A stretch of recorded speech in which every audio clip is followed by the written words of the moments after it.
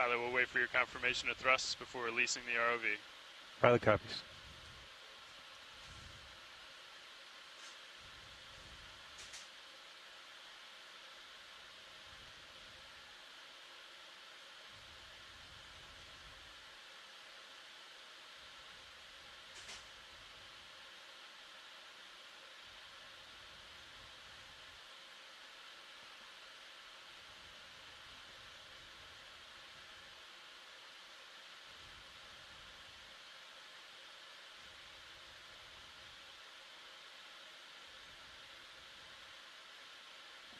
Pilot has control. Pull the PAM.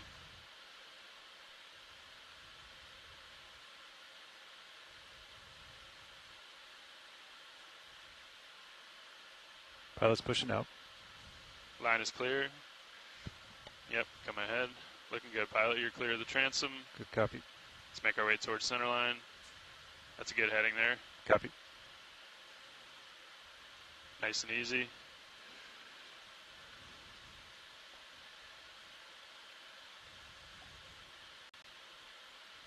And that looks good, pilot. Let's go ahead and center up. Good copy.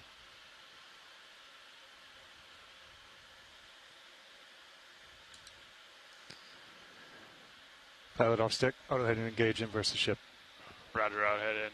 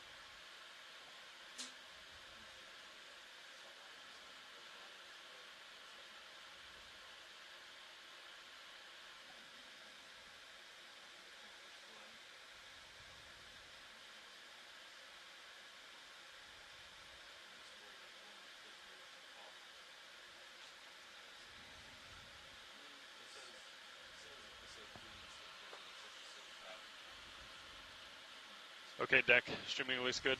Let's launch Sirius. Pilot, if you could provide some slack, just keep eyes on the tether cam there. Good copy.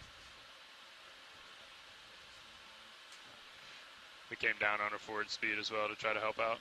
Copy. Pilot back and easy.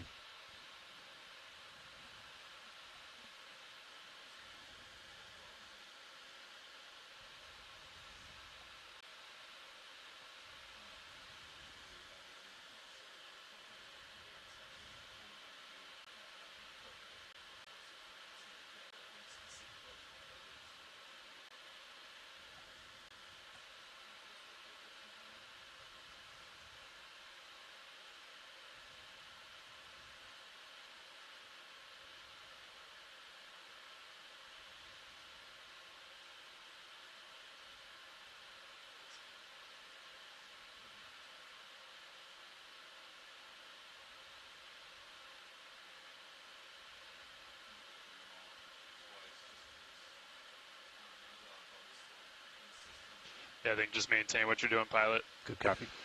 Can't do anything about those rollers coming through. Yep. Back Looking good. Copy.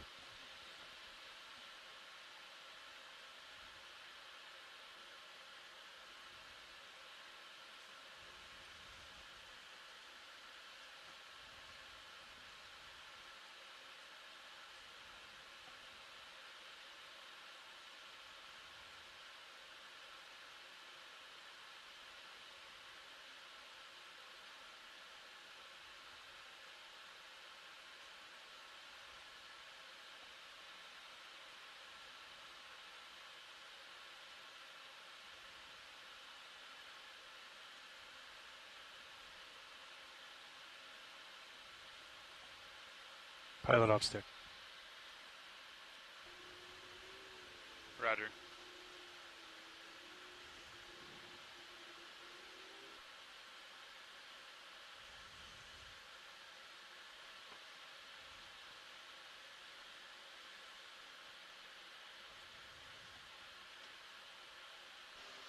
Deck disable A-frame, thank you.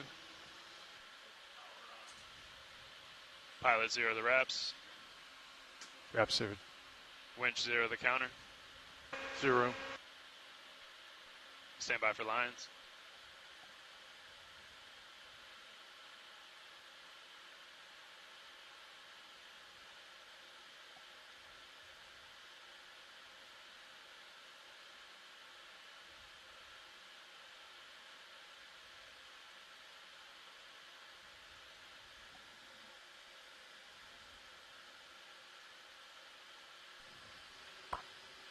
Pilot, are you ready to descend? Pilot's ready. Roger, let's go down to 50 meters and hold at 15 meters a minute. Winch will do the same. Good copy. Pilot descending.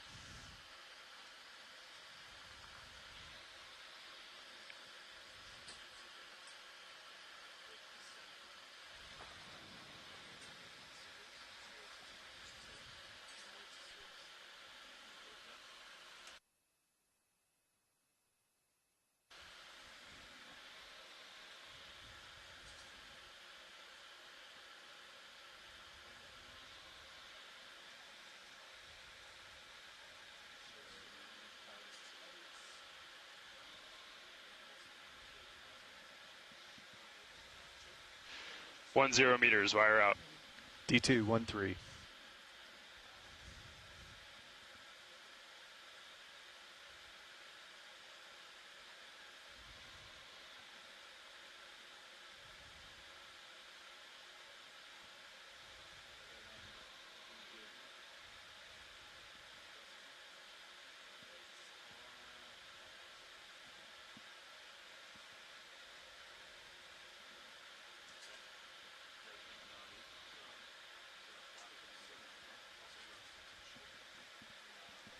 Two 0 meters, wire out. D2, 2-3. Good tracking, both vehicles. Roger, nav, good tracking.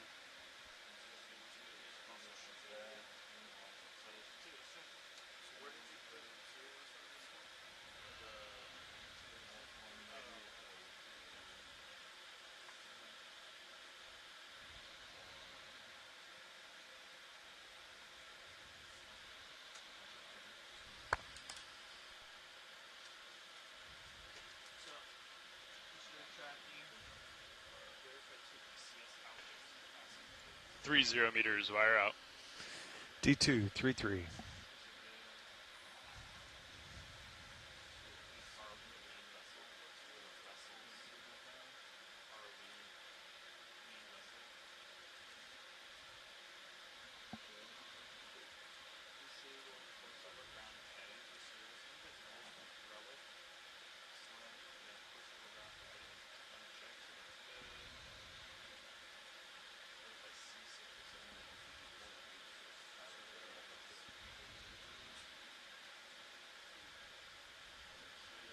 Four 0 meters, wire out. D2, 4-4. 4-4, copy pilot.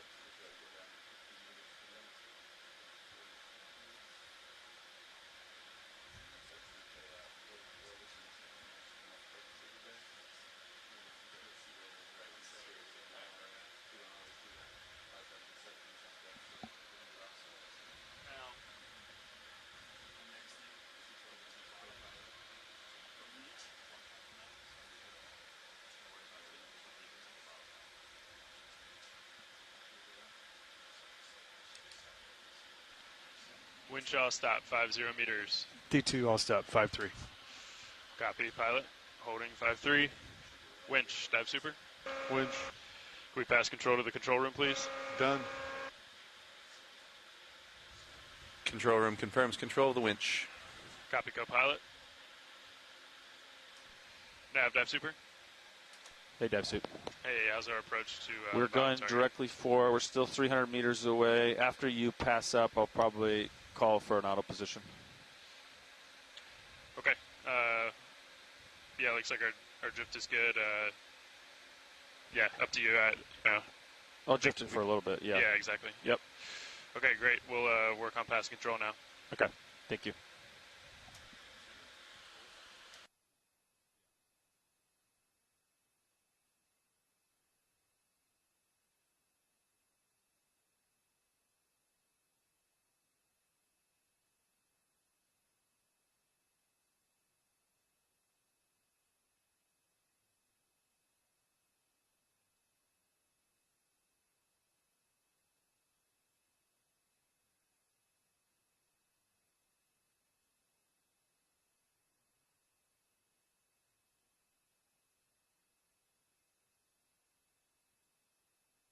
Pilot, dive super. Go ahead, dive suit. Hey, we're passing control now. You guys are free to dive whenever you're ready. Good copy. Thank you, dive suit. Nice launch.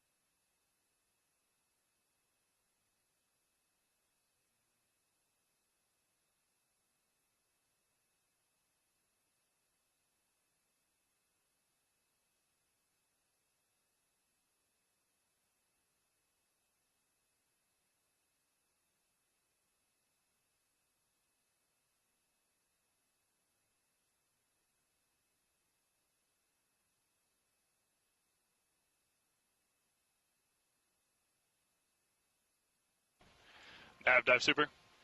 Go ahead. Hey, we have pass control back up to the bridge. I'd like to give comms back to you so we can make our way to waypoint 1. Roger. Nice launch, dive suit. Now Nice has work, comms. control room. Let's go ahead and every 500 meters after 2,000 meters, let's go ahead and take a note of the winch tension, and we'll track that on the way down. Roger. Winch tension. Great. Thank you. Thanks, Nav.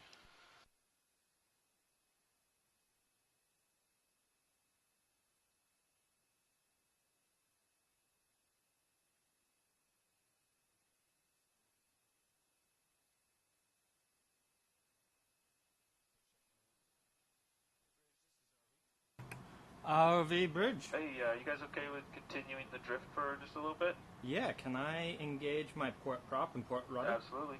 Okay, yeah, let me know when it's time for me to slow down and stop. Alright, sounds good. We'll keep drifting. Looks like our drift is headed right for our bottom target, so that's great. We'll just keep doing that for a little bit, and then I'll call for any step in a bit. It's really nice when the drift test gives us good data. Yeah, looks good.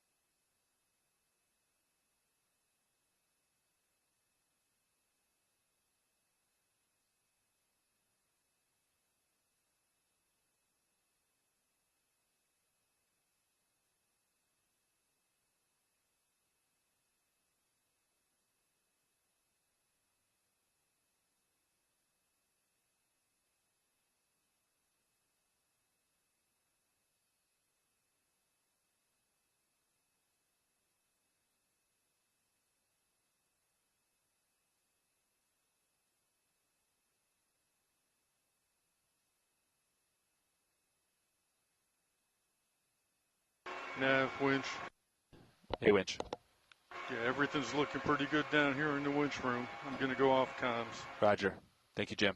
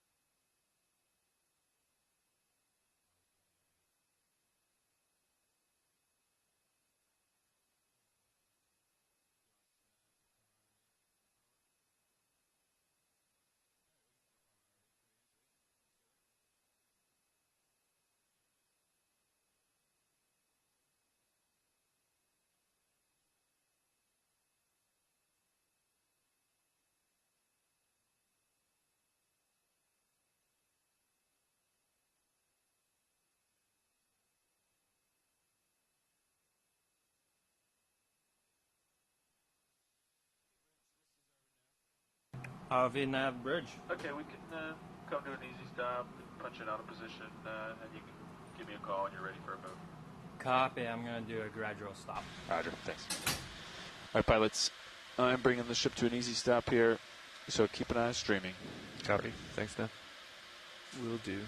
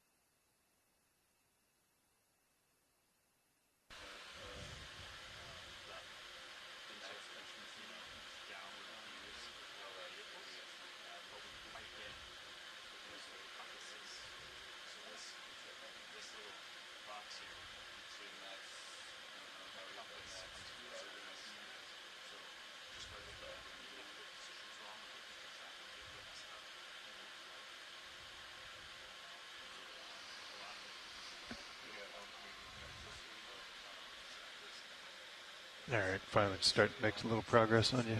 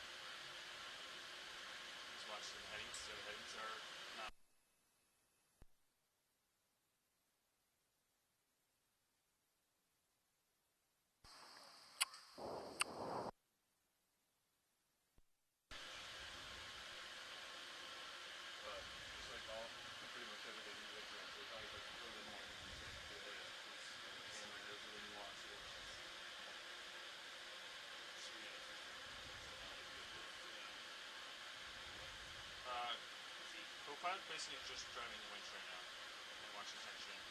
He's not using thrusters. He could change his heading right now if he wanted to, but typically we just let it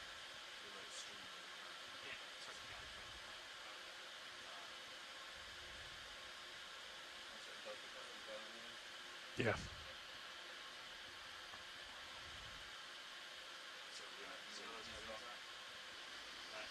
Just getting super efficient now that we've stopped streaming. Stopped the forward way, so I'm trying to back off easy. I mean, I'm down to 60% right now.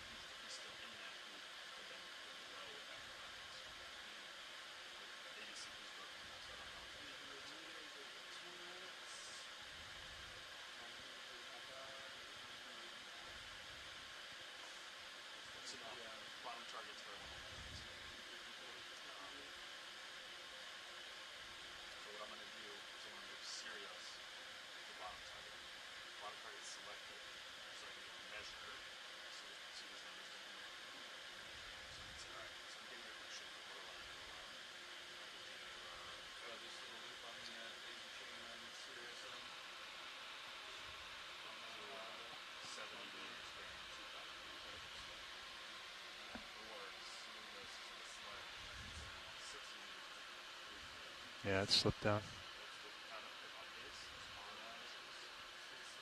Copy.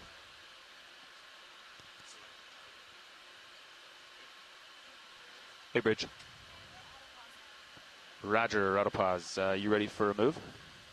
All right, let me run the numbers real quick. Yeah, I need a second too, actually. Thanks.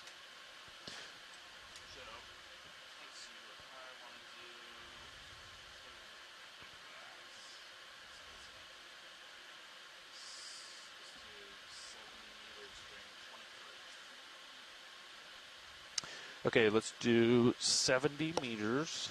70 meters, bearing 023 degrees. And we can do that at 0.2 knots.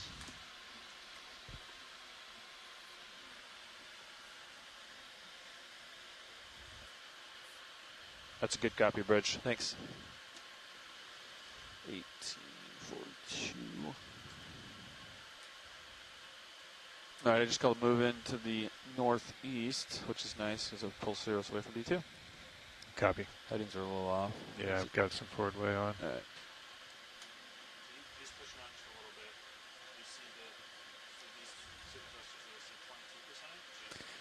It is dive 6 rolling. Dive 6, roughly 5,200.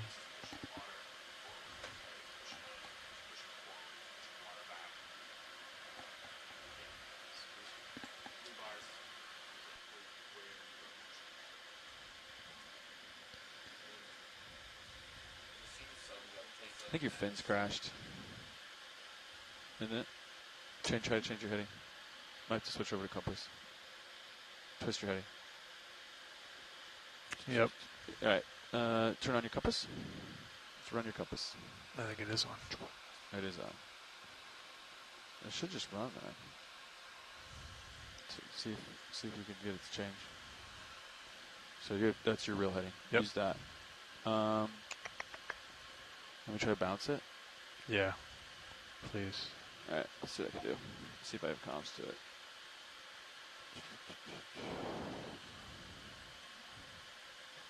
Saturation speed. Yeah, it was always false. Yeah. Let's just bounce it, I guess.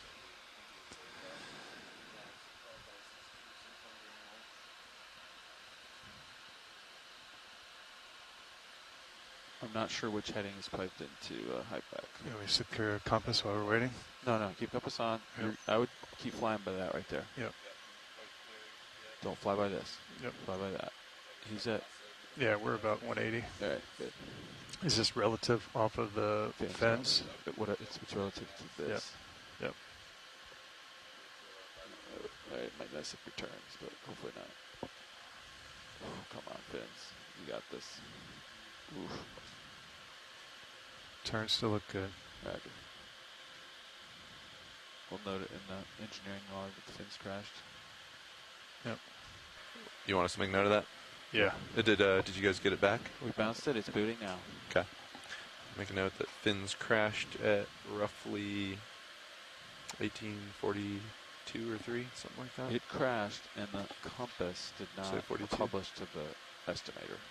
Correct. Does that make sense? Like, Yes. It updated here, but not here. yeah, it's almost as if estimator didn't know that the fins crashed and then kept publishing the frozen. Streaming's good, though. I agree. We're 180. Yeah, cameras agree.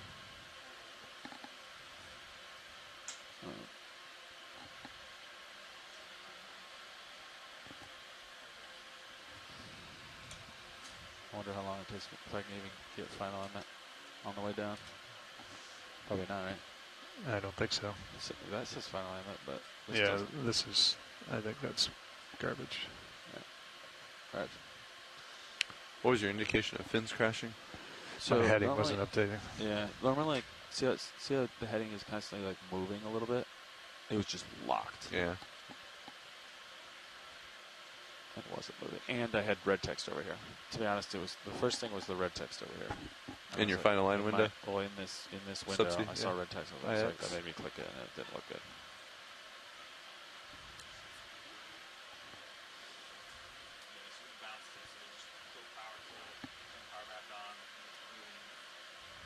Okay, coming up on 500 meters shortly, about 30 seconds.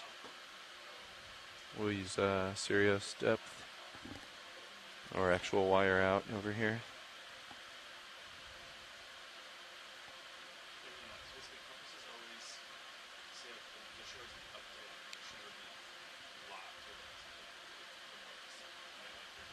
Average, I would say, is probably around 3,700. I saw it go from about 2,700 at the 4,700, and our max seen thus far is 6,332 meters at 500 meters wire out. And that was during a heave. 3,700, I'd say, average. Yeah.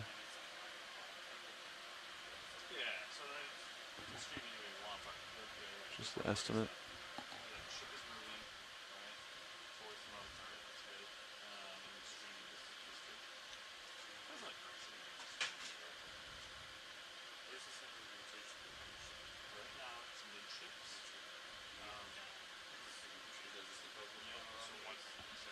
Yeah.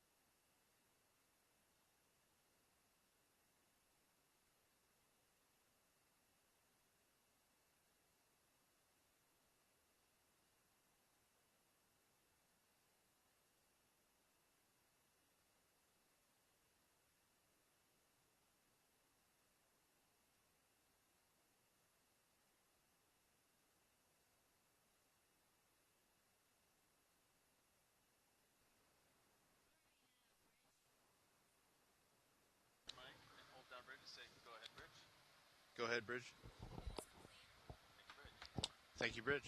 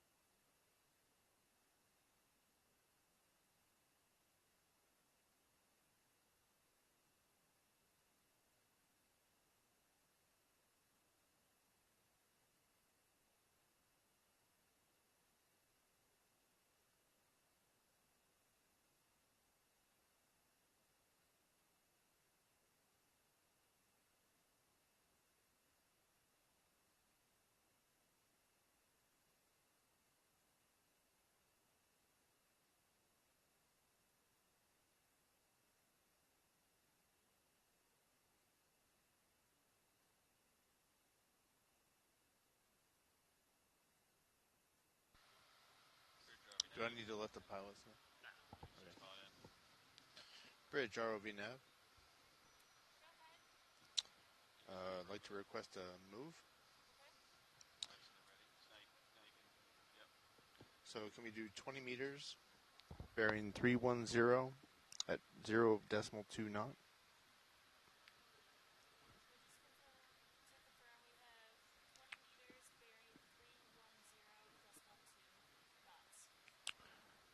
That's correct. Thank you, Bridge.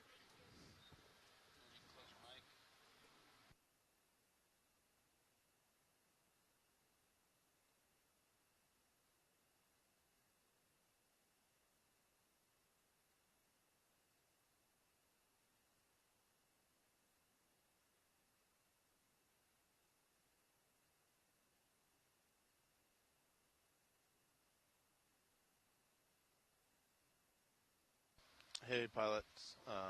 Call in a short move to the northwest. Good copy. Take it down. That's how you do a move. You can close your mic. I try to keep.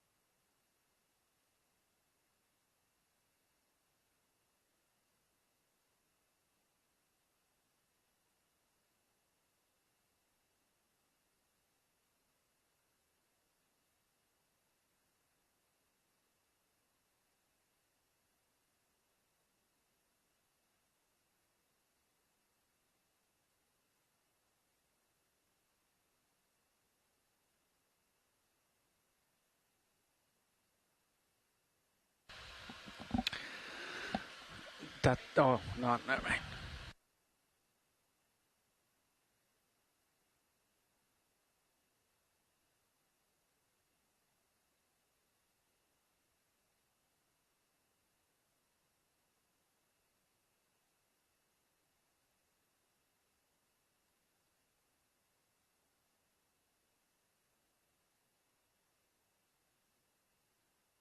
Hey, pilot, keep an eye on the Z bias there. Might need to increase. Nice.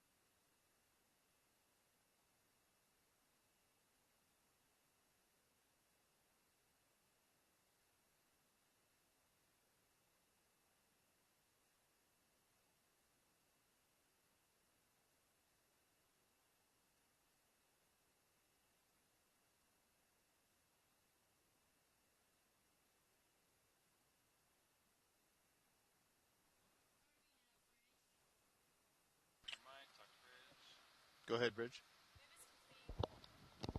Thank you, Bridge.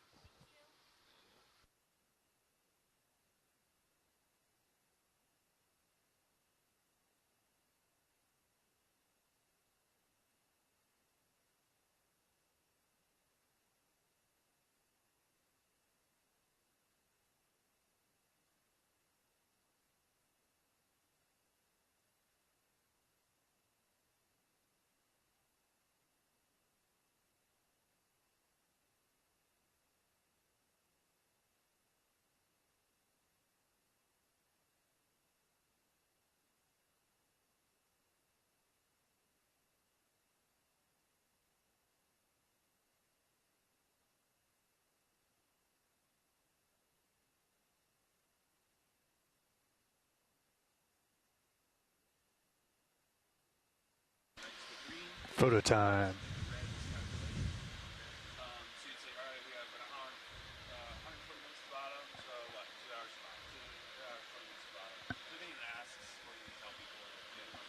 Can I see your sheet, JD? Thank you.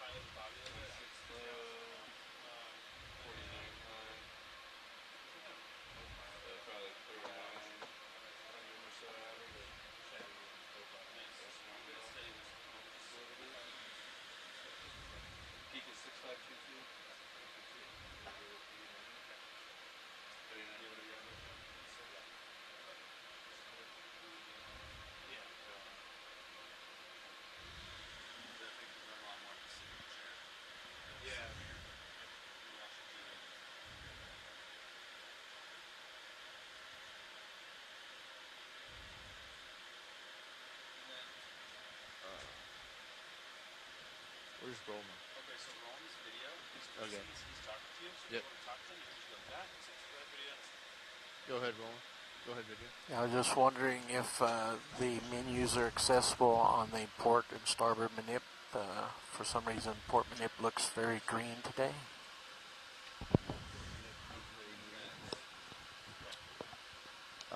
Let me check with Levi. So,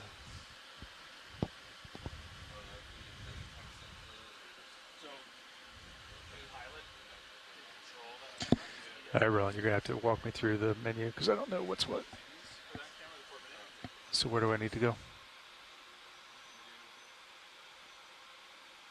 Well, it's up here now, so you can look up here. You just tell me where I need to go.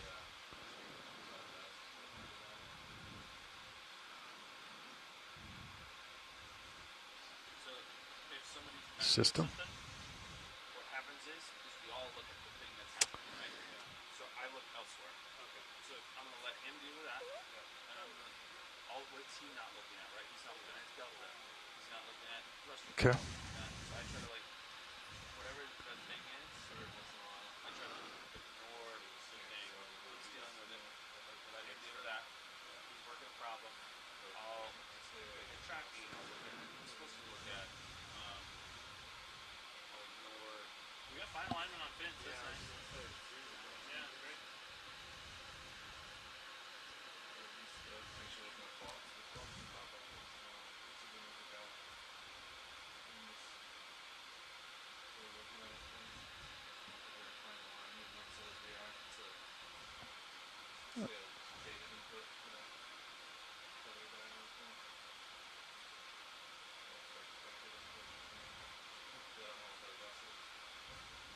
You happy? Okay.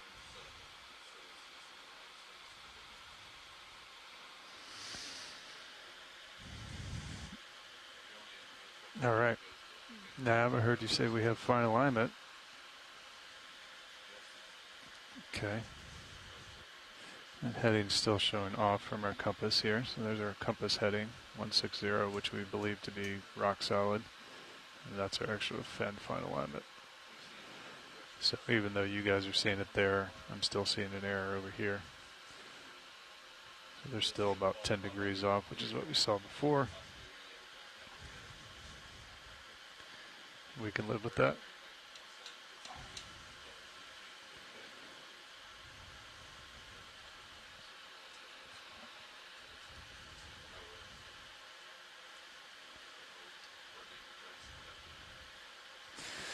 So what did you think, Nav? What's our calculated time left to bottom? Around 2 hours. We should be getting to bottom. 2 hours. 11:23 local. Ooh. Or 11:55 local. That will not be us. Sorry. No, 11:23 local. Ooh, that will be us. Yep. Okay. Yep. That'll be exciting.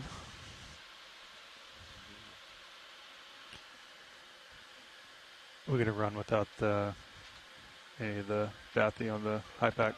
Levi, you leave it clear. I don't think he heard you. So you can go through the layer manager. So over here in settings. Yep. See layer manager. So you can tick on those bottom ones. You'll see them pop up. And now you click close. There you go.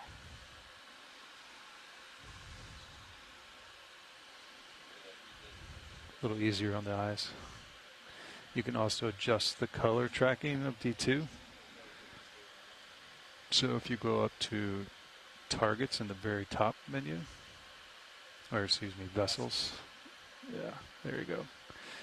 And now see a boat is the main Okeanos. Sled is Sirius. ROV is D2. CTD is the ship CTD. So if you click on ROV, you'll see this vessel track color. You can change that, yeah, to something that stands out a little more on the green background.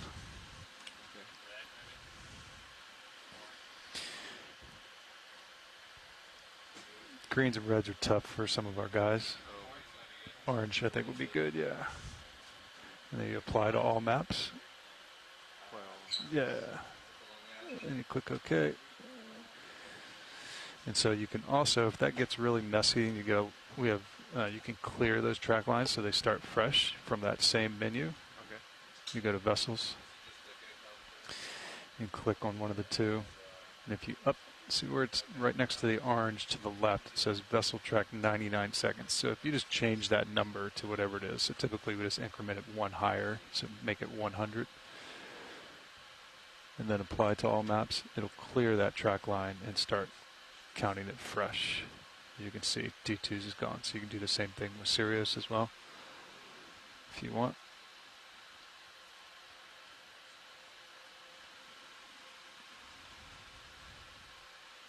Yep. Now they're all clear. So if it gets really messy, if we're doing a lot of sampling, you're dropping a lot of targets, and you can't really see what you're looking at, you can always clear those track lines. Yep.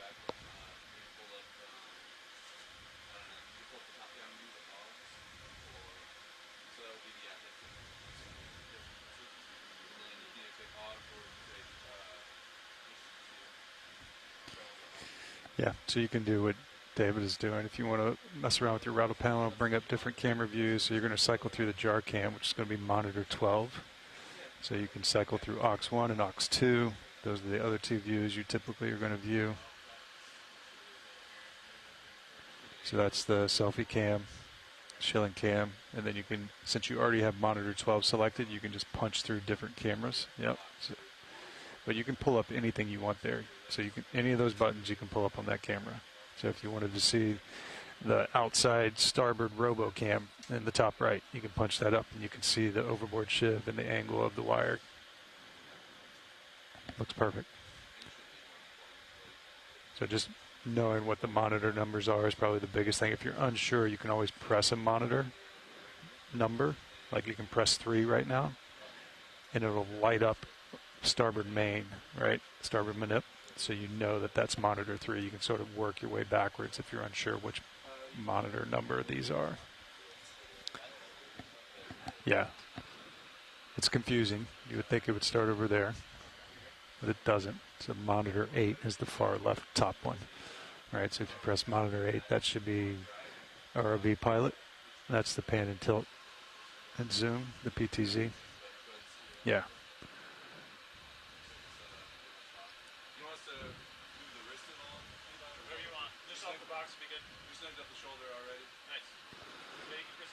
So if you wanted a tighter view, so right now we have, on, if you wanted to pull on monitor 12, the CPSB. Yep. So that's the new cam that Levi put on last night to look at the, or Bobby did it, to look at the extender mechanism. So our camera is just to where those green cables are at, facing down. So that's extended down, proud of the bottom of the sled. And Levi can walk you through the rest of that extender assembly and where everything's mounted if you have more interest.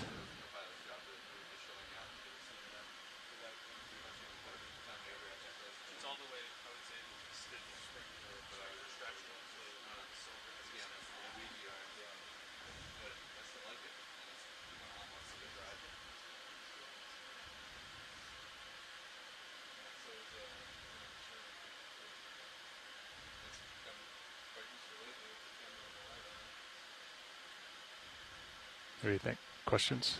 Good? Okay.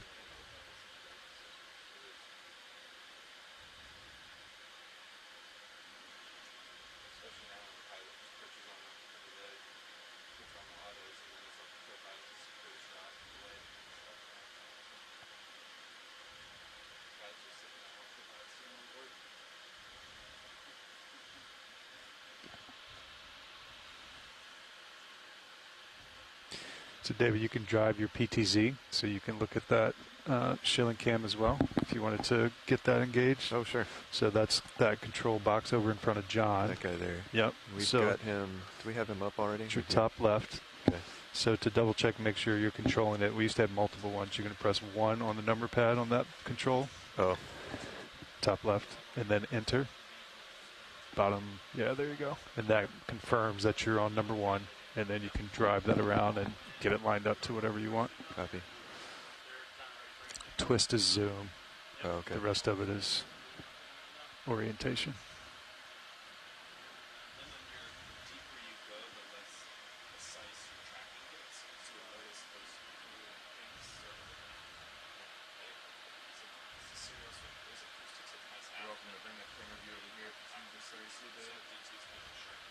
That's a cool inward view. Yeah, so you can pull that up if you want on the main. Oh. Now you can drive it there.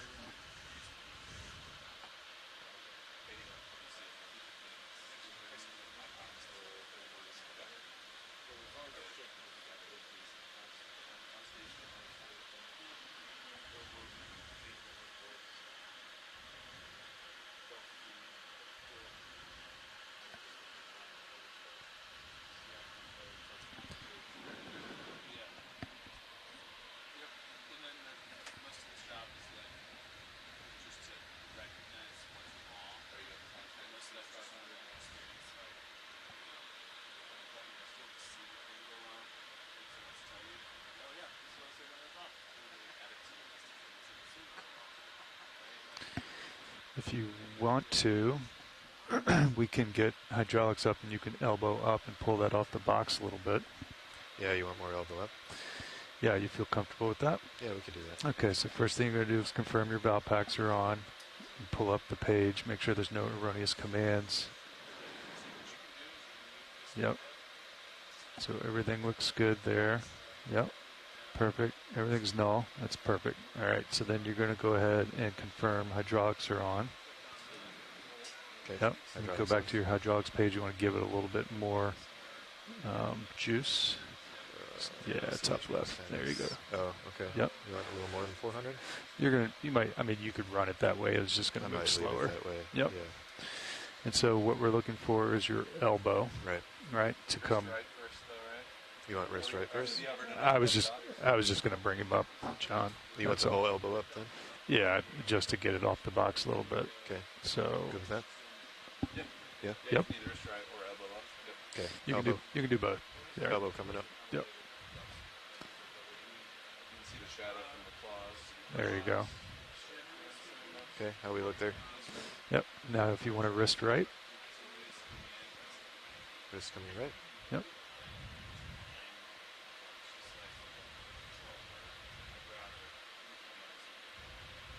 Good. Perfect. You can confirm the shoulders all the way up if you want while you're there. We confirmed earlier. Shoulders up, but we'll just double check. Shoulders up. Perfect. There you go. So now you can secure your HPU and secure your valve packs.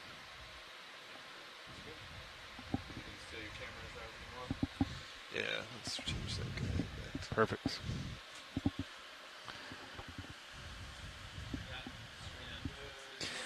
So Nav, if we were going to do a Niskin sample, and I wanted to make sure you had good eyes on confirming that the Niskin fired, what camera view would you pull up to your closest camera up there?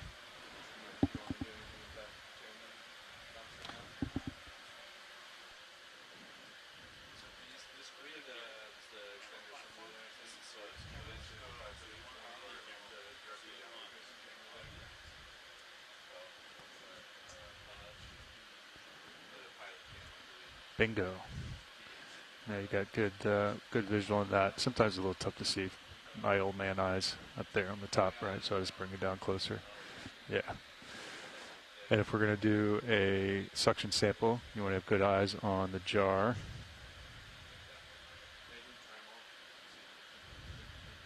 Bingo. And I can get you more light. We can light that guy up a little bit.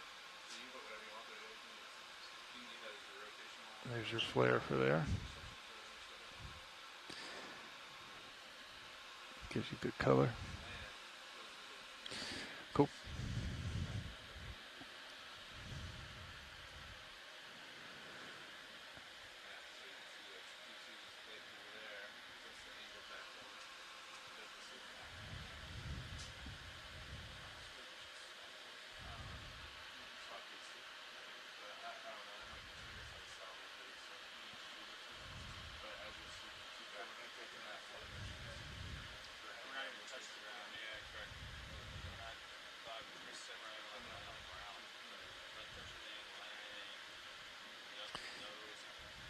Coming up 1,500 meters while we're out.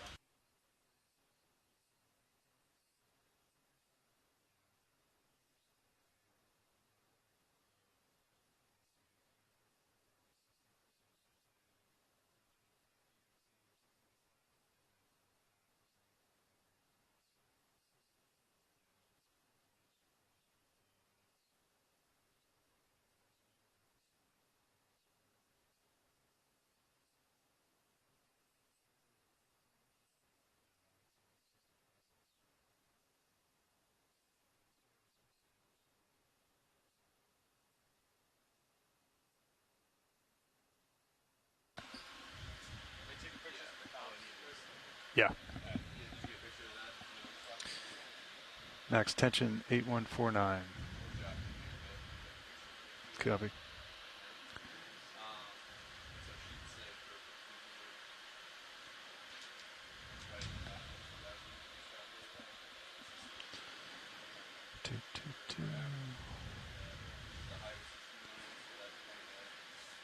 And this is the game nav. Lots of blue water.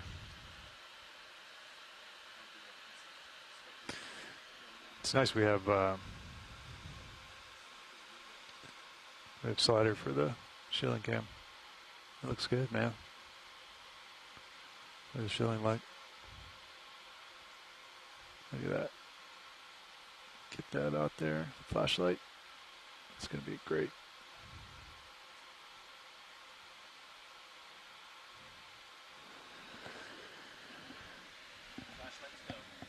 I like it.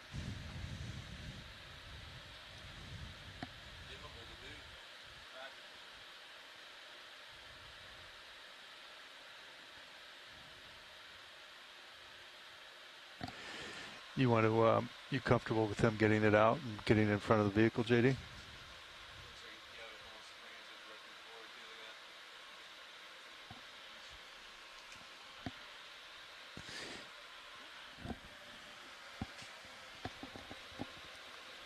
Levi, JD, you guys comfortable if he gets the shilling out and sort of gets it out in front of the vehicle and moves it around?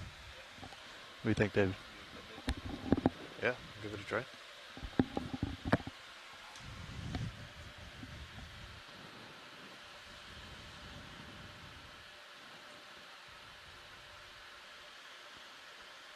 Valve packs look good. HPU on. Got it at 400. And take whatever views you want. If you want to get HP2 over here.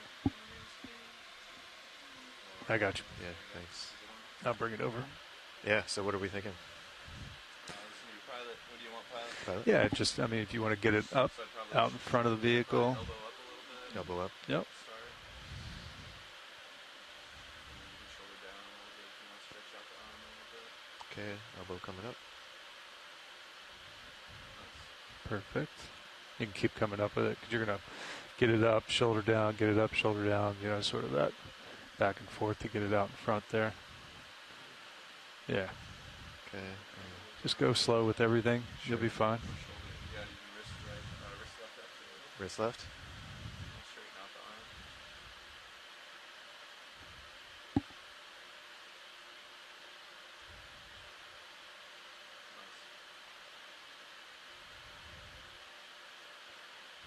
Okay.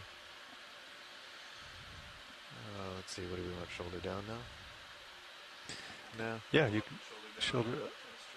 Yeah, you just want to make sure your camera's clear of the front of the rock box there as you shoulder down.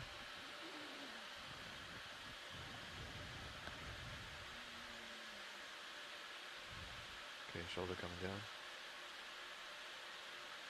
Yeah, nice and easy. Elbow up there. Elbow up.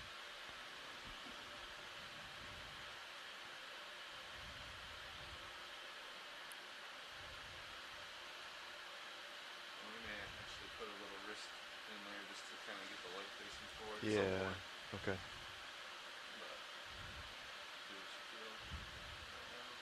We don't get the arm too far out because it'll create drag while we're descending. Oh, sure. But pilot's preference. Yeah, I'm compensating. I'm compensating. You're only on deck A, right, JD? You got the belt pack? Yeah, sorry. XRV. I'll talk on. Can you hear me then? Yeah. Okay. Yeah. What do we think, pilot? Yeah, you can get it out there. I'm Keep compensating. Yeah, if you want to elbow up a little bit more. Okay. So you got multiple camera views, so you can look at my starboard mid up as well. Yeah, nice. Okay. It's wanting to go here. Yeah, I was just going to let you play. Get comfortable with it. You got your PTZ as well.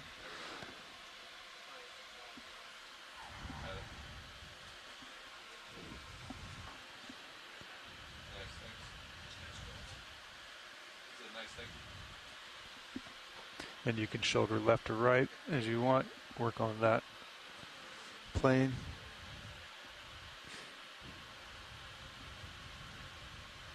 Okay, shoulder right.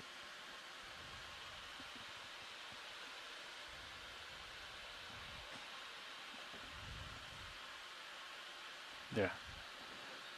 Yeah, just get a feel for it. Yeah, it is a little less touchy at depth, it feels like. Yeah, and you've got the hydraulics way down, right? Yeah, so if fair you enough. increase those, Right. you'll get more snappy. All right. Yeah, you want to put it back into some sort of stow position that you had before. Shoulder up a little bit. Elbow down.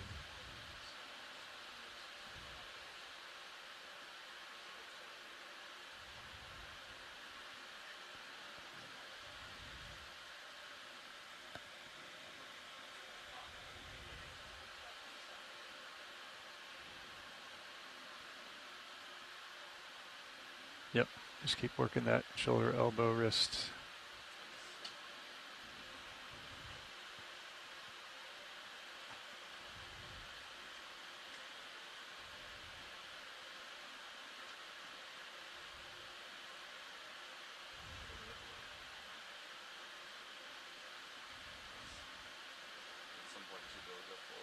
Yeah, perfect. So elbow and wrist, and you'll be all set.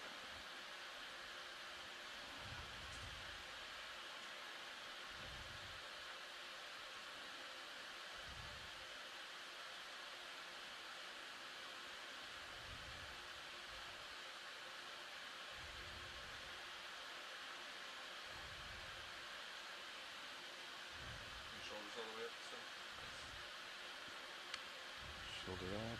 Let's see, I'll do a little more wrist. Okay, elbow down. Nice and easy.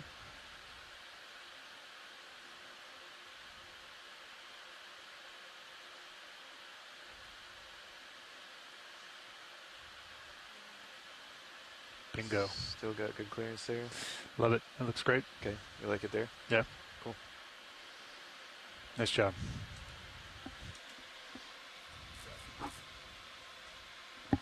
You want to get all the camera views back to where we normally have them? Yeah. I'll let you do that.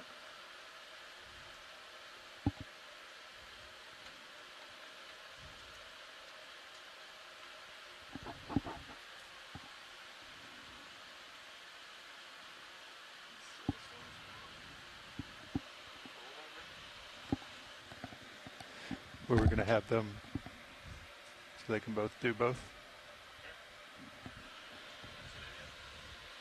You guys want to swap so you can do a little bit of both, David? Sure. You and Paul? Can do that.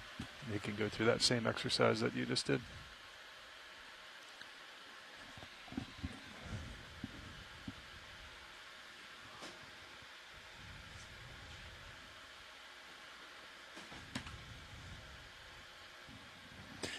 So it does show fine on the actual GUI. It's weird. And no errors. Yeah.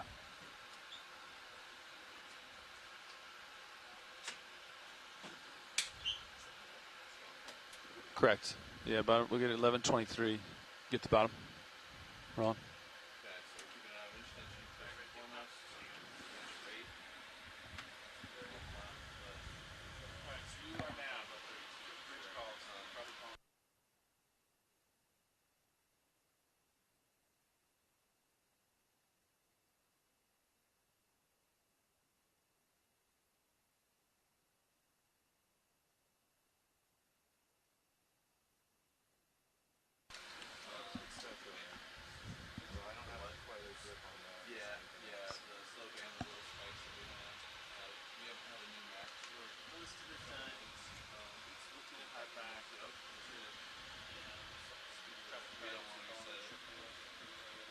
So can you go over, I heard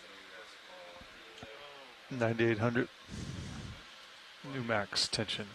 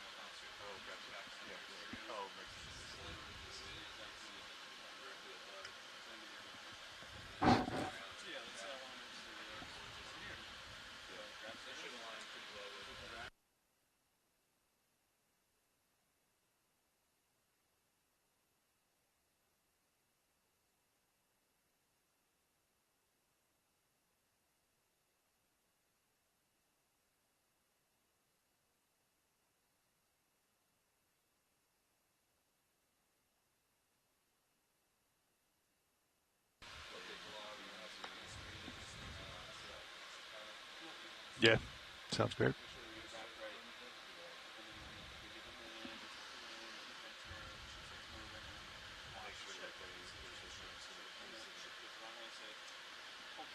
So you can also, Paul, cycle through your power. You know, yeah. Cycle through mine. All your sensors.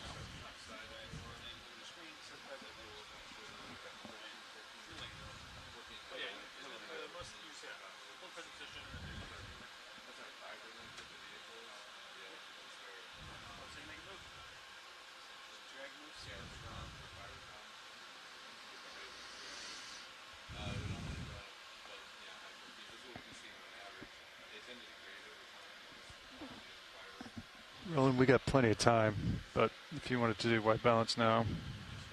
Yeah, I think I'd rather wait till about at least 4,000. Okay.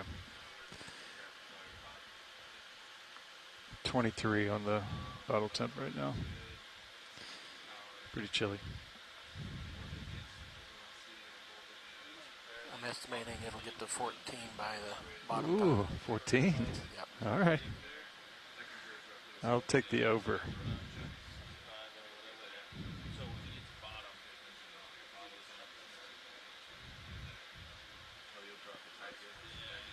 You're already at 1C external temp right now.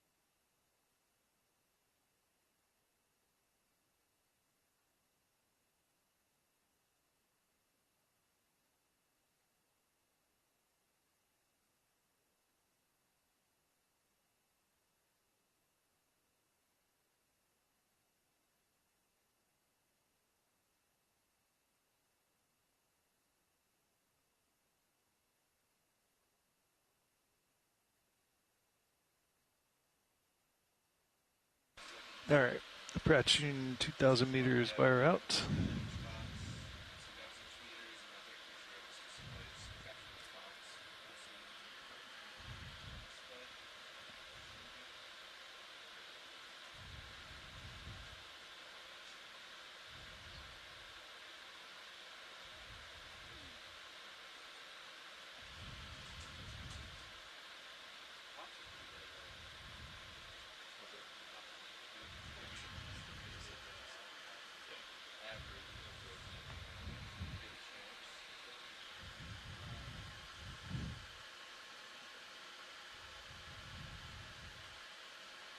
All right, David, we're going to be setting up for a suction sample. So what kind of camera view are you looking for closest to you that you can make sure that you can see that happen really nicely? Okay.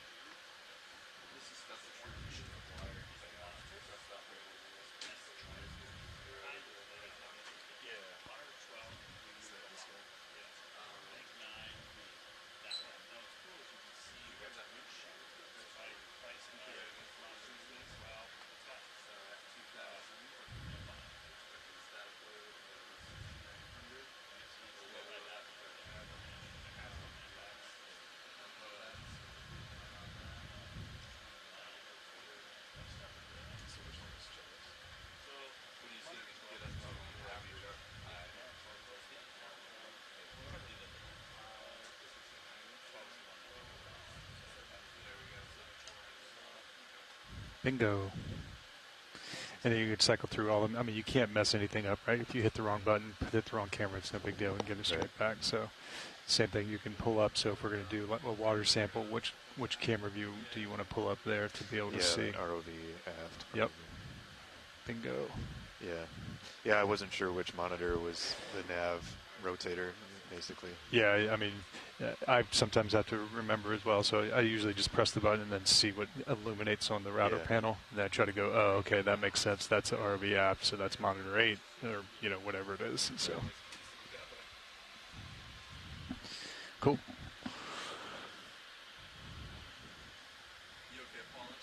Yeah, absolutely. Yeah, you guys go for it. And you can also pull up like the external deck cam, so you want to see the wire out on the starboard robo there, so you can pull it up on your. So that's going to be your transom cam. Yeah, so you can cycle through all those, see whatever you want.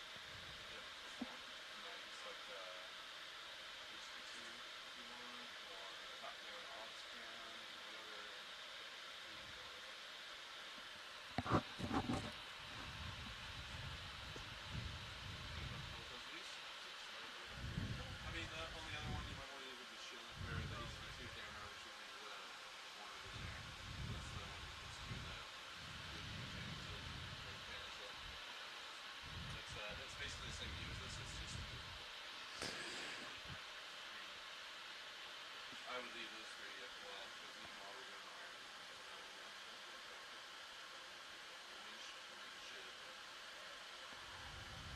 but yeah, you feel comfortable with that. You got eyes, cameras, you got eyes on the tether stuff.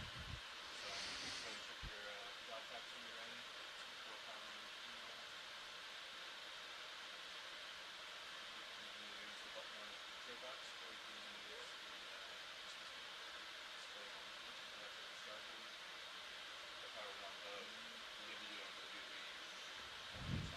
So you can disable the starboard now if you want. You're not doing anything on the starboard side, right?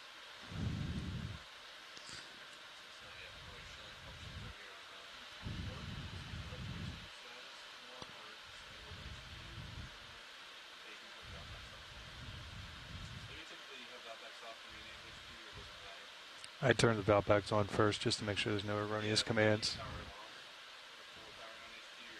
No, I just leave them on. Yeah.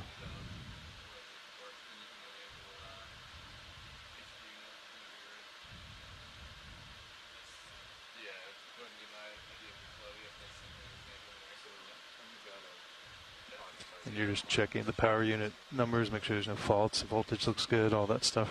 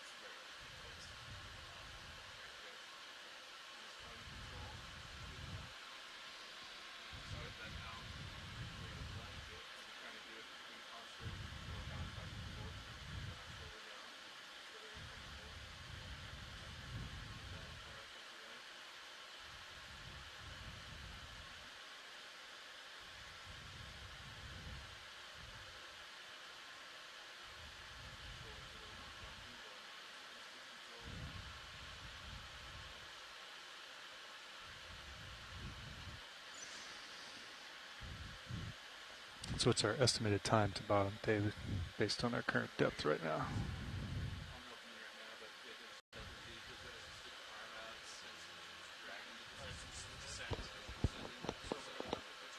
Yep. What are we looking at? 2240? Yeah, ballpark somewhere there. 243.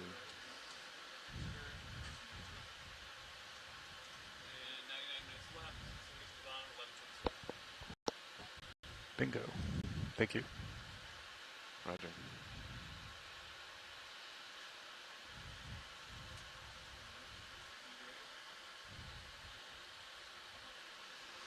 I'll get you some lights.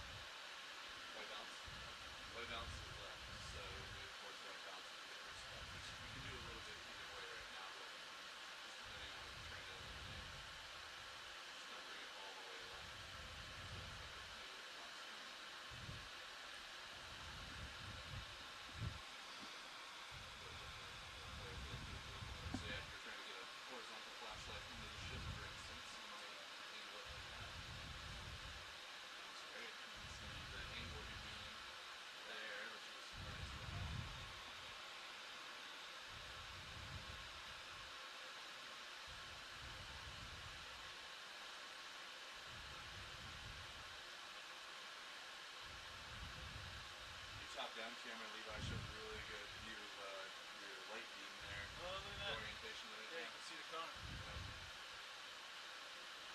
That's the only view that does that, really.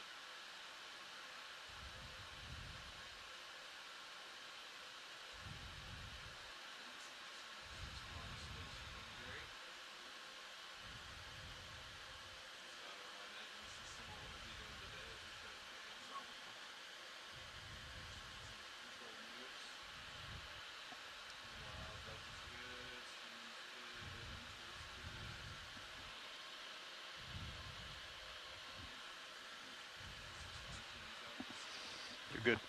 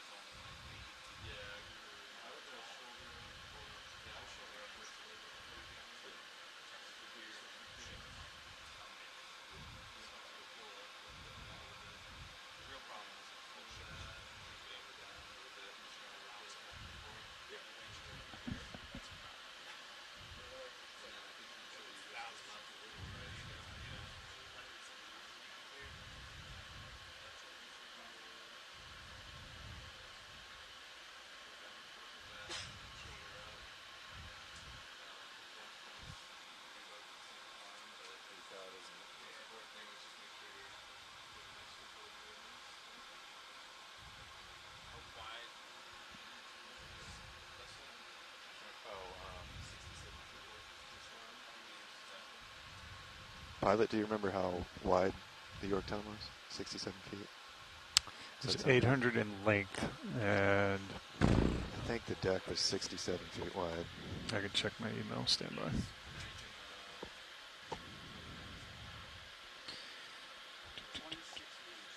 $26 meters.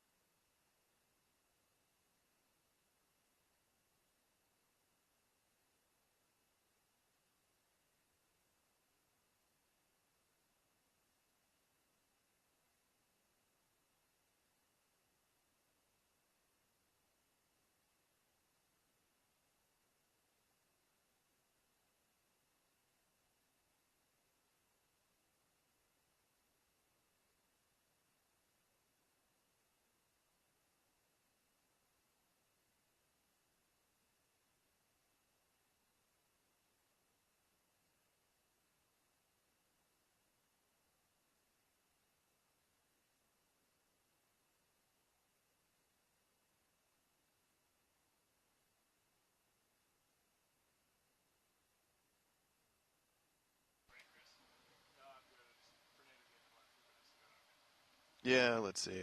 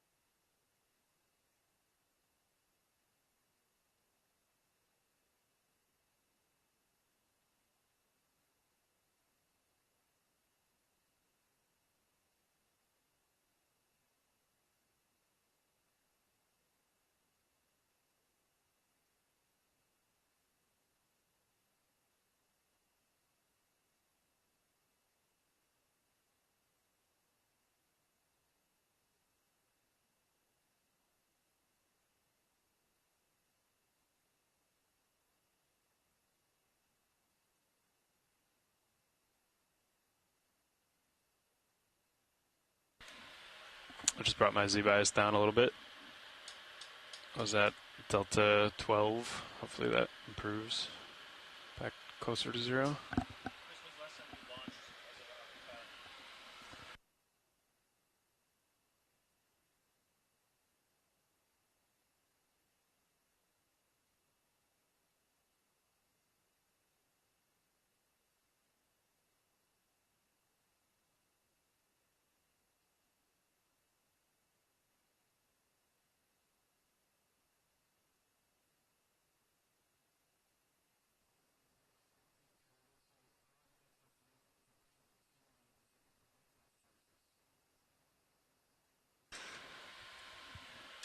Yeah, we could do that.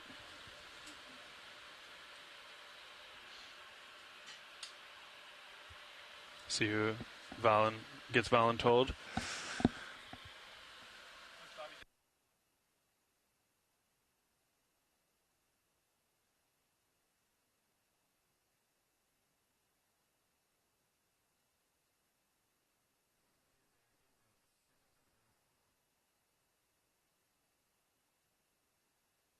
Thanks, Roland.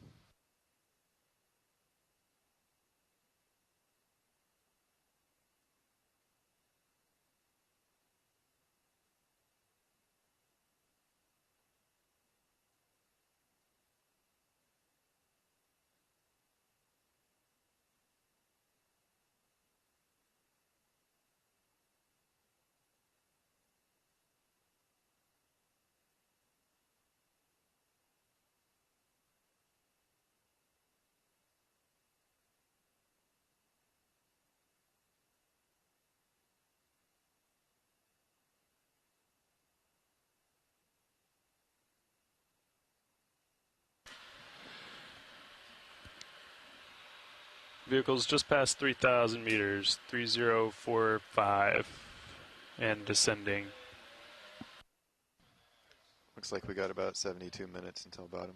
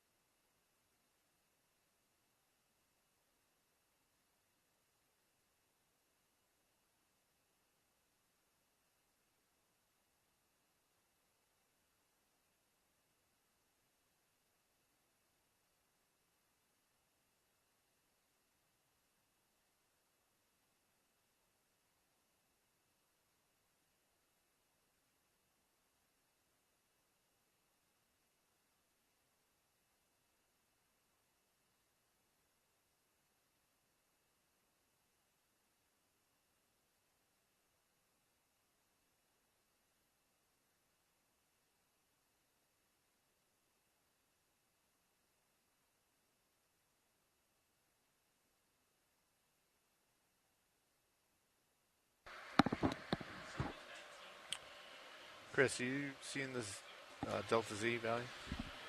I am, yep. You want me to bring that up? I brought it down closer to 0. Oh, okay. But we were at like 10. Is that what you guys have been doing? 5 to 10. Okay, I'll bring it up. We were up to like 12, so I took it down a little. 5 to 15 is kind of a sweet spot. Okay, thanks for the reminder.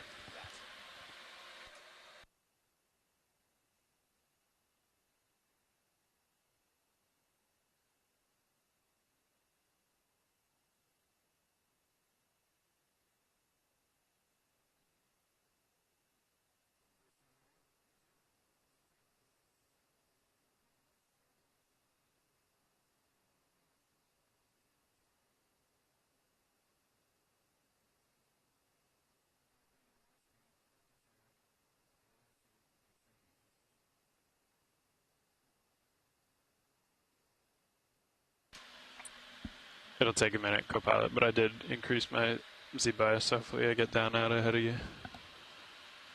Tether looks good.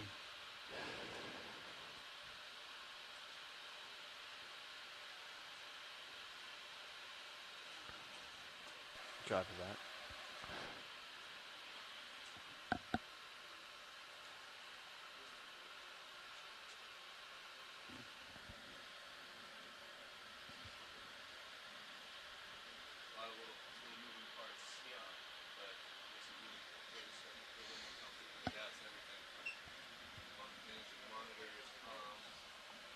That happens when we roll a fair amount.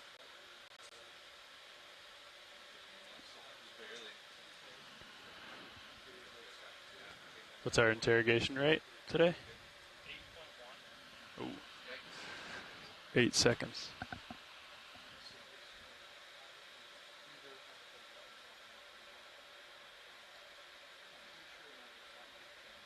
Yeah, so we'll weather vane out like this probably.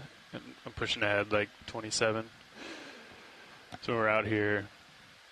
It's actually a good place to set up because we can just have Sirius put in auto head when we're on bottom, turn around to the east, and then I'll just drive under. Okay. Or whoever's pilot. Right. So that's a good setup there. Yeah. We might have to change it depending if layback changes or whatever.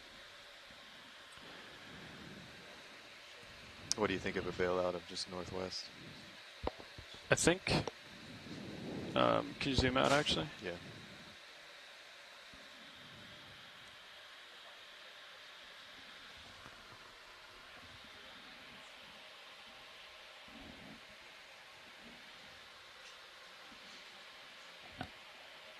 Hey Phil, you've got Chris and pilot at the moment. I'm not sure if anybody else is on the line, but good to talk to you.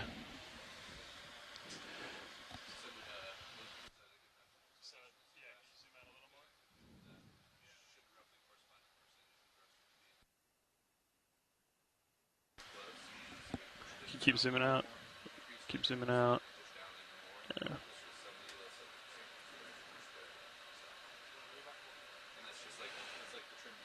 Yeah, just want to look for any like mountains or anything. Right. Yeah, I think let's just do north. Yeah, let's just do an easier ship turn. The close. Yeah, exactly. The least amount of moving parts. Okay. I think the better. And with the orientation, that would make us clear.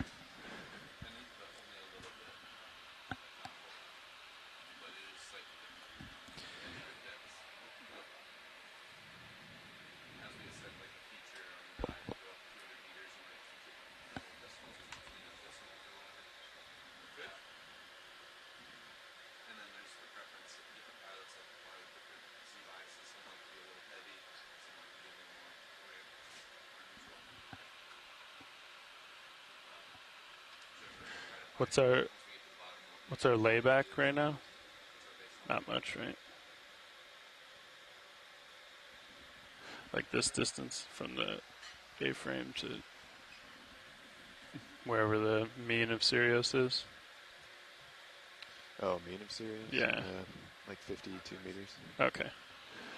So you can, in the calculator, if you put in or wire out in the distance from the A-frame to Sirius and the high pack, then we should have a good feel for angle. And of course, that's assuming a straight line, which it isn't, but. Oh, here. Yeah.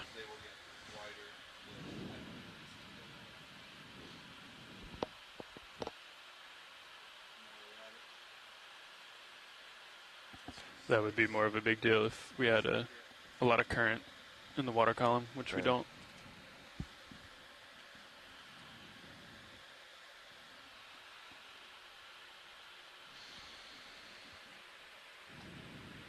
I'm cranking up Z-bias a little more. Copilot doesn't want to come up there. Sounds good. Okay. Keep an eye on it. Comps look good.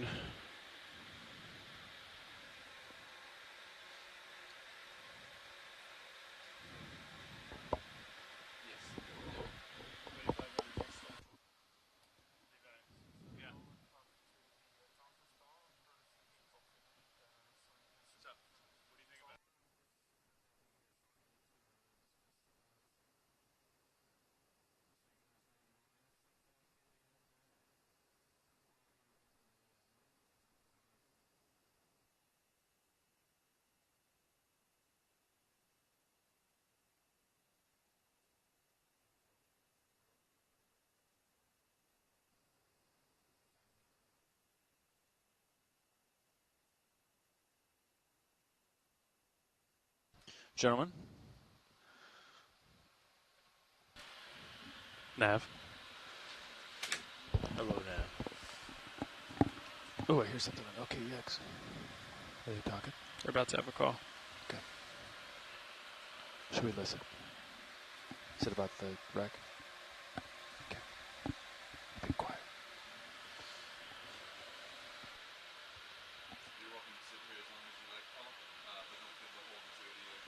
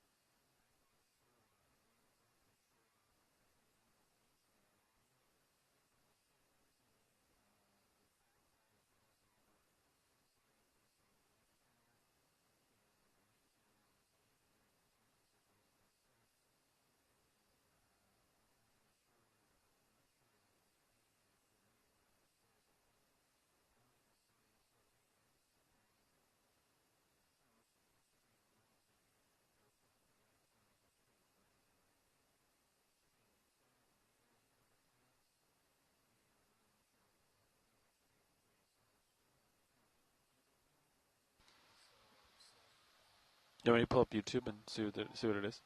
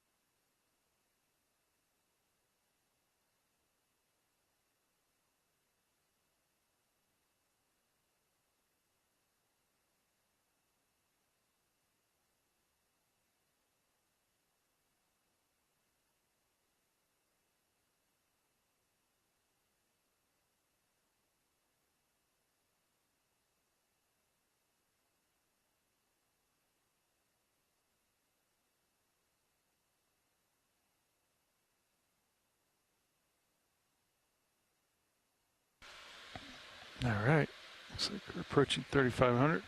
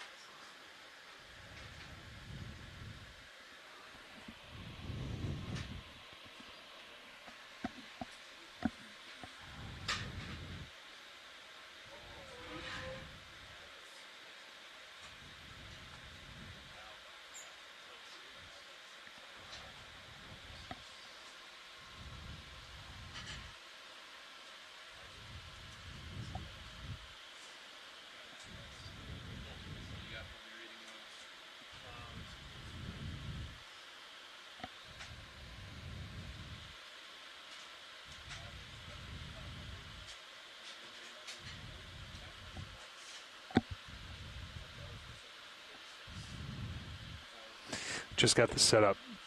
So there's our line out. There's our tension. And there's our max. Nice. That was great. 10,700? 10,736. Okay. High pack or ROV util left. All right.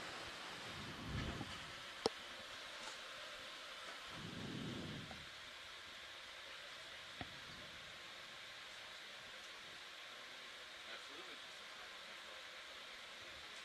Oh man, yeah, take your time, man. Just want to make sure you guys get a little time.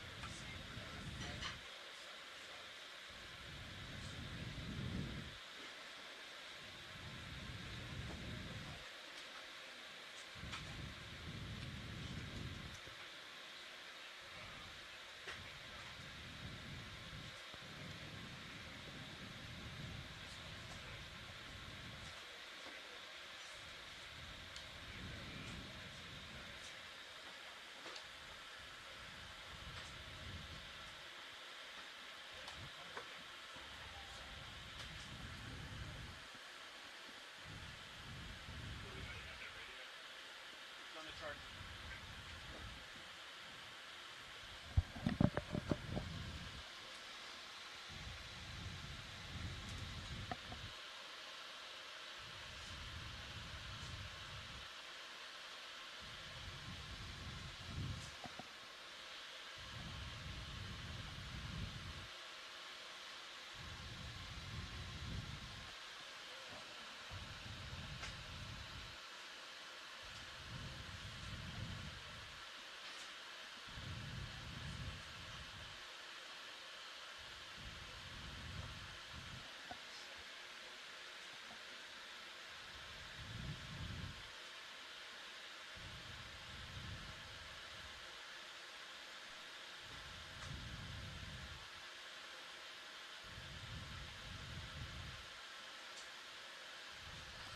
This is an audio check on channels 1 and 2. Check 1, 2, 3, 4. 1, 2, 3, 4. Okay.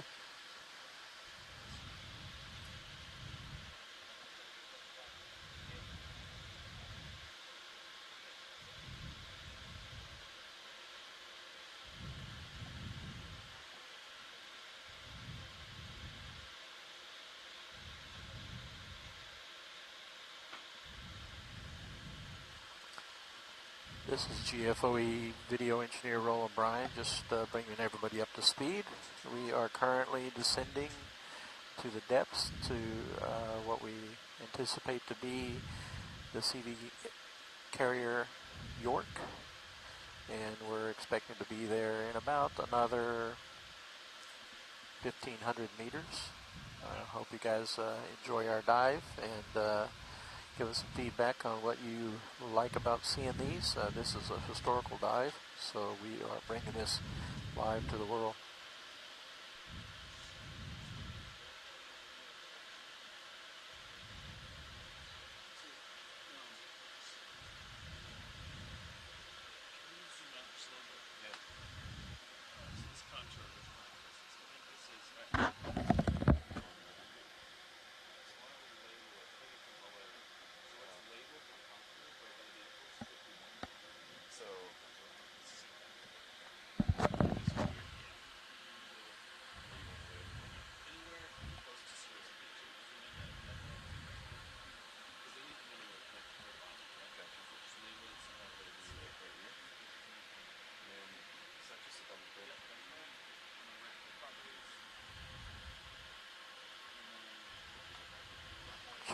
1, 2.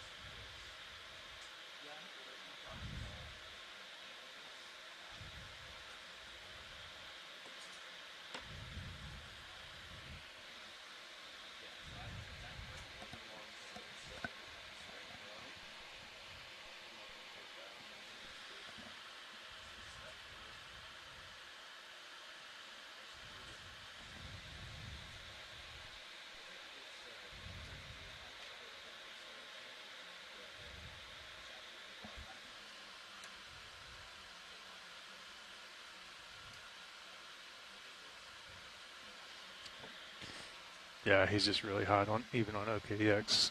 If I turn him down, I can't really hear shore at all.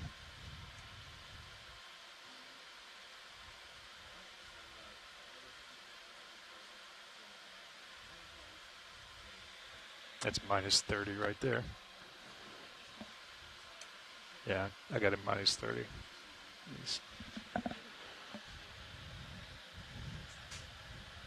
Copy. Thank you.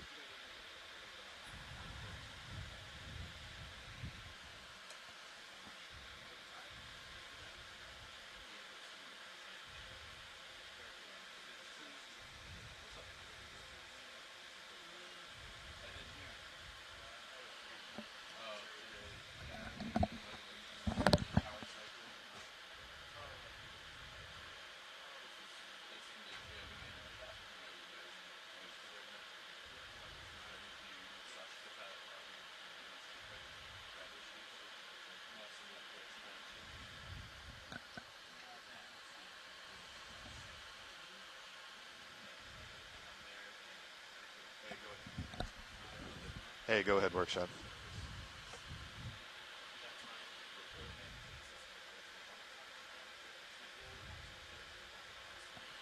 Workshop, this is Nad.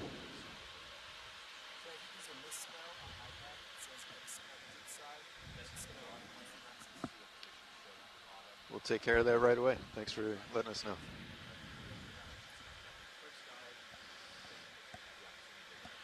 Yeah, Roland may have that on streaming out to the rest of the world. So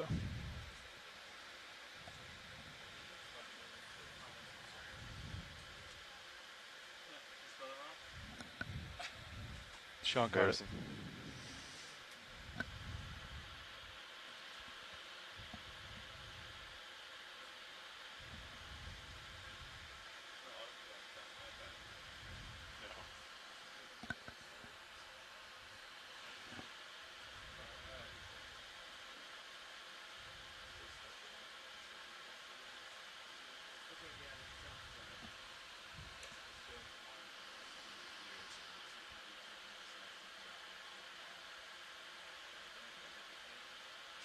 All right, Roland, we're at 20 degrees Celsius exactly on the bottle. You think we got 4 more?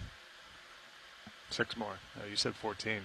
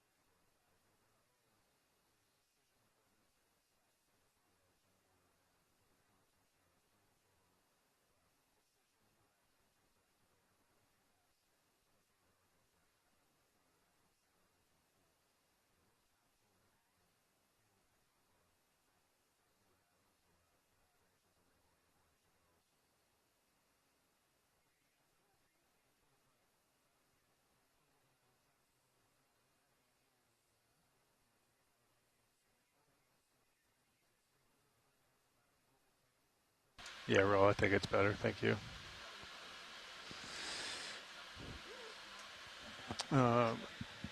We're approaching 4 here. You want to get ready for some white balance roll? I don't think we're going to get your 20. It's been 20 for the last 1,000 plus.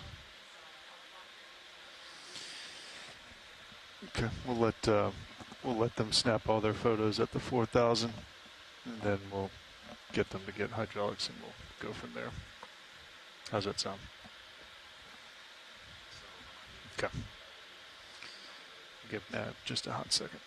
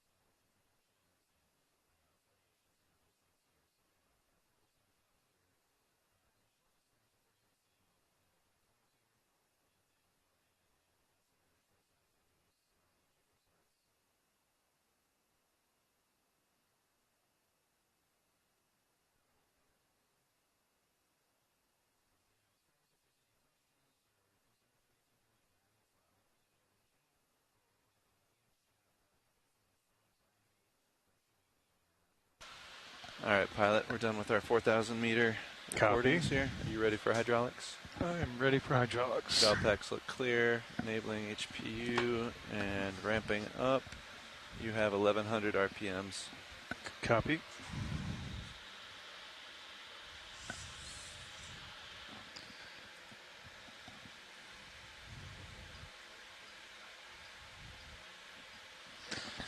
All right. Follow me out when I come out, JD. Roger that. Stand by.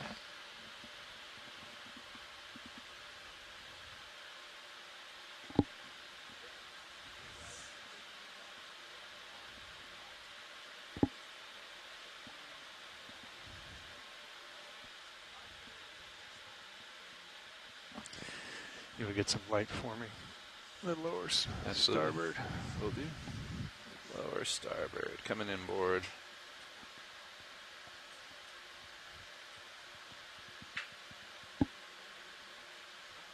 It's full inboard. Copy. All right, roll. What do you think about that? I'll give that a shot. Okay.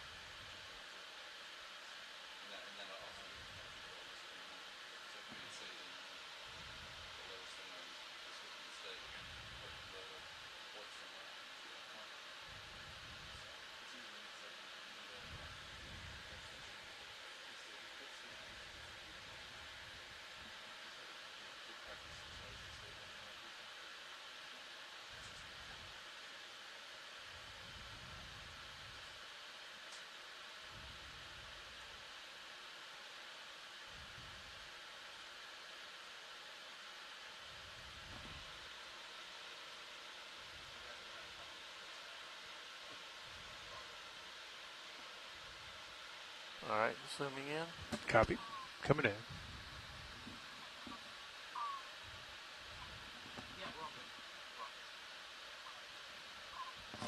And get that shoulder over a hair.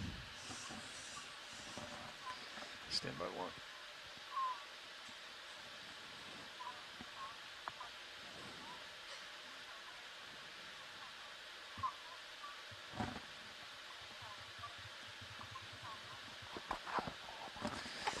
All right, roll. How's that?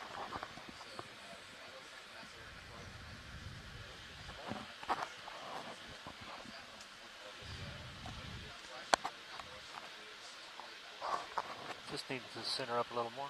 Okay.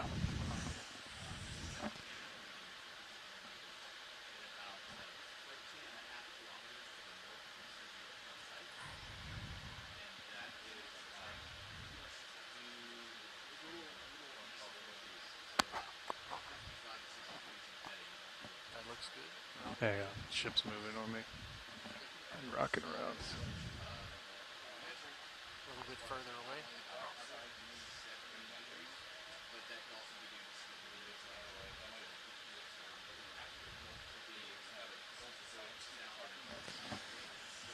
How's that? We're still a little bit too close. The black bar on the far right middle is a little bit too far out.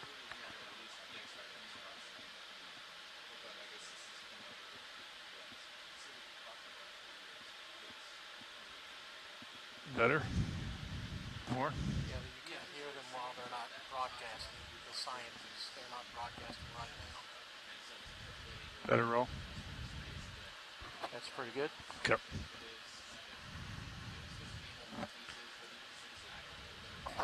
Capping the cameras, checking the blacks. Copy.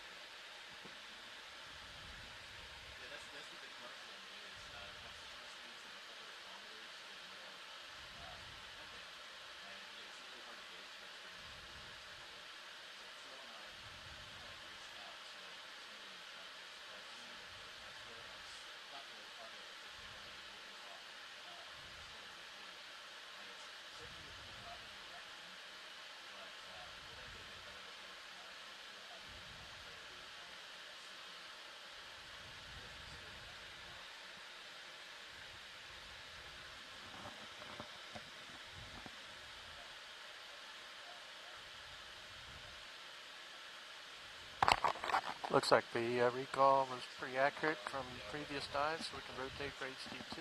Copy. HD2.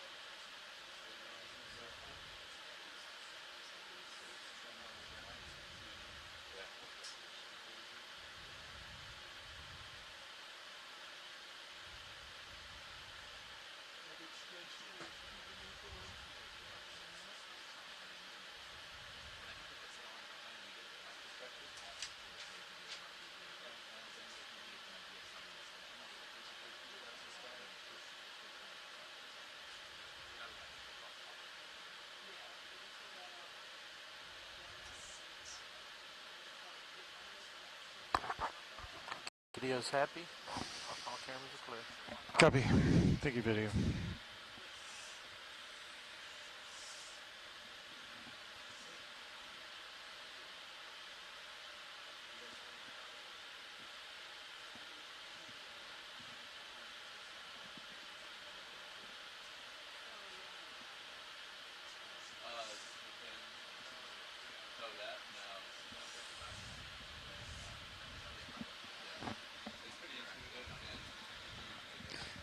All right, craft secure.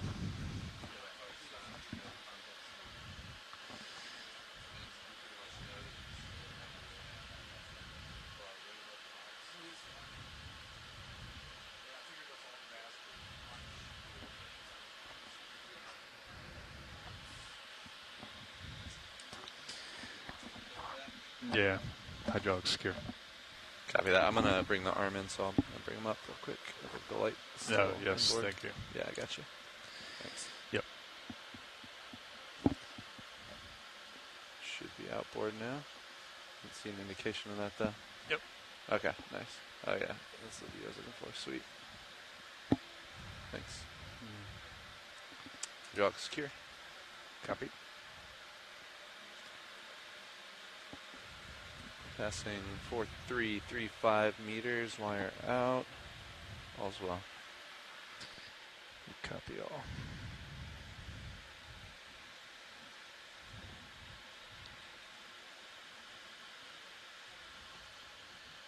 We got a half hour, roughly, to bottom. Yeah, roughly half hour. Take it now.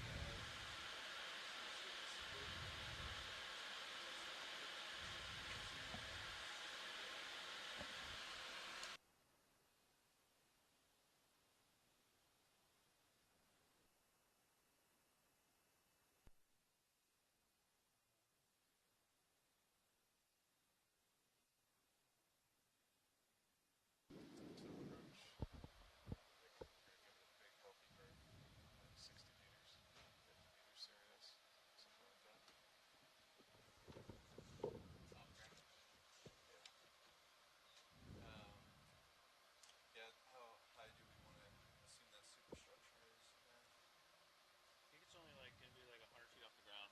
100 feet? Yeah. 30 feet meters, so maybe 7. Yep. So we'll have him stop at 65. Feet, you're saying? You're talking, No. Meters. Yeah. I might go on lower. We just want to assume that we might be over it, right? Yeah. 30 meters crowd. P2 should be probably 40, 45.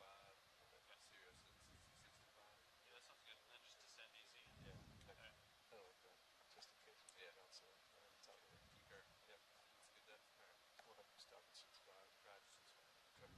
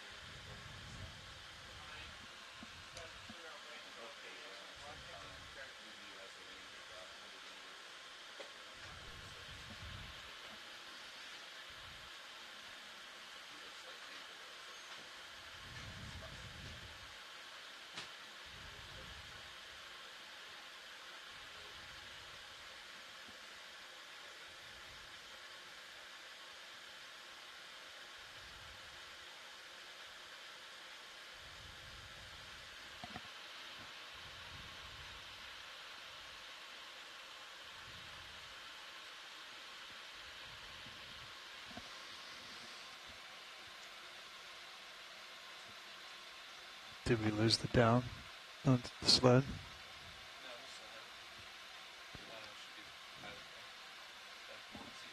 Yeah. Okay. Yep. Perfect. Yep. Also known as the forward cam. Yes, it is.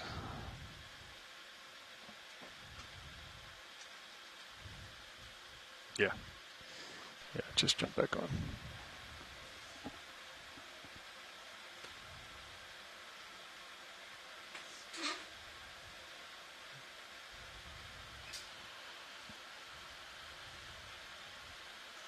Got just over a minute until we pass 5,000 meters depth. We'll jot down some numbers.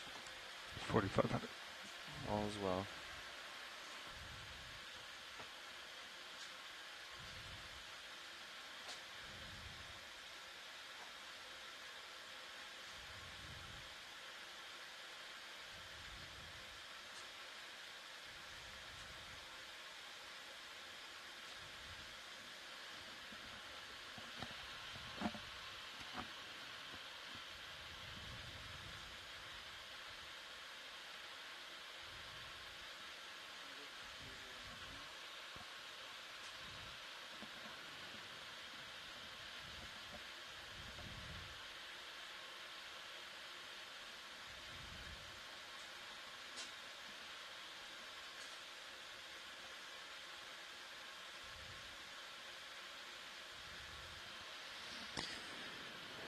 Pleasantly surprised. I thought that was going to be way more of an issue today.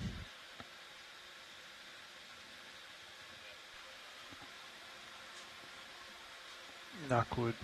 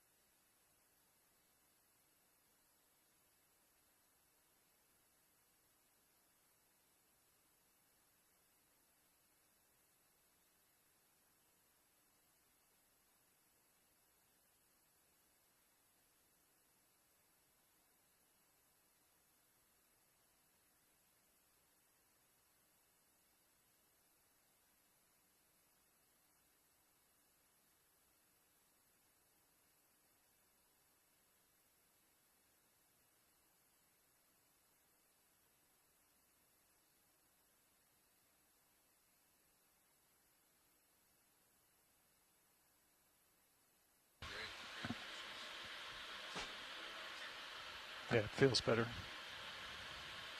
How's high pack look to you guys? Zoom in, zoom out. Good. Looks great. You can clear up the track lines. You know how to do that?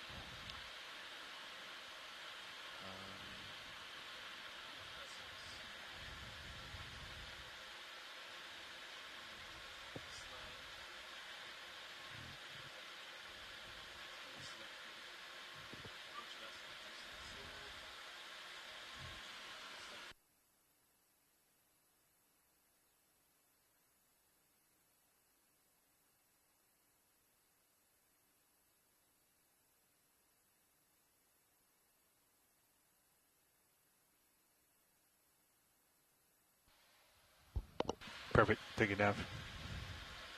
You bet.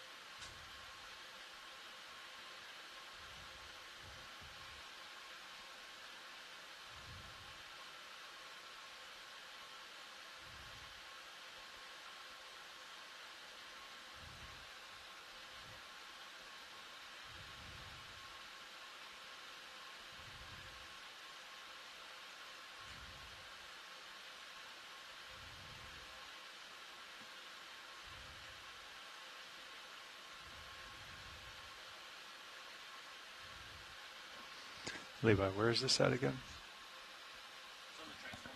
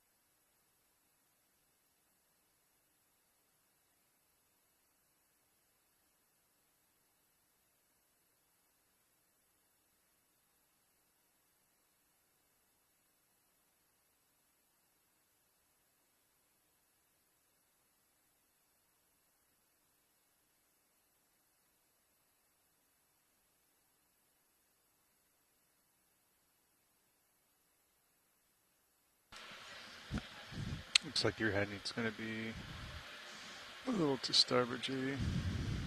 Copy that.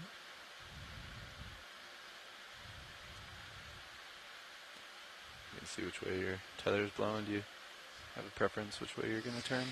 It'll be closer to come to port, but we'll double check tether. Okay.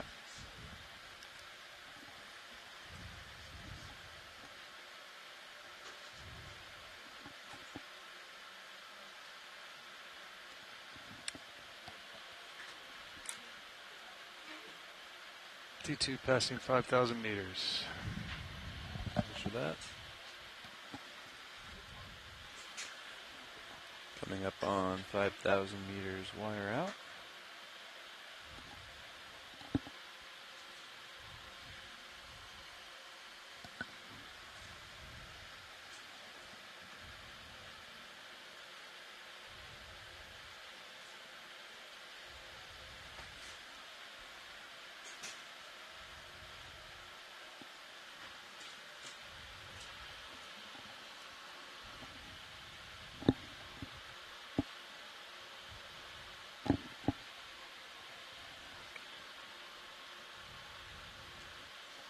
Winch numbers look good.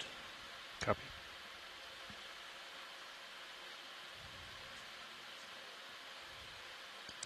Levi, feel free to latch deck A. Copy.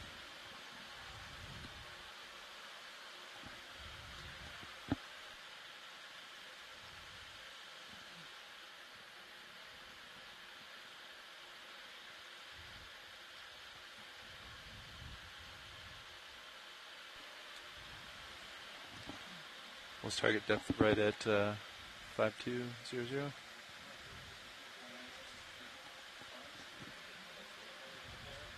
$5190.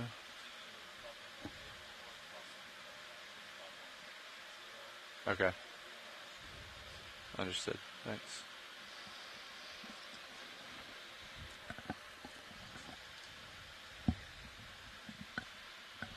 Yeah, man.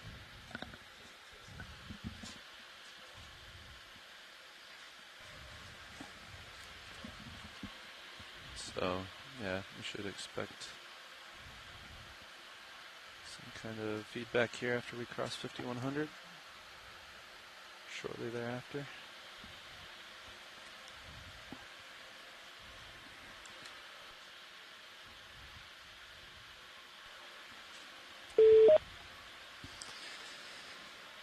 Let's see if that's solid for you, JD.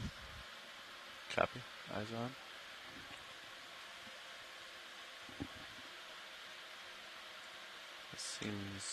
Seems to be. It might be a little shallower. Shallower than expected. Yep.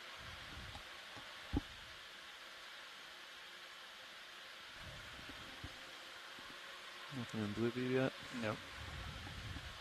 I'm going to angle down just a little bit more. Yep.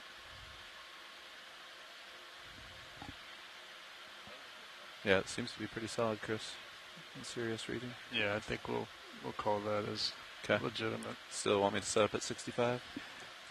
Good morning and good afternoon to everyone here from Okeanos Explorer as we continue to descend here almost to the bottom on our dive site today, USS Yorktown.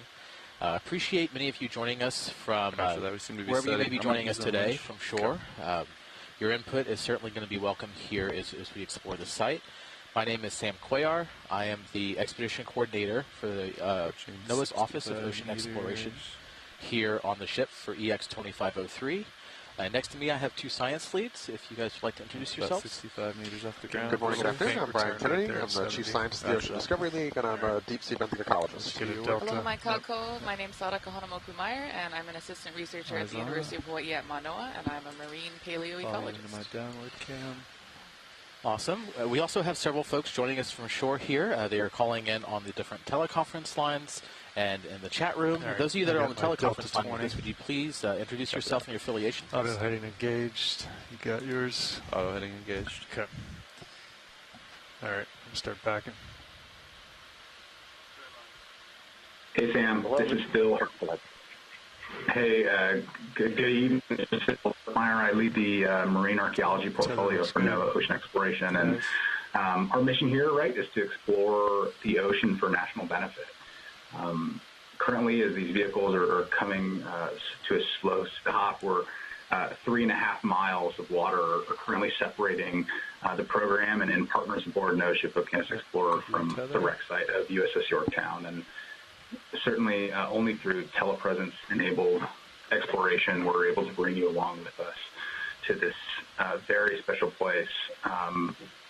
Certainly Yorktown has a storied history from the heroic actions that occurred on its decks during the battles of Coral Sea and Midway, but also to its discovery in '98 by Dr. Ballard, the National Geographic Society and the U.S. Navy, and then a follow-on 2023 mission led by Ocean Exploration Trust.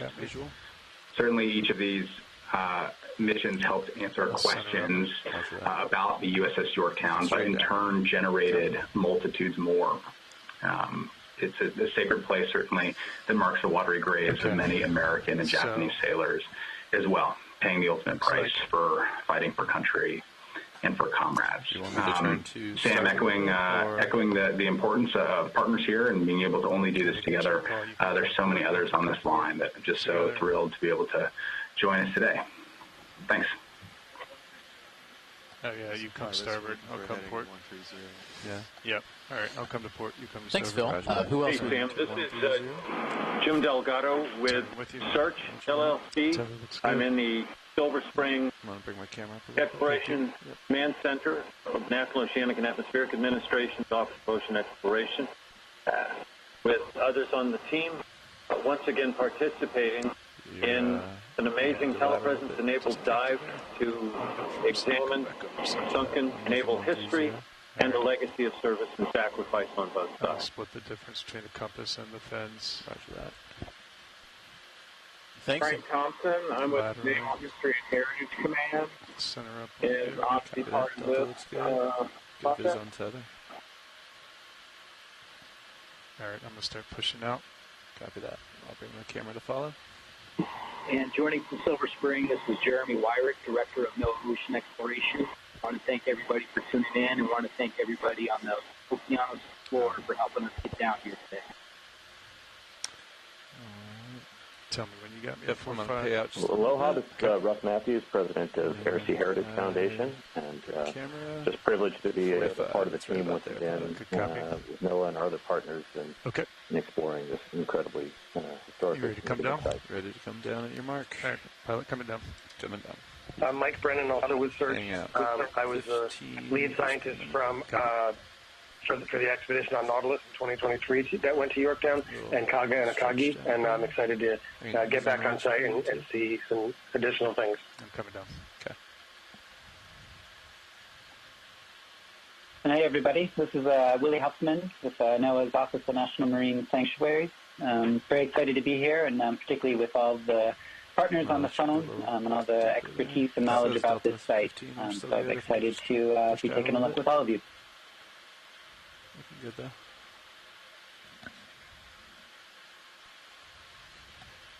Great. It's wonderful to hear from all of you and have you join us here today. This type of exploration certainly is impossible without having partners to join us both on ship and from shore to properly explore these sites.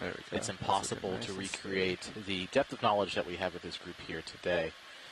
So really appreciate you all making the time to be here on a Saturday, especially a holiday weekend. About 40 meters or so. I'm certainly looking forward to exploring the site together. One thing I do want to cover a little bit of is kind of our overall plan today. Even a little bit. So we are just about 60 or so meters above the seafloor here, and we shall reach there shortly as the group gets set up and we make our way towards the wreck site.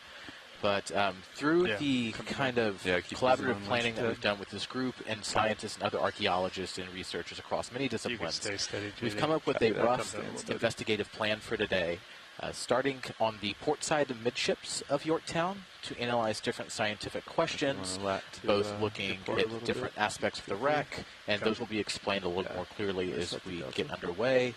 But as we go from the midship section, we plan to raise and go across the flight deck towards the island, and then towards the number 2 elevator aft of the island, and then hopefully, if we have enough time, work our way back on the port side towards the stern.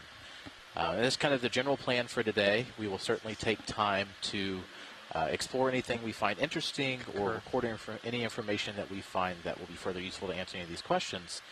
But certainly, us on the ship are just a small part of the greater collective effort that is happening here to properly research and explore the site and record the information to share with all for further knowledge of this this important battle, this important wreck site, and tell the stories of those that both served in the American and Japanese militaries at this time during World War II, and to better understand what happened on those few fateful days in the Pacific Ocean.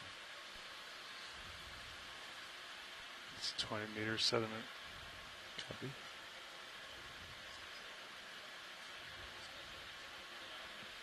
Tether, all right? Tether's good. Okay.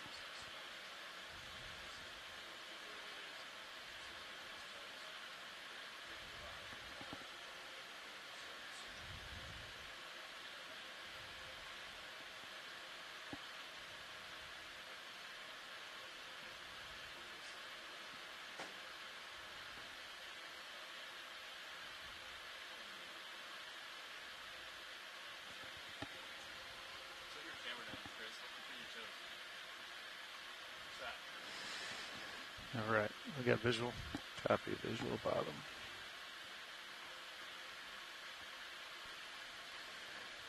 You can see the bottom here just coming into sight here in both Sirius and D2's cameras. Looks like we're getting close.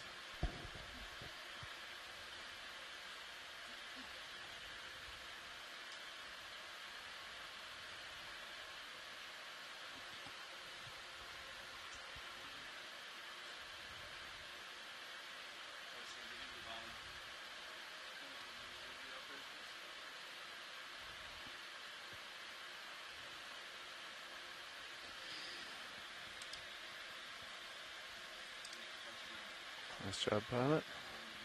I'm going to ladder over just to center up. Copy that. Yeah, tether's still settling. Delta looks good.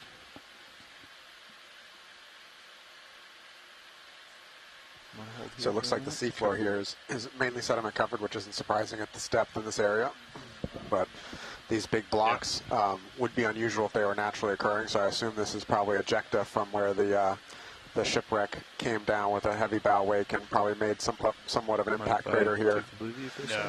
Yeah, we'll be looking for those markers in the sediment as we keep going around the ship to see if we can get a clue as to how the ship landed. And I'm noticing in the sediment there's a fair amount of evidence of bioturbation, which suggests there's a pretty active infaunal biological community at this got site. a ping, about 90 meters out.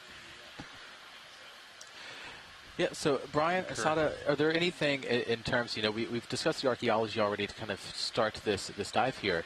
Is there anything you both may be interested or excited to see or expecting here on the wreck as far as any kind of biology or anything like that, bacterial growth, anything like that? Yeah, a couple of things that I'm interested to see is one is the wood. So in the deep sea, there's really super specialized wood communities that fall around naturally, wood falls, pieces of lumber, coconuts, things like that, and they retract a completely unique ecosystem.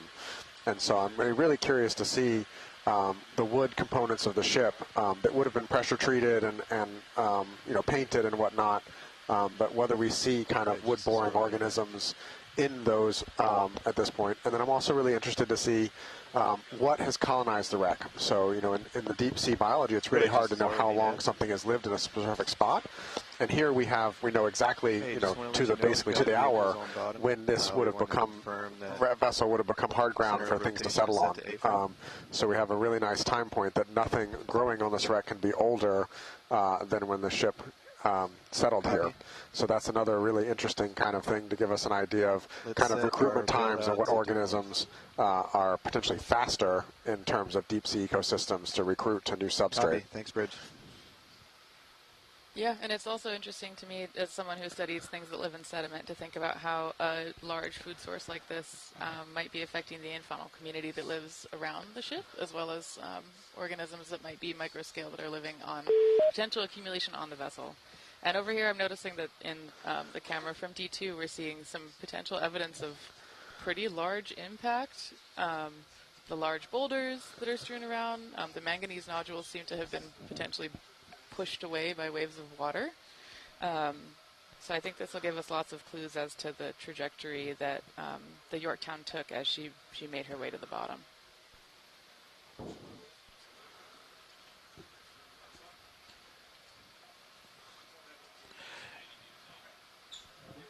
Just wanted to say that this is John Partial, and I'm watching this too. Happy to be here. Hi, John, and welcome. Glad to have you here with us. Aloha. Yeah.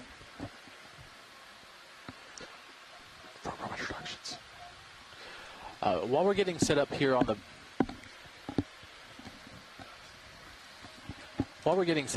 bottom, pilot, would it be a good time to do introductions for you guys? Give us 1 second. We're in the middle of a change right now. So just 1 moment. We'll be ready for that. Thanks. Roger.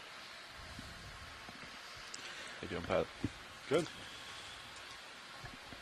So one thing that is always fascinating to me about wreck sites here, especially in the deep ocean, is how much they can have an influence on the microenvironment around them. And you can see that here both in the different materials that it brings to the depths, but also the way it can change the seafloor based on the kind of the big downblast here and everything, where it'll make an actual blast crater and pull up a lot of the sediments and push those to the side, especially for a ship as big as Yorktown was. Do you think, is building on what you guys had said earlier, is there something that you would see in the changes in the sediments and how that may affect how this would, for these maybe boring organisms that really live in the sediment that maybe we don't see very often? Give me again. Test. Yeah, I mean, I guess it depends on what we nice healthy down delta here, but right now. Typically having more habitat complexity in terms of the substrate that's available on the bottom changes the communities that can live on 130, I think, is what the previous nav said. That's close. We might expect that instead of the types of communities we typically see in the abyssal region here, we might get things that, I don't know, are happier living on larger boulders, or maybe can handle the potential if I go like large that, swings I think in redox conditions that are happening because of this food source being around. Or 125. So we might see some interesting biological I'll turn my heading to here. match. All right, 30 meters, 125. Good copy. Yeah. Thanks, Nav. I don't think we are expecting any you want anything deployed yet, pilot, or do you want to go wide? Necessarily. You want swing over? There's a sea cucumber right there. Oh, heck yeah. So that's cool. So yeah, disturbances of this scale are probably exceedingly rare in the deep sea. So you don't normally think life in the deep sea is inherently patchy for reasons we don't really fully understand. But getting a disturbance of this scale on the order of 800 feet or whatever, plus the bow wave and the other things that would have turned the sediment over is pretty rare. There's very few things other than like large scale landslides and stuff that would cause this much impact over the seafloor. And really, so little is known about this depth that it's kind of anybody's guess. We're hypothesizing here based on analogous communities at different depths and on land. But to my knowledge, there's been very little, if no, and potentially no work done on 5,000 meter water depth sediment communities' response to large scale disturbance. Yeah, and I'd be interested to think about the potential change to the oxygenation and nutrient regime down here. I mean, there has been some studies looking at changes over medium scale disturbances, and it takes decades for the seafloor to return. In fact, the longest time study is about 45 years for deep sea disturbance, and the communities still have not returned back to normal in those studies. So I'm sure what we're looking at here is a unique seafloor community. Oh, you're down. Yeah, talk to me. Yeah, it looks like you're 25 off from the contours. Right. Yeah, as far as anyone on shore, especially those that have been on this site before, what did you notice about how the seafloor is affected in the area of the wreck? Was there any other notable observations? I know from notes that were provided to me by Chuck Haberlin, formerly of the NHHC, he saw many significant kind of bow ridges, ridges in the sediment of just where the downwelling came occurred, and actually buckled the sediment quite a ways away from the wreck. Can you, any of you that have been here before, expound a little bit on what you saw in other areas of the wreck of the seafloor? Yeah, this is Mike Brennan. We didn't get a chance to look too much around the wreck. We came right down on it and stayed on it because we only had the one ROV. But growing on the wreck, there were a couple of anemones in a few places and very little else. We were surprised by the actual lack of filter feeders and everything was growing on the wreck. But with the D2 cameras, maybe we'll get to see some more today. Hey, Watchleads. Thanks, Mike. We're all set. We have a ship move in, and we're heading towards the target. Excellent, thank you. You want to take this time to introduce GFOE and your team? We got one last transition, and then we'll be ready.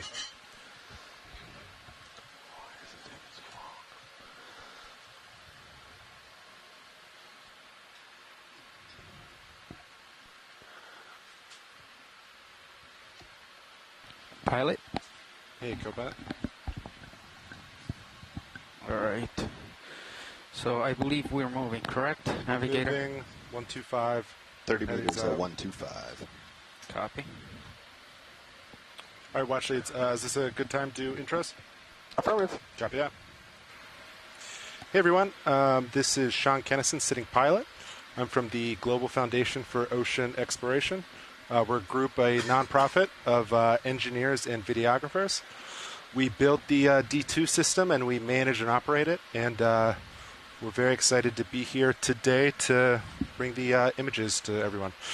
Sitting to my left at Navigator is Bobby Moore. Sitting to my right in co-pilot, Fernando Aragon.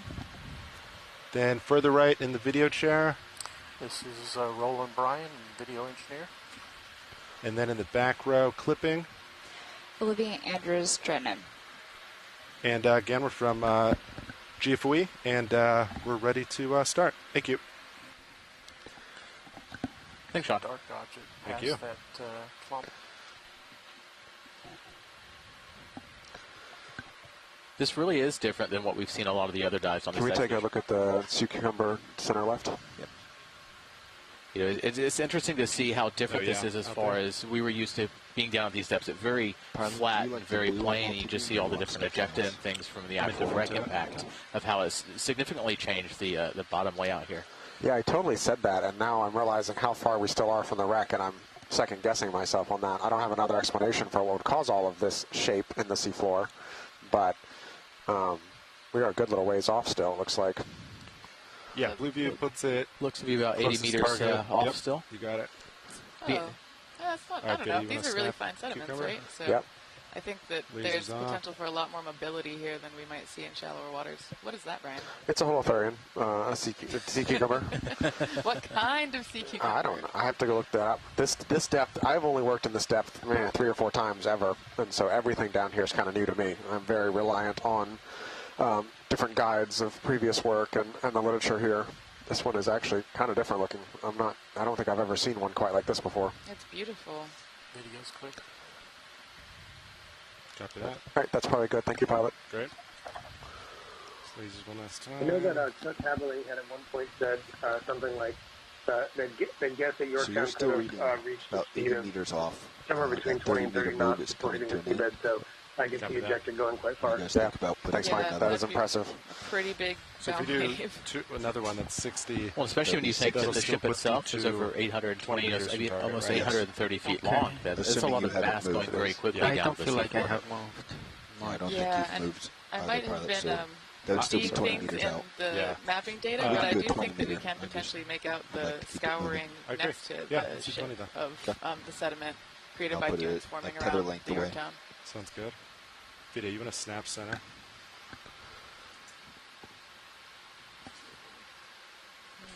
Something there. Sam, it looks like this might be our first visual of the ship.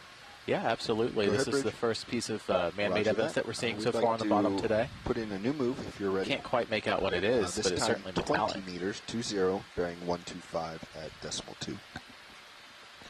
Video's clear. Good copy, Bridge. Thank you.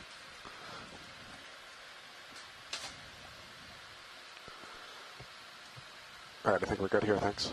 Copy that.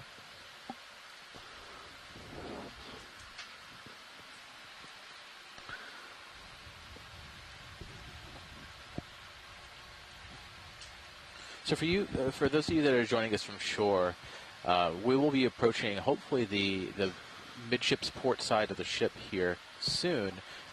Would anyone care to talk a little bit more about what we expect to find here? What some of the things that we'll be looking for, especially based off the last time we were here with EV Nautilus and ʻAumoana.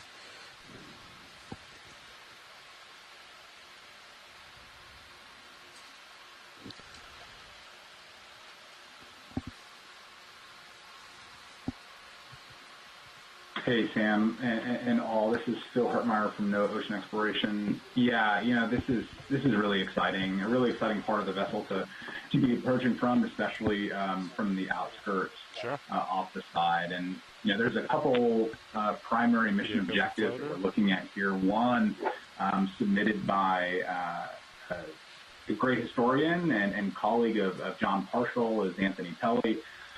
And Tony is looking at ground truthing the damage that was done to the island. It's been shown in several historic photographs and documented in some ways from the NA-154 mission. But documenting that island for damage is really going to help answer some questions, especially near the uptake in the stack. It's going to really answer some questions on the ongoing historical debates, including Brian Perry's research that's suggesting that damage from this bomb hit would really inform Yorktown's principal loss of propulsion.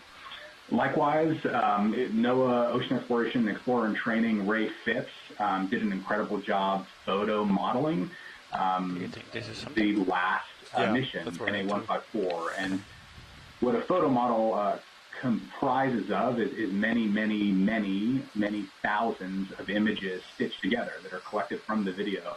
And given that the island's particular interest, certainly as a main feature of the site, filling in some of that photo model for interpretive and for outreach purposes is another objective that we have in this area. It does not. Likewise, understanding some of the fire and how the fire spread from that bomb hit that was aft of the island is another. Pass it off to you, Mike, if you have anything to add.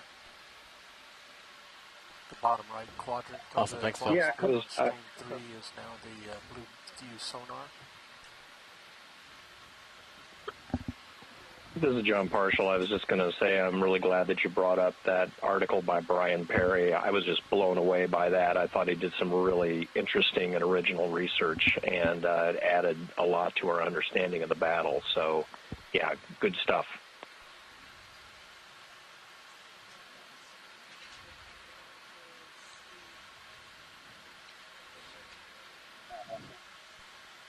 Go ahead.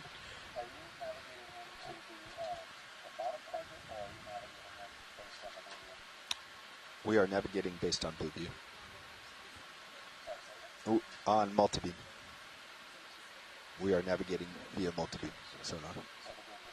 Yeah, the blue view.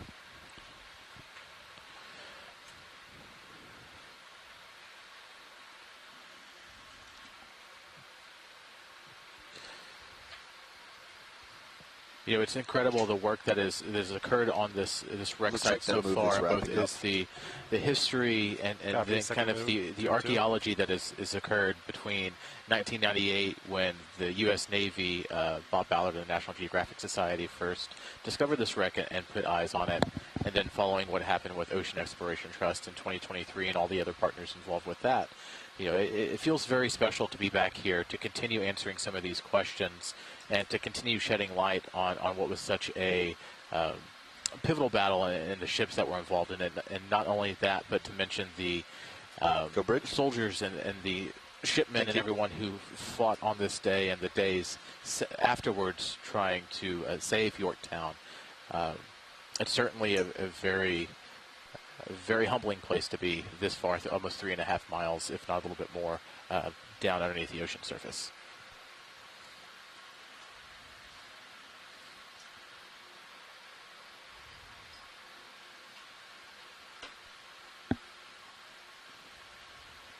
Do you have a sense how close have you gotten to that return since we started moving? It was about 10 meters. Okay. I think it was about 80 when I took over. It's about... Yeah, it was just past the 80 ring. Okay. All right. Swimming Holothorian, lower left. Yeah, copy that. Yeah. Something else to note about the, this is Mike Brennan from Search. Something else to note about the reason why we're going to the port side is, first of all, this is the side that the torpedo struck, but also interestingly, the ship settled onto its starboard side, so there's quite a bit of a lift. If you look at Yorktown from bow on, there's quite a bit of lift. And so the other side, the starboard side of the ship, like the hangar deck and other parts are not really accessible. There's very little part of the side of the hull that we can see because pretty much it goes from the sediment. Then there's a little bit of hull, and then we're at the flight deck and the stack. So heading up towards the port side, there's a lot more area to explore, possibly some of the torpedo damage, and that's the only area where we can access and peer into the hangar deck.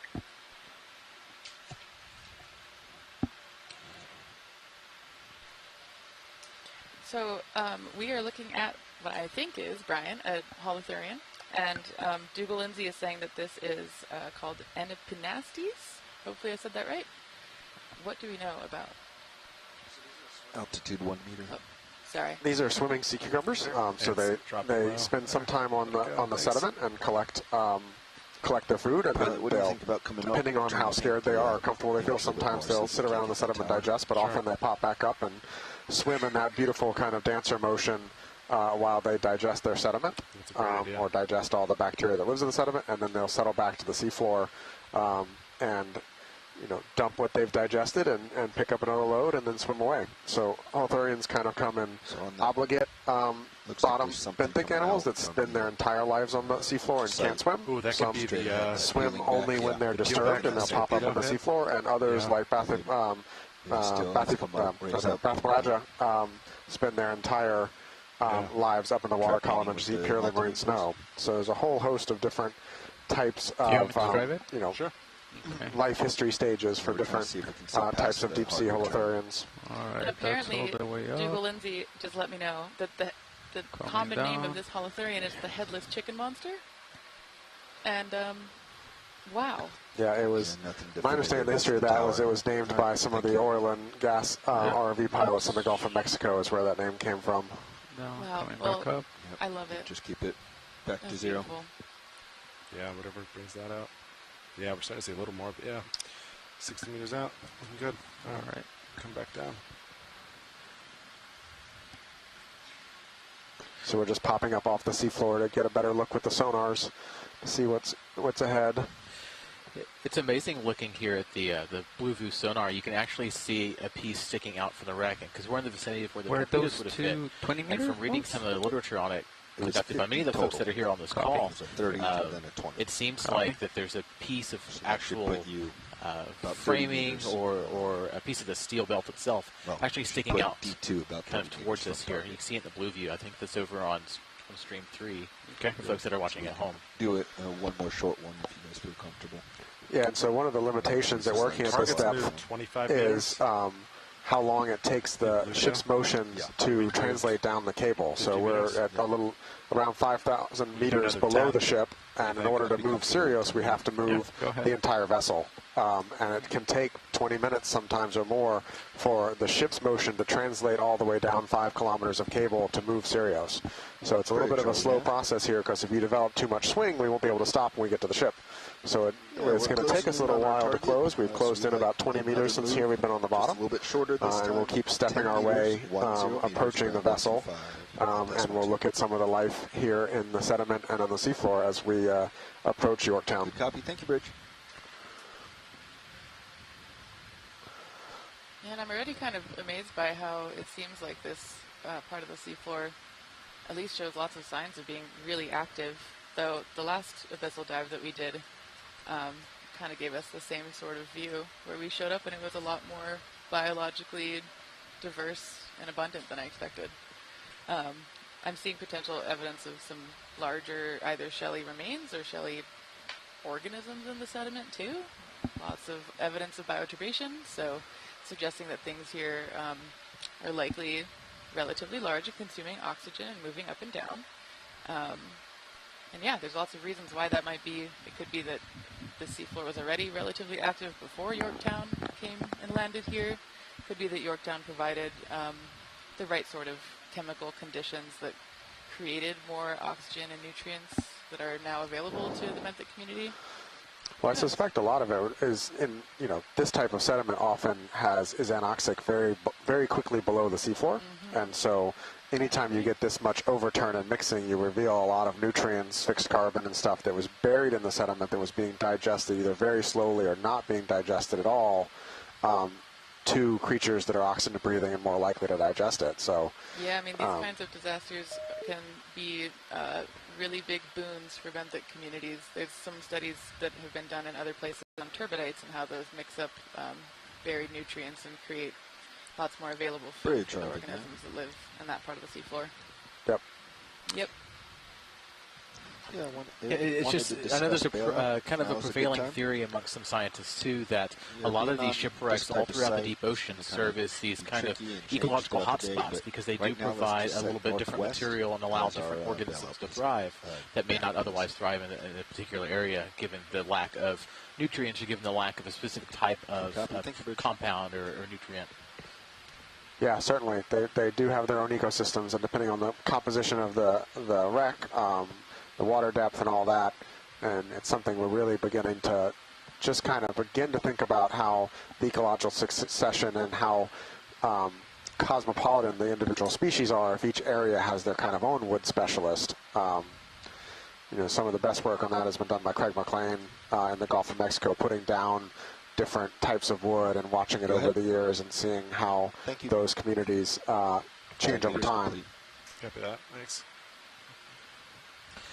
So I just received a note here from Chuck Haberlin, sending it in, and he's saying, looking at the seafloor, the broken clay and the nodules that we see kind of coming in here as we approach the wreck are very much like they saw when they were here in 1998 with the National Geographic Society expedition. And I believe that on the other side, on the starboard side, is where they saw 3 shock waves that were kind of featured broken clay where they were pushed together, I'm assuming from this water pressure wave.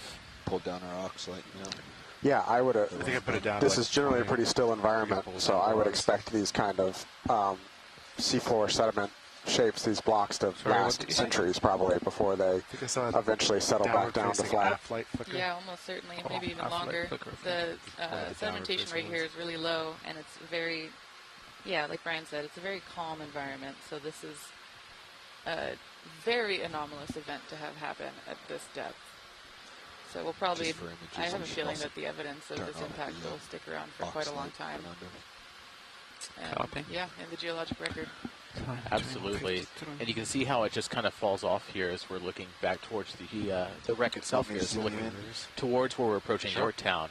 Of how you have almost, it seems almost crater-like in some ways. Expected if it's listing, Yeah, it certainly is. I mean, I was actually just yesterday reading a paper about the Chicxulub impact, the asteroid that killed the dinosaurs 65 million years ago, and they did some imaging of, I think it was the Louisiana Shelf that showed that the mega ripples that were created by the asteroid impact were actually preserved in the sedimentary record under mains, uppers, lowers, aft, and poles. Probably at least a kilometer of sedimentation above it. So these kinds of events, while they can get buried by sediment, that it's then overlaying it as this, this plate is moving or things are evolving. There will be evidence of this in the geologic record for a long time to come. Okay. And it's just because it's quite unusual for sites like this to have this kind of morphology and coming up a little bit. It's cool to see.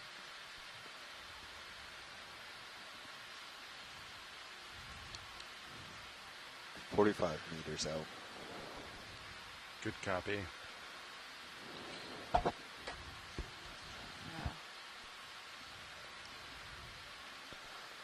It's literally like being on a whole nother planet, being down this far. It is. It's, I mean, my sediment brain is also, it's very sobering to see how much force the Yorktown hit the seafloor with and the evidence of this. Yeah, I'm impressed. I am surprised it's this way. We started seeing all this evidence as soon as we landed 90 meters out from the wreck. We've covered about half that distance now, and we're just about 45 meters away from what the sonar looks like is the target of the side of the ship. Yeah. Yeah, this was a massive impact. Wow. And these features just seem to be getting more dramatic as we go on. Yeah, Phil, they are. I know it's not quite exciting for everyone to have to spend this much time looking at sediment, but I do think that this is going to give us a lot of clues as to the history of the Yorktown, and will also be very helpful in terms of thinking about disturbance events in the deep sea and what those mean. Though this is an edge case scenario for sure.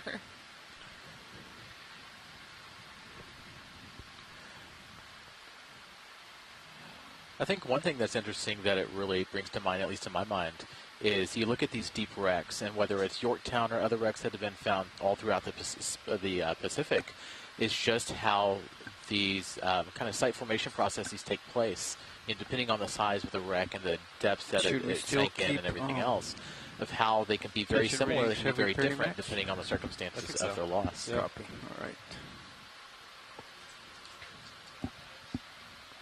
14,331 current max based on left utility. Oh, nice. Pulled it up. Looks like we're getting closer. Yeah, this looks like we're kind of on the edge of, I mean, from my naive view, it looks sort of like a crater. Yeah. 20 meters out suggests your local high of the sand. You see that? Kind of patterning in the boulders. I think that's what I'm seeing there. Can we zoom jelly coming into center? Yeah. All right, video, go for jelly.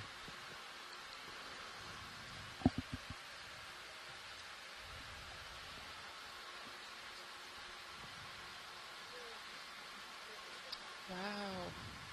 Partial. That's beautiful. Oh my gosh. It almost looks like it has another jelly inside of it, but that's probably its gonads, right? Very possibly. System. Yep. Oh, it's so beautiful. See if Dougal has a snap ID. Of course Dougal has a snap ID.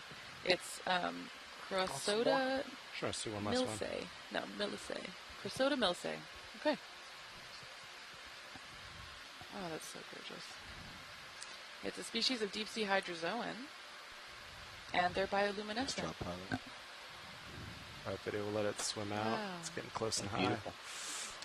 Nice. Very hard to track the focus on that one. Yeah, he was kind of coming at me and up. Apparently those hydrozoans, 35 meters out. They brood their baby medusa attached to their gastric canals, so attached to their digestive system inside of the umbrella shape of the medusa bell. So we should be able to get D2 to this mound eventually. Yep. Do you agree with that? We're just over 80. We did 60 meters, so at the end of your tether, you'd be on site. Hey, this is Phil. Got a question for Russ Matthews on the phone. Russ, do you want to talk about one of our research objectives in the hangar deck, and perhaps maybe contextualize naval aviation for our audience? Absolutely. Thanks, Phil. This is speaking about what I'm most excited about. I mean, there's a lot, obviously, to be anticipating here, but actually kind of adding on to something that Mike Brennan mentioned about why we chose to approach on the port side, that it's going to give us access into the hangar deck.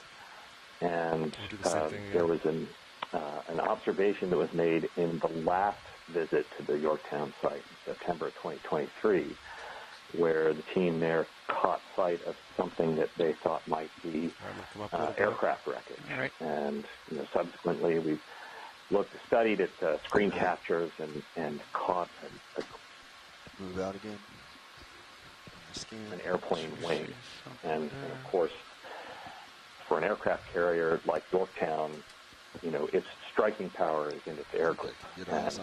The Battle of Midway, actually the Battle of Coral Sea. That's important to remember for Sirius. Was Sirius is going to be on this mound. Battle that was fought, by the fleets that never actually caught sight of each other. The ships never caught sight of each other and followed up by Midway. And Yorktown was part of both of those. And the aircraft, were the actual fighting power that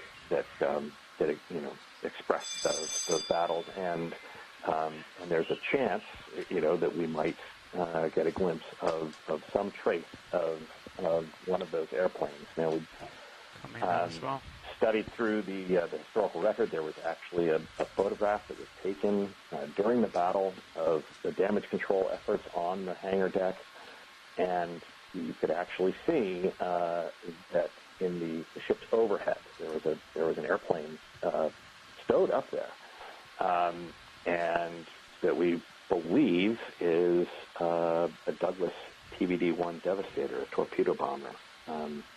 And from the markings on it, and actually it displayed the earlier markings that were in use at the time of the Battle of Coral Sea.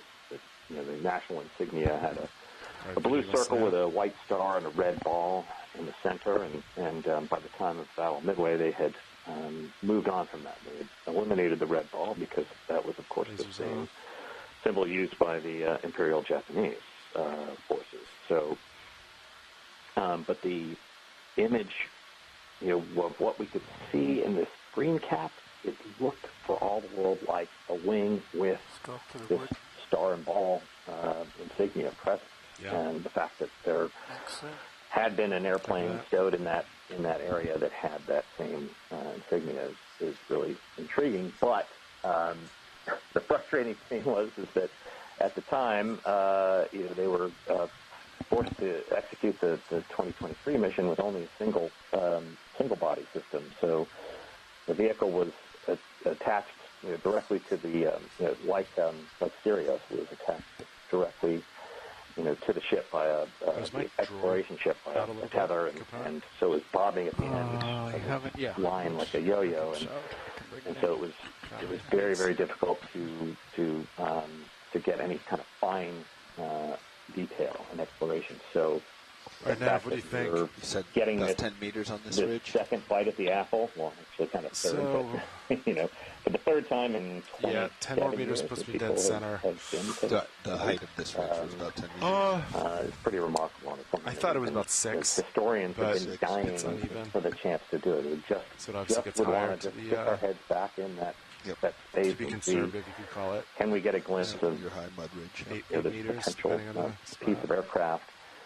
But it's thousands of miles out to sea and thousands of meters below the ocean, and so don't move anymore. To be here again, land probably like on top of that ridge right now. With the two-body system that we have now, and D2 control, will kind of be there. So we're 5 meters out. Locate that area and get a good look.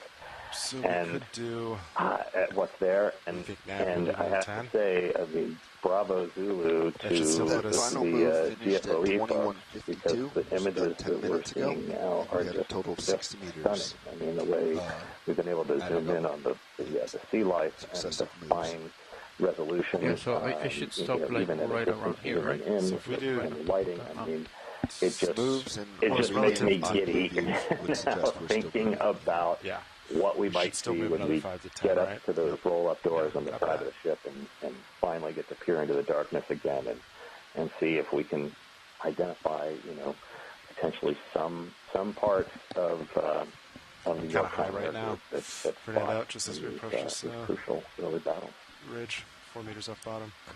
Absolutely, Russ. I think that really highlights, too, of just how difficult operations here really are. Not only are we very much in the quote-unquote the middle of nowhere, but also we're 3.5 miles down, and even if we do get the chance to make it down that far in the ocean depths, you have to bring the right equipment with you, too, because one of the great things about our dual-body system here in Sirius and D2 is Sirius really allows D2 to be very stable, both as a camera platform, but also stable in a way of when we're on the kind of biological sites and seamounts and things like that where we can collect samples. And so that stability is key to be able to get some of the incredible images that you're seeing here. And it certainly takes a lot of skill and expertise from the GFOE team to be able to pull that off. You got it.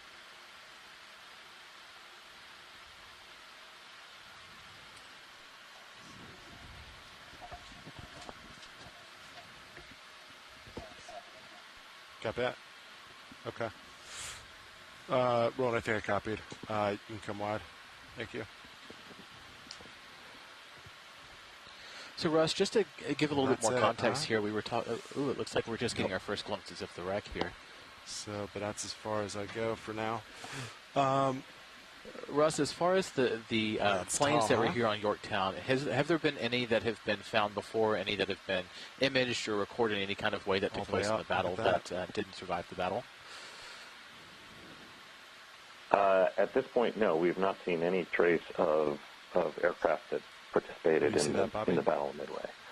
So this would be the first. There's another little piece. Yeah, the big one might be something else. I wonder if that is more likely. What we think it is, it's actually a plane that was surrendered during the Battle of Midway. Just center of the ship. On the ship, but did not actually fly a combat mission during the Battle of Midway. So in that same photograph, we also see that it was appears to be another aircraft that's on its back. I'm just in front of that mound, which is kind of where I thought it should put me. It's still 20 meters out, hard to turn. Into the hangar deck. Another 10 gets me after there. What do you think? We won't know for sure until we get a look at it. Still moving? But it would be I think I might be moving a little bit. Sorry with these big heaps. Some trace, some part of an aircraft that participated in this pivotal battle of World War II. Okay. Sounds good to me. Absolutely. So you did mention the Devastator earlier. Were there any other planes that Yorktown carried? Do you expect these in the hangar deck to also be Devastators? Because I still there were the little mainly three types of aircraft. For the past 2 minutes, probably. 10 meters? Yeah, I think should be fine. Carrier would have deployed 10 meters coming in. Fighters, still like what to 5, and you want to square up again, Sean? Sure. So, from what we understand, during the damage control efforts on Yorktown, pretty much, right? pretty much anything that could move was jettisoned over the side. 10 meters, and then, of course, a significant number of the aircraft were lost in combat operations, especially the Devastator squadron. 10 meters. There were three squadrons that flew off the three ships, the Yorktown, Enterprise, and Hornet. Thank you. And they suffered significantly. Of 41 Devastators that were launched against the Japanese fleet, 37 did not return. Enterprise got back 4. Yorktown, 2 of their aircraft made it back from the attack. Right? One ditched about 10 miles short of the ship, and another one ditched close by because by that time Yorktown had been damaged in a bombing attack and could not land any aircraft. And Hornet got back none. 15 aircraft, and all of them lost, and all but one man lost with them. So the Devastators are a references I have key part of the story of the Battle of Midway and the sacrifice made by their crews that did ultimately instead of looking towards the right to the ultimate victory. Oh, interesting. I must have saw a different picture then.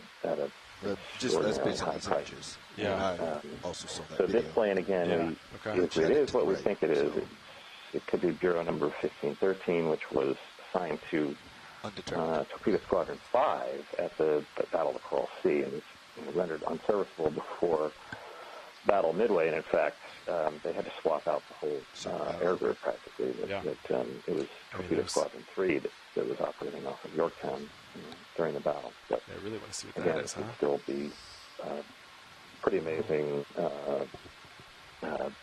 Do you want to get out of the touchstone to that time? Sure. Those air crews, if it is what we think it is, you know what I mean? We may just be, it may just be wishful thinking. This might be camels in the clouds, but there's only one way to know. To go and have a look. And, we're really obviously very grateful to have this next opportunity, and that NOAA agreed with this research question and giving us an opportunity to verify it. So we'll know shortly Top right small thing.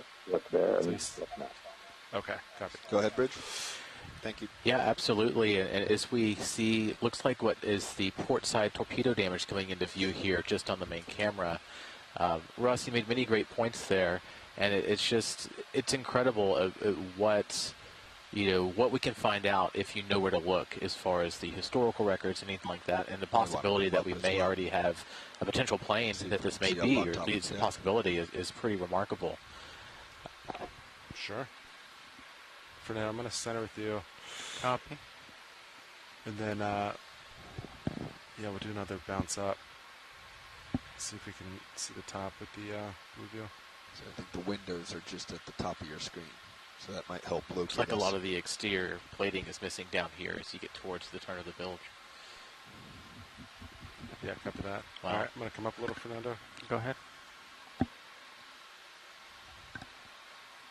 So I know we have on the line John if you want to Parshall, paint a blue view, who failed in his introduction. Right. He mentioned that the co-author of some pretty extraordinary work on the battle, and I think can probably talk to us some more about really what we're seeing. This is torpedo damage inflicted by Japanese aircraft, and I think with the study that he and his partner have done on that maybe you can speak to what we're seeing. That's all the way down. Coming back up.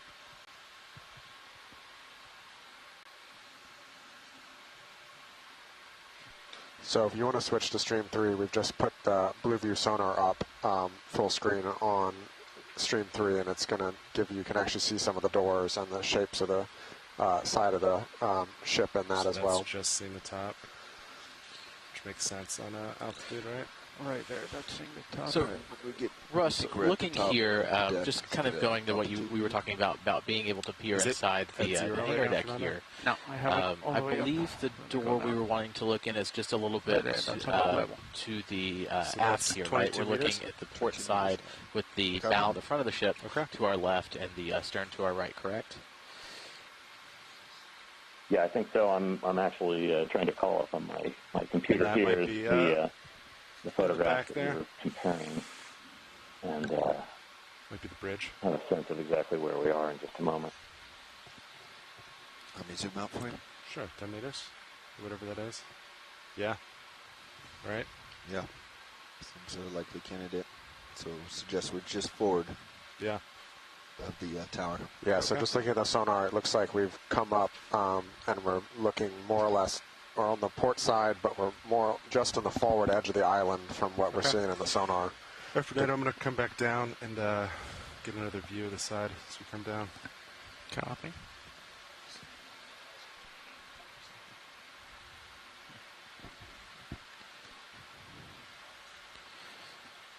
Yep. You'll see we're looking a little higher here on the wreck, and we're just making sure that the wreck side will be clear of hazards for our vehicles here before we make sure to proceed with the utmost caution, just to make sure that we don't put any dangers to the wreck or the vehicles. Yeah, that would suggest.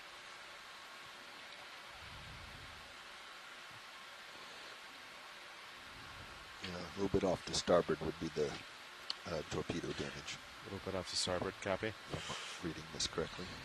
Looking at these catwalks that we can see here. Go ahead, Phil.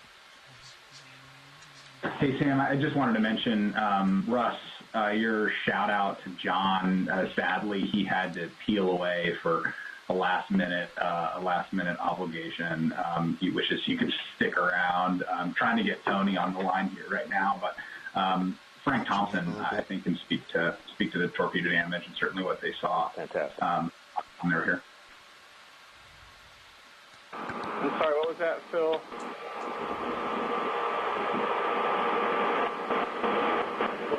Yeah, Frank, I want to talk about torpedo damage.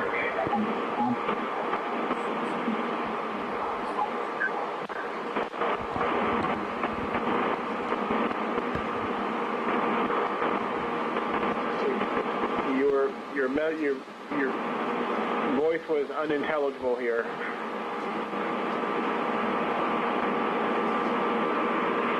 Okay, Frank, I'm curious if you can talk about the torpedo attack to U.S.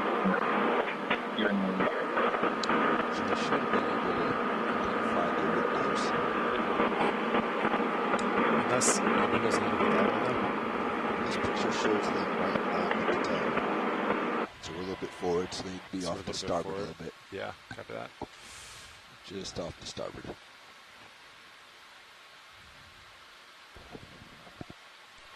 So we dropped off the conference call out of the stream for a moment. But please remember when you're not muted, because we're getting a lot of interference on the conference call line. Let's poke forward a little. Okay. So Fernando, for reference, I'm like on the mound right now. So this is depth 5160. So you're 20 meters above that mound, which is great. All right. So you're on the mound that we had seen. Yeah. Oh, okay. I thought I was getting much closer. Okay. No, so you could come down 5 meters. All right. Sounds good. 15 if you want.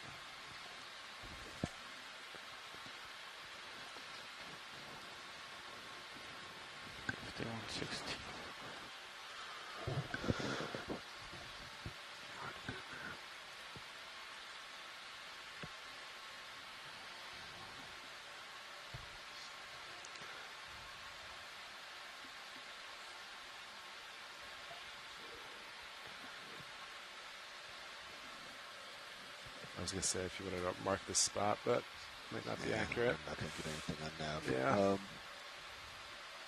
So now that we know the deck height, we could make another move because we know a safe altitude should we find ourselves getting too close. Yeah. Your call there, pilot. So for folks streaming at those dead ahead showing looks 10 clear. centimeters for reference scale. We came all the way up, so I think we could do another 5 or 10 and still feel good. What do you think?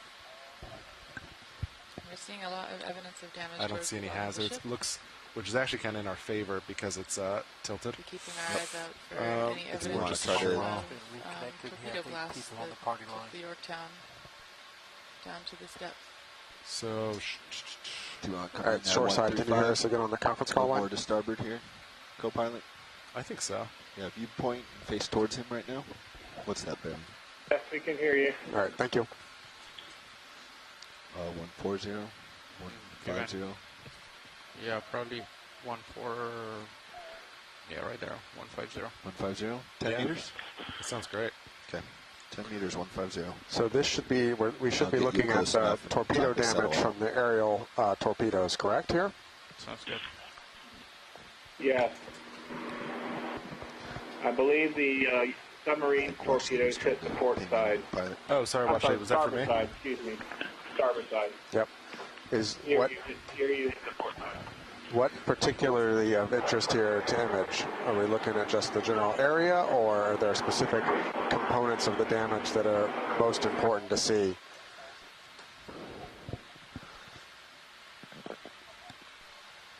I think we're actually good here. We've got a good sense of what this hit looks like. Bridge, are we now?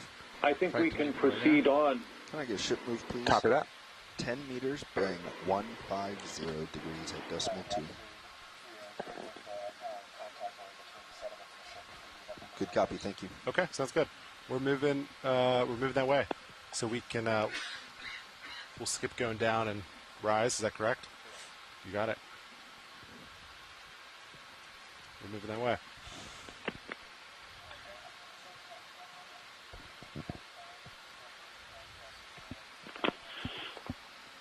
Can somebody tell me what the time seen on the monitor is? I have 05-1353.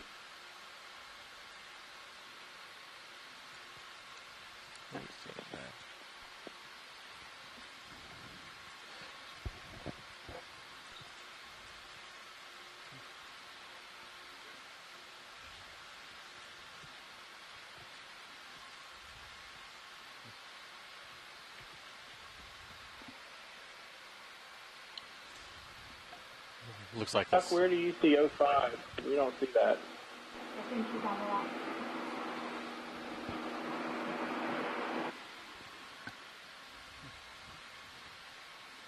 Sean, what would you estimate our distance to? So we're just waiting for a little more tether. The Sirius is moving in towards the Yorktown, and we just need a little bit more tether to move up to the window. So it'll be just another minute, and we should be able to make close make a close approach to the next primary target, the windows. Did you say mine's low?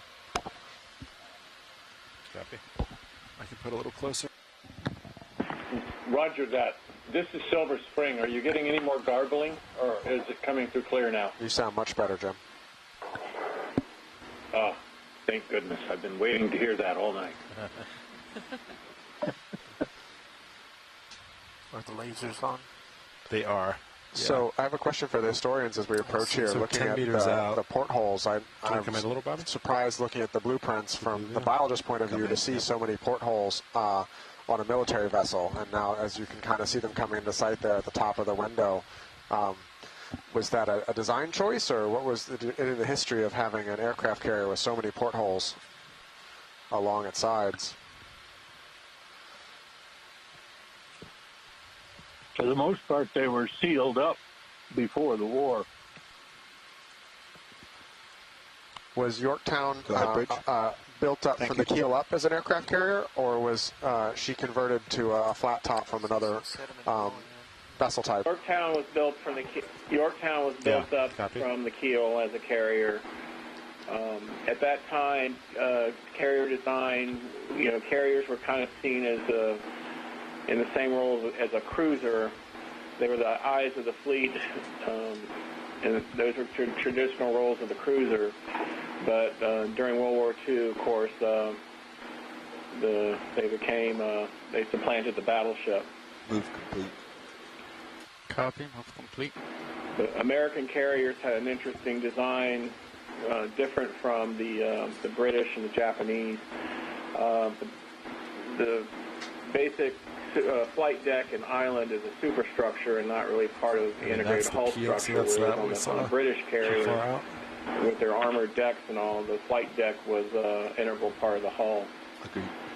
So everything above the hangar deck on Yorktown is basically a superstructure. So pretty much right behind that is kind of where we saw the bridge. Right, so the window should be right above that. Yeah. Copy. Very cool. And speaking of biology, Brian, I've been noticing a number of juvenile anemones, or maybe smaller anemones, living on the bottom of the ship. Still so used to seeing things so small. And, it's a big ship, huh? Not a lot of evidence of encrustation on the side of it, though. Maybe especially with D2 to scale. Yeah. D2's so big, huh? We're used to There's another one of those holothurians, I think. Little. Yeah, I think you're right. Very, very big.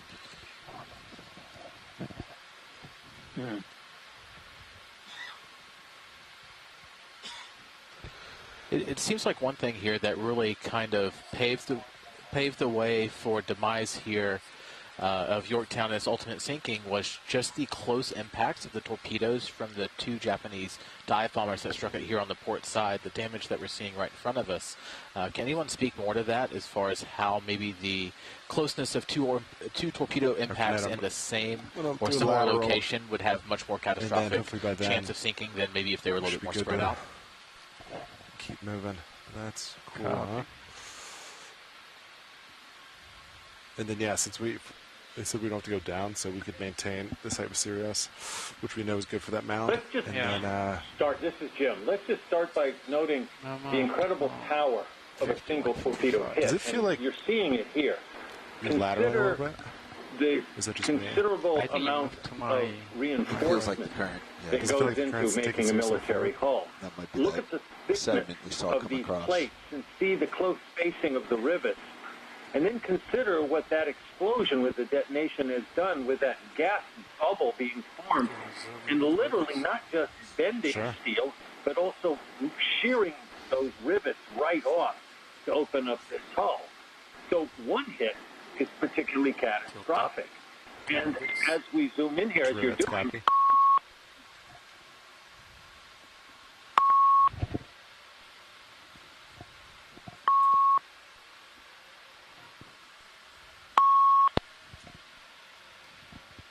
I dropped the call.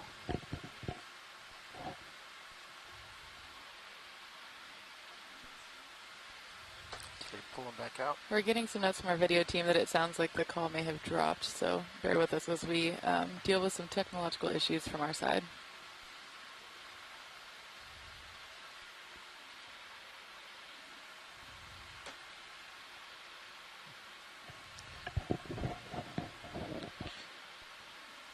building on what Jim was saying, is it's incredible just seeing the impact that these torpedoes had on what we envision standing next to a ship of this size, of just how big it is compared to us as human beings. But then you just think of the destructive force of some of these weapons of war, to where it just shears and rips and tears steel, like it's butter. Yeah, it's really impressive to see the difference between the torpedo strikes on the ship and the damage caused by it sinking 5,000 meters at 30 knots and hitting the seafloor. I think the torpedo damage is even more extensive. So that's, yeah, quite evidence of the scale of those blasts for us.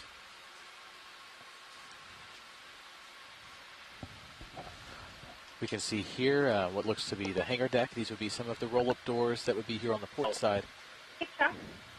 I don't know if anybody mentioned that this torpedo hole is actually a hole made by two torpedoes. One hit lower down forward and the other hit probably roughly at the water line, a little bit aft, and it opened up a single hole. It's sort of shaped like a shoe. Sean. So that, these were not very big torpedoes. They were roughly a 450-pound charge. And certainly not the size of torpedo that you had with the destroyer-launched Type 93 so when was or long-range torpedo. Oh, that looks just like it, huh? This was a roughly 18-inch torpedo. Did the last move end? Yeah, I think that's it. The last move ended at 21. Guys, can you hold? Were we Copy. looking at this? So Is this the hangar deck overhead?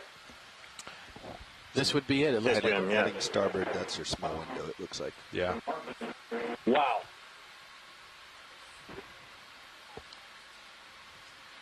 So it's like 5 meters out. So, co-pilot, and you this look is like exactly the spot we asked for. You look like you at least need a shift to lateral to starboard. Hey, Chuck, just as a heads up, I think that you are on one of the delayed speeds.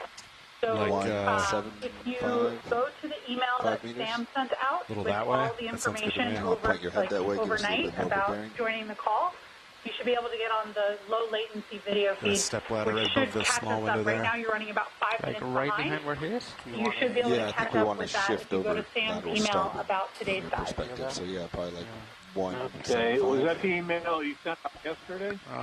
Chuck, I also just sent it to you again, so it should be at the top of your inbox. Direction. Yeah, maybe a little bit farther. Say again? I just sent it to you about meters? 2 or 3 minutes ago. It should be the top email from me in your inbox. I'll give you a little closer and alongside. Copy. Okay, 190, 5 meters. I'm gonna come back. All right. I'll focus on left 2 windows, then we'll get the right 2. Copy. And then you said only 5 meters? Nav? Yeah, that's all I was going to do at the moment. Copy. Sounds good. Bridge, RV Nav. Ship move, please. 5 meters, bearing 190. So as we get in closer, hopefully we can peer deeper inside. Good copy, thank you. And get a look at what's there. But this is already 15,000 remarkable. winch. Good copy. Yeah, that is much better video than we got in 93. Yep, 15. I mean, that is just remarkably clear. Looking at the overhead. Oh, whoa. Can you blue view in a little bit for me? This is an incredible view. Like I can brighten it up if I zoom in. Sure. Command. Go for it. Russ, looking at the notes you provided here, it's believed the star and ball you guys were seeing was a little bit to the aft of this, correct? Maybe the next window roller door over, or the second 2 over? Yeah, I think it's that kind of double set of doors that's just aft of here, and I think the wreckage. I was itself, tilting down. The suspected wreckage was perhaps aft of that position. But this is incredible. I can't. The detail we're seeing already is far in excess of anything that we've seen previously. Yeah, well, we should see shortly, hopefully, what we all want to see, and that's going to be a plane here on the hangar deck. I'm not sure where it's aimed at right now. Forward. Yeah, or at least a piece of one. Okay, I'm going to put it on 50. Did anything change? The rusticles are also amazing. Well, we're looking all the way up, so it might not change that. But. Okay, I'll tilt down a little bit. This is Willie. I was curious to ask for Go ahead, Bridge. previous expeditions, Roger, and I've seen that. Is anyone noticing a difference in the rusticles or kind of any changes to the deterioration? Well, we didn't really get a chance to really look in here the last time, but I mean, one of the big questions has always been the bacterial colonization of steel wrecks at depth and the formation of rusticles as they consume that. And certainly everybody knows of these from Titanic. The question is, at what stage do these things, after initial colonization following a sinking, at what stage do they really start to become more noticeable? What are the rates? Is there any change or difference? We just don't have that much information about them. Camera looks various straightforward. Types of bacteria. The Titanica ʻAumoana, if I recall correctly. And there's like 26 different species of Titanica. Roland, that's that not are us. there. And so the important thing with all of this exploration is that some of us as archaeologists are fascinated, some of us as historians are. But there's also, as we've seen, not only the marine life that's visible and the seabed morphology, but oh yeah, look at that. But there is this other form of biology and the uniqueness of life even in extreme conditions. No, not the ship. Casey was saying earlier, right now, we don't have that much footage of these deep parts of the ocean. Even the seabed itself, everything that we've passed coming here is important in scientific data, and this is why we boldly go as ocean explorers. We're not just seeking out evidence of our own civilization, we're seeking out new life.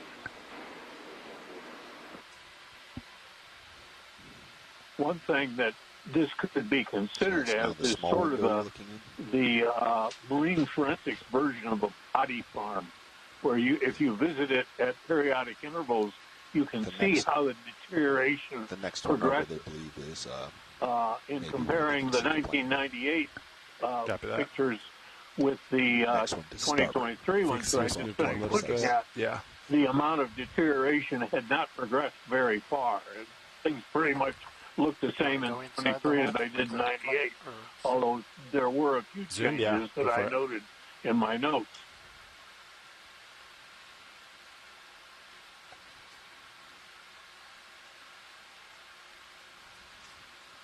I think you're looking for forearm roll.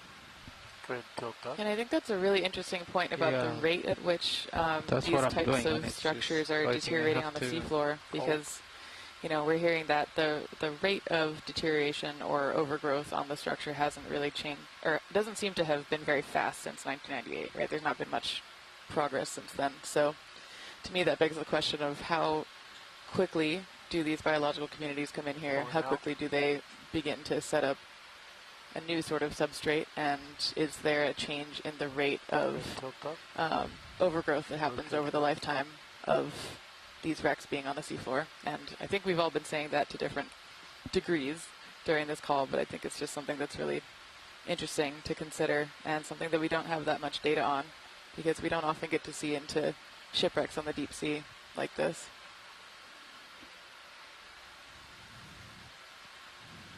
Go ahead, rotate left. Go to the left. Oh, sorry. Okay, see. Pulling out. Copy that. All right, I'll go to the next one. It's fascinating to see the transformation these shipwrecks have, especially at these depths, to where one day it was somewhere where men and women spent the entirety of their days, in this case in war. But now that they're on the bottom, it's a completely different ecosystem to where sea life has now made it their permanent home, and how that rises and falls with the deterioration of the wreck. Seems that we're getting blown off or something from the wreck here. We just not seem to be closing with Sirius. Should we do another 5? Let's do another 5. I have a feeling it might be some current. You can see the edge of the rolling just door. Be aware there that coming into frame frame. Change quickly. Another 5 at 160. Yeah. Sure, I'm facing a lot of stuff above us. Yeah, this is the door maybe where 170 or the object was damaged during the last expedition. Bridge, Obi-Nav. I think I can see something there, straight ahead of us in the high-def monitor. It looks like there's something. Roger that. Thank you. Can we get a zoom center, please? Oh, yeah, that's the, yeah, copy that. It certainly looks like something's coming into frame here. There's that camp on the deck. All right, video. Want to come on in?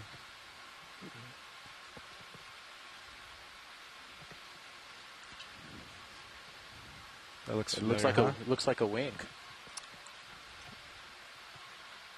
Sam, it is. Yep. It is. Fantastic. Wow. That's the national insignia right there. Yeah. Ha ha, Russ, money shot. Well done, everyone. Wow. Russ, as a follow-up to this, planes would be stored aloft. They typically have their wings removed to be stored aloft, or would they just be folded and positioned in place? Try to eliminate better. Well, the ones that were in the overhead, yes, would have had their wings removed. In fact, it's clear in the photograph, the archival photograph, that is exactly what was done. So other aircraft would have been stored down here on their gear, stored here, they would have performed maintenance, but yes, the aircraft in the spare aircraft in the overhead would have been stored without their wing. And so, okay, should we do the last window? Make our way up. If only we could get inside there, but square up, get a little closer. Wow, a little angle right now.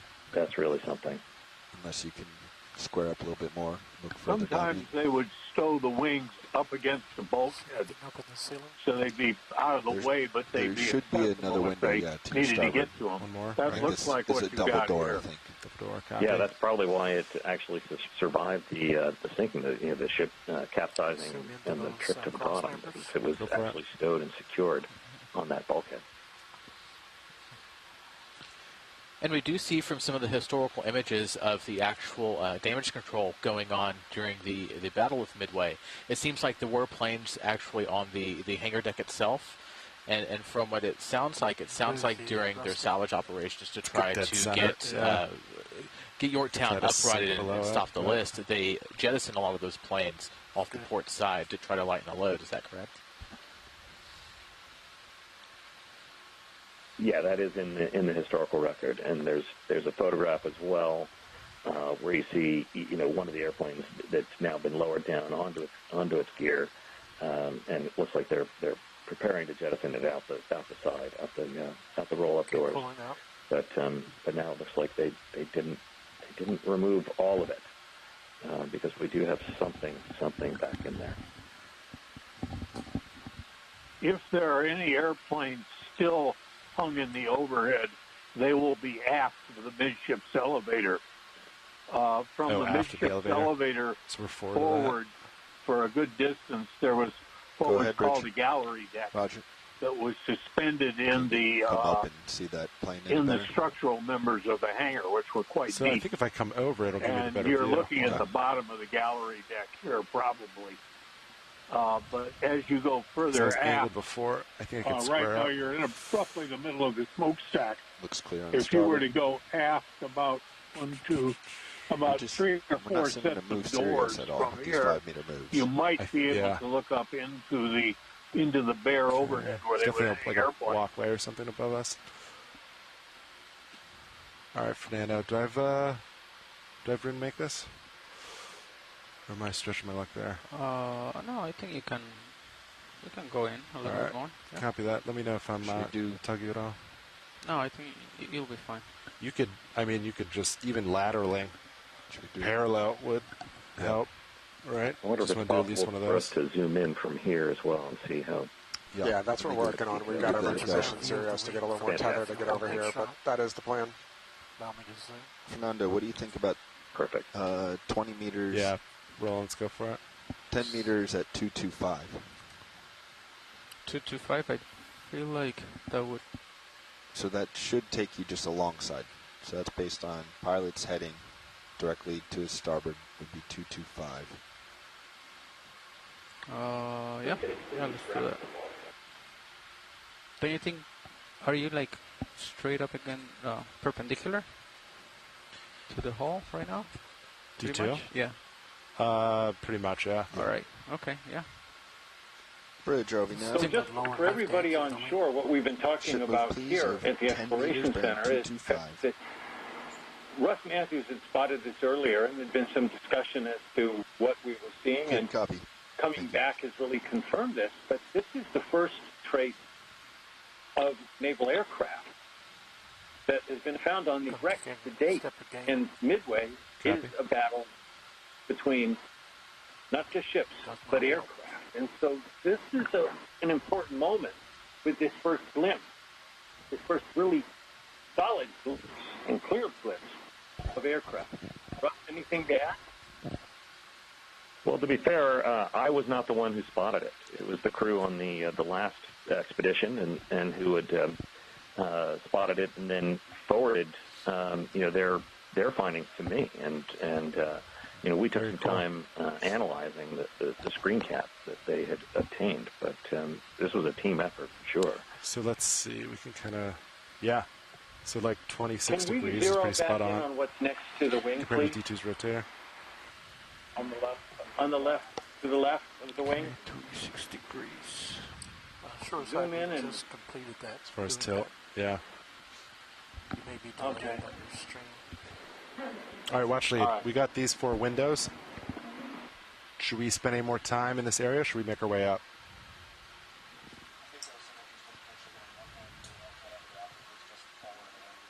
Oh, forward of the wing. Yeah, copy that.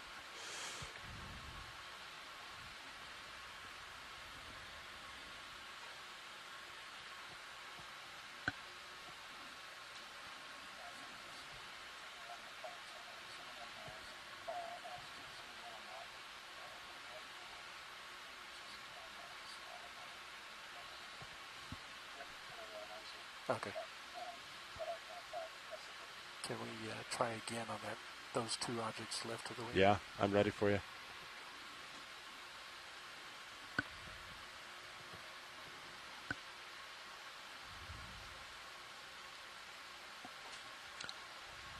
Looks like some kind of machinery to the left of that. I can't quite make out what that is next to the wing.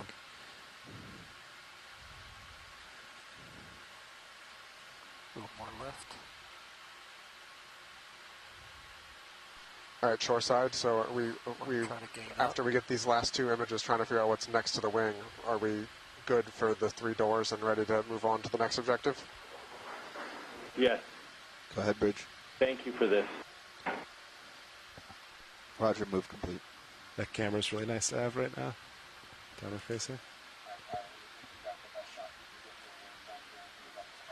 Yeah, sounds good. That's about as close as we can get if you look there. So I think that might be an engine cowling So with guys, the cooling what do you flap guys rather have? on the upper This side. camera looking at the front so you can see I was both just skids, thinking the exact same thing. or try to have the light towards the front and turning it on and off whenever we want it. Hold on, let me back You're up a getting little. looking at And then we can focus on right a little now. more. The wing looks like a TBD wing, although I can't be sure. I think and video the would probably cowling looks appreciate like a it could better well be setup a selfie TBD view cowling. as we're looking It at does this not stuff. look like the Copy. cowling of an SPD. So, Fernando, I'm going to back up a little. Yep. And so the propeller hub and everything would be on that bottom side coming out, so it's Yeah, sort of upside I think down. we're going to start making our way up. Copy.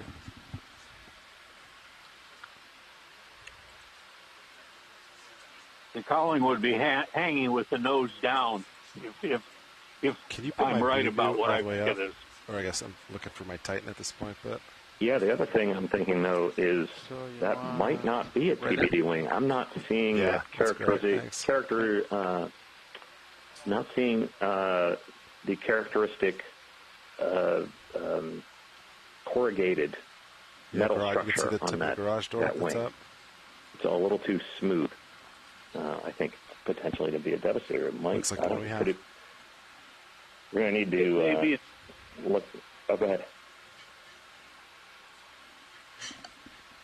It may be that you're just not getting enough brush shadowing to pick up that corrugation.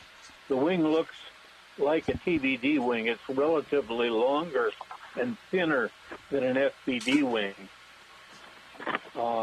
Yeah, the shape is right. It's just, I wasn't seeing that corrugation. Yeah, but it'd be like pictures of the moon where you don't see the features when the sun is right on them, but when the sun is cross-lighting them, you see them. I think that could be that you're just not seeing the corrugations because the light's coming right at them.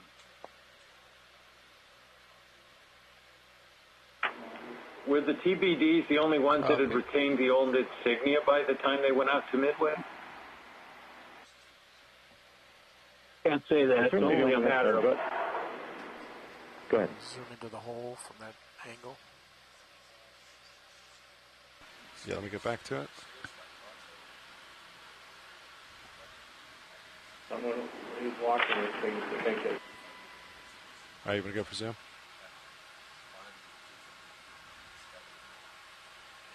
Not seeing too much. Frank says that somebody sent him a note asking whether it was a wildcat wing or thinking it's a wildcat wing. Tilt up and down.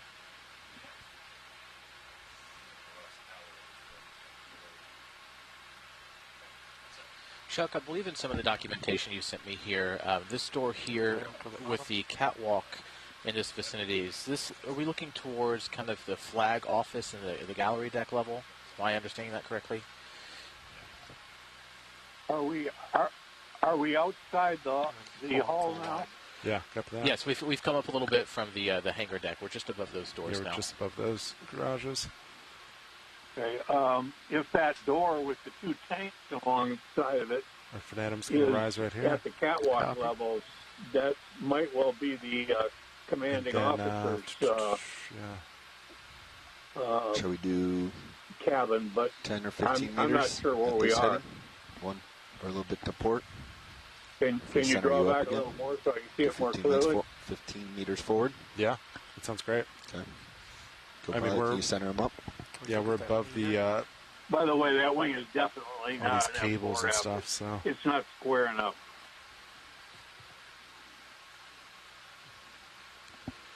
Right there. So we're looking forward here along the catwalk level that would have surrounded the flight deck here, allowing the crew to move around while plane and flight operations were occurring. You can see the damage both from the torpedo explosion that happened below and potentially some of the sinking event damage as it moved through the water column to the Ship bottom. move, please. 15 meters, bearing 140 degrees. If you move the camera down, there's a thin bit of catwalk walkway very close to that commanding officer. Good copy. Thank you, Rich. Cabin. Still have the top deck at the top of the screen. Good. Let me just get my drawing here. So for reference, Fernando, 5149, that's probably where the parasite is relative to the top edge. So that's going to be the high point of this. 5149, so don't go past... so right now you're... 5130 maybe? 5125. So if you stay 5139 or above, that gives you a 10-meter buffer.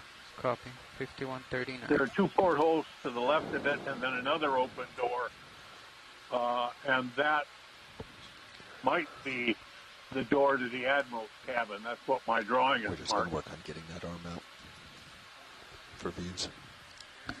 So we're just holding here as you're waiting for Sirius to move up and doing an inspection for entanglement hazards and checking the depth of the flight deck to make sure we know how deep it is before we move Sirius up over the wreck. But we're proceeding up onto the flight deck. It'll just be another couple minutes while Sirius moves and we check for entanglement hazards.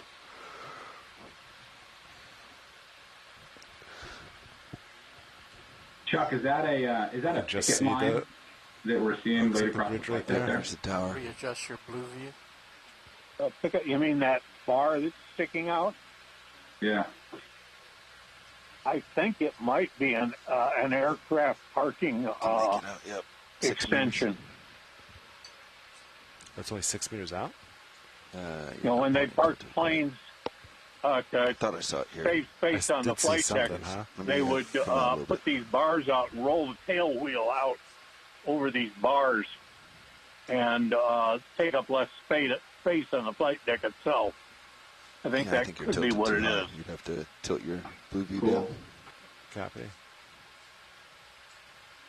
Oh, I guess, yeah, that angle is just so serious.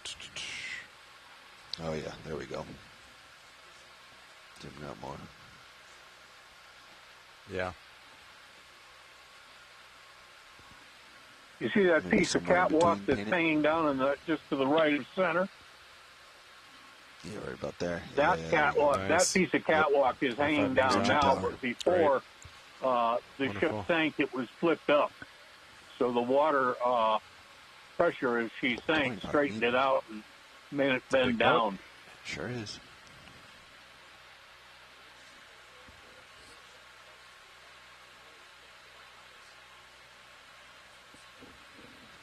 White? Is that what you said, Washley? Sure. Video you want to snap? White.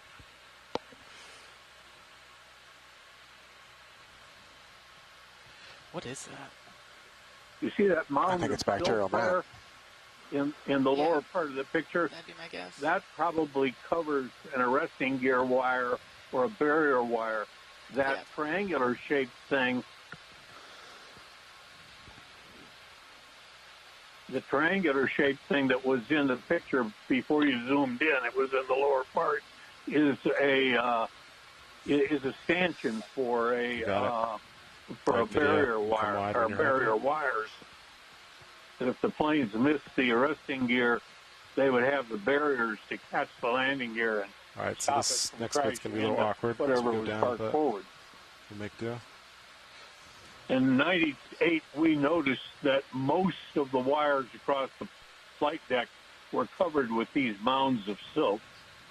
You see that triangular shaped thing? Yep. Yeah, that's a good observation. Hybrid, just being able to see kind of a little bit of the inner workings of how flight deck operations would occur here at Yorktown during Midway. From, but yeah. Move complete. We're starting to see the island here in the distance. I wonder if that's a corrosion product rather than silt.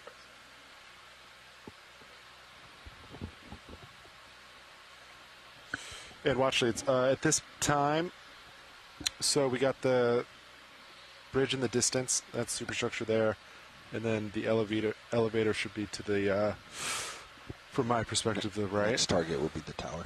Tower's next target? Okay. Yep. Does that look like pry fly to you? Inboard side, yeah. Elevator. What was that again? We can't quite tell where we're at the island. Does that look like pry fly? Have to right. I can't really see it clearly. You should be. Fly my camera down, I suppose. So Fernando, let me know if. So we're going to do a quick move here with the ROVs as we move closer across towards midships. Here as we head towards the starboard side and the island. And then our plan is to investigate a bit of the aft island before we head towards elevator number 2.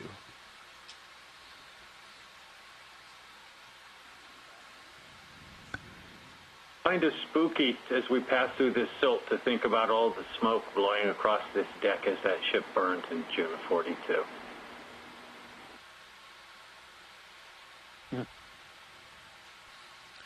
Absolutely. Is that the remain of wood I'm seeing here on the flight deck as we approach across it? Dead center. Video and snap. You can see the like some wood damage deck there. It looks like some of the Douglas fir decking. Oh, they're tie-down points and stuff. Yeah. Yeah. The expansion joint. Like. Yeah, that's about the right grain for Douglas fir. Yeah. Says the Pacific Northwest guy. The Department Library actually had the building specs for the Yorktown class carriers, and it does mark, does mention that Douglas fir was used on the flight deck. Well, that's why I couldn't go over that more. You can see the wood grain clearly, and then an aircraft tie-down strip right above it. Yeah, there we go. For those that listened in on the dive in 23, some of the Japanese folks that were on the line told us that their flight deck their carrier flight decks are made of cypress. Okay. We'll come wide.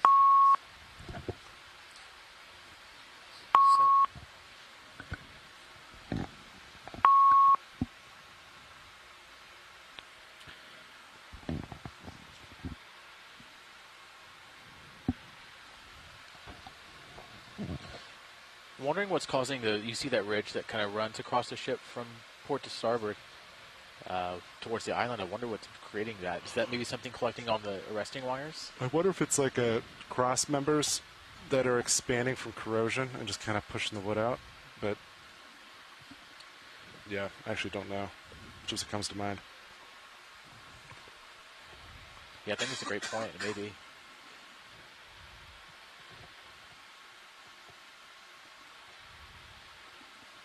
This is a really good example, as you see how still the water is down here with this fine-grained sediment that's suspended here in the video, and how it's not dissipating. Out here we have such low sedimentation rates and low disturbance. The fine-grained sediments really settle out here, and so the sediment is super fine, and when you disturb it, it hangs in the water for a long period of time. Yeah, and if you ever get the chance to touch deep sea mud, it's really clay-rich and thin. What was our last structure move? It was my heading, right? It was last move was 140. Copy that. 15 meters. Sure. Should we square serious up at this point? And oh yeah, you want to snap jelly?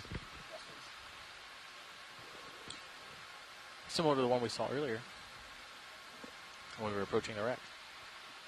Oh yeah, we got the ID on that. I'll pull it out from the chat.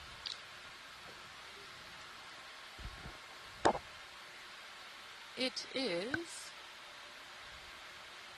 Chrysoda milse. It's a, oh my gosh, I don't think I could say this. It's a trachy medusa. Great.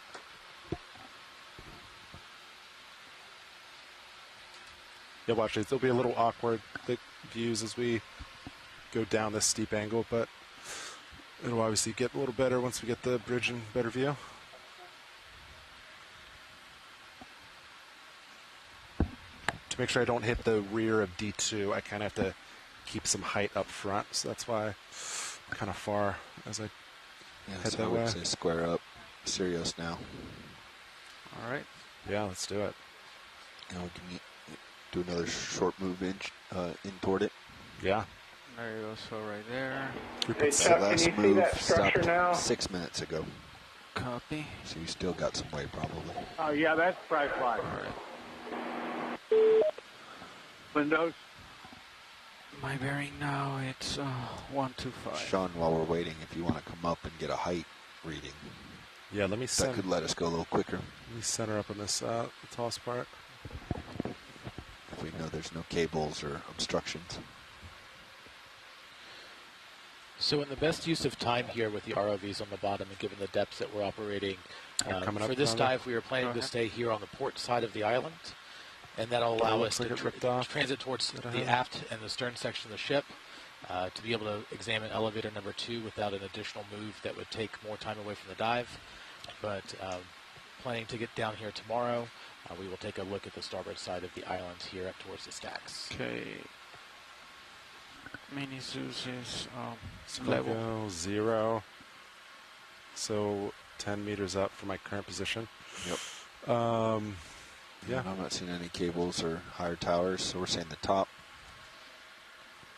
is about 10 meters from where I'm at now, but... What do you mean 10 meters? If I'm looking at my altitude. 10 meters higher? So D2 right now is 10 meters kind of from the edge of the highest most point of the deck. Oh, she's going it's slanting so down. you're at 5143 and it's above you a little bit, right? Yeah, copy that. Tall point. All right, Fernando, I'm going to come back down slow. Hold on, Sean. Can we get a measurement for that tall point? Sure. Yeah, you can just bring the rotator up to level. It's remarkable to see how well preserved so much of the ship is, despite the battle damage and despite descending 3.5 miles into the deep before impacting the bottom at calling the top greater than 20 knots. 44. Copy. All right.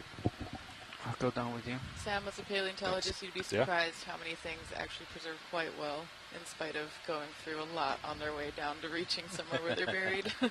Considering some of the samples we collected in earlier dives, It's been surprising at just what is preserved as far as the fragility of some things. Yeah, definitely. I mean, here we're below the carbonate compensation depth, so there's going to be very few carbonate preserved over the long term. At 5149.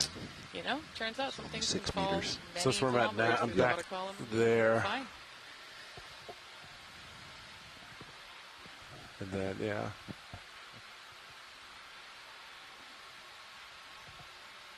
Yeah, the ridge that Sirius is coming toward was 5149. Do we think a lot of this plating would have come off during the sinking event? All right, co-pilot, you want to 5 meters? 10 meters?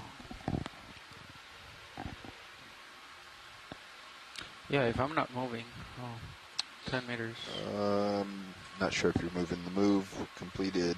Like 10 minutes ago, right? 9 minutes. Yeah, we can do 10 meter. 10 meters, he's at a full tether length. It's interesting seeing the transition between kind of the stack area aft and looking forward towards the bridge, and just the difference in paint preservation and the preservation on the surface of the steel. It's a pretty marked difference. So as I came up, you see more sediment. I have to lateral a little harder. It's not much, but there's a little more current. The area was burning intensely, and that's part of it. And Move, back please. in 23, as I recall, there was some discussion 125. as to whether or not the heat had also changed the metal to some Good extent, copy. leading to that. Yeah, in my screen looks strange because it's tilted. If you look at the side of the tripod, I feel like that should you be see the straight, paint is but then basically you look- intact. Yeah, You go it looks to the left about 20 feet, you see the paint is starting to get pretty buggered up. Rather to the right about 20 feet.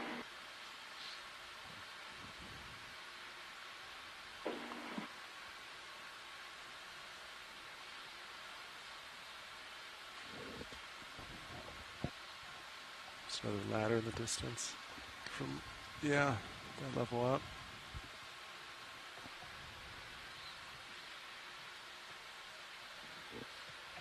Chuck, would you mind telling us a little bit about how some of the fires raging here in the vicinity of the stacks and within the stacks themselves, and the uptakes in the stacks themselves, how they would have kind of influenced what ended up eventually happening to Yorktown during the battle as far as its loss of propulsion and other things? Well, the bomb that hit, exploded down below the hangar deck. It went through the flight deck roughly about where we are and straight down, maybe 5-10 feet from the island, and then went down and exploded below, penetrated the hangar deck and exploded and set fires in the uptakes that passed through that area, and shut down the machine, the boilers, and started fires that smoked out this whole area, and also shut down all the boilers. And so once they got the fire out, they were able to get some of the boilers going again. And then the aerial torpedoes came along and shut down some of them. It was a design feature of these ships that the 6 forward boilers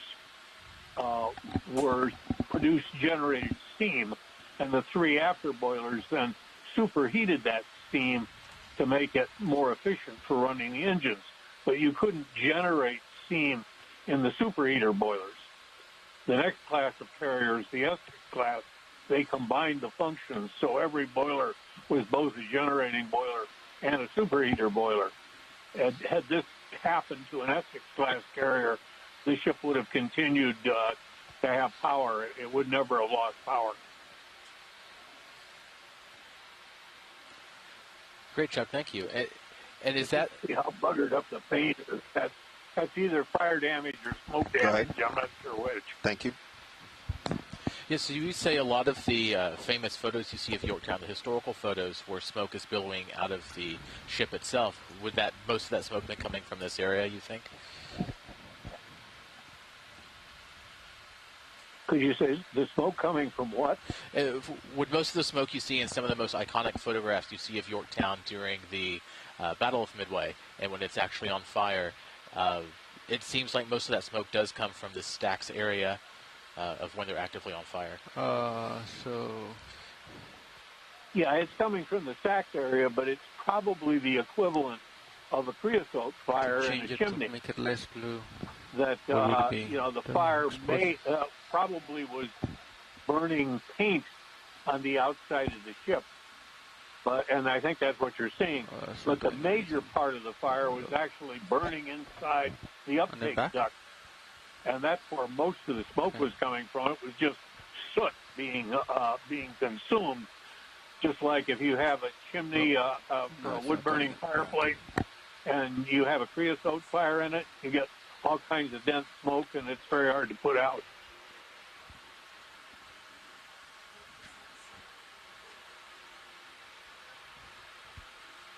But you can see that little booth that's right in the center. That was a signalman's booth, and you can see that the plating there is also pretty butchered up. So that whatever the heat problem was, it got into that too. Yeah, I was trying. Yeah, for kind of like these two come in center. Oh, okay, understood. Further forward than that. Something I think that's the ones down there to recall is that understood. I see it. The damage that we're talking about from the dive bombing attack. Do you want to do these fires that knocked out the propulsion of the ship and left her essentially burning and dead in the water. I'm going to stretch out a little bit. Let me know. In the interval before the torpedo bombers arrived, the crew of Yorktown had managed to contain those fires to restore the boilers and propulsion and work the ship back up to something like 20 knots. So Captain Buckmaster broke out an enormous battle flag so that when the Japanese torpedo bombers arrived on the scene, they thought they were attacking a different ship. 10, right? Hold that. They thought that they had actually, the dive bombers had left her, this American carrier, burning and sinking, and now they had arrived and found another American carrier and had then put torpedoes into her. Do you want us to take some time and move Sirius that way to get further? Leveled the playing field. Or is this kind of where you're okay? I'm kind of at the edge right now. Yorktown absorbed really all of the punishment. Okay. Except for, ultimately copy that now? Copy. Great. But yeah, she was incredibly tough. And this was after... we're going to head to the port side there.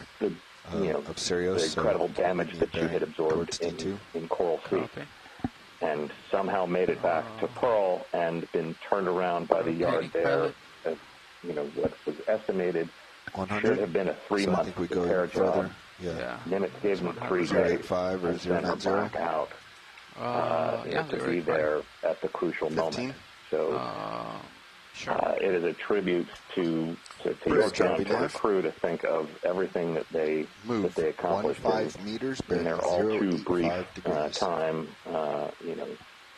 In the on the front lines, but they made good copy. They made an incredible difference in every fight that they were in and in the conduct of the entire war. So, guys, which direction are we going to be heading in now? There is an interest in moving towards the island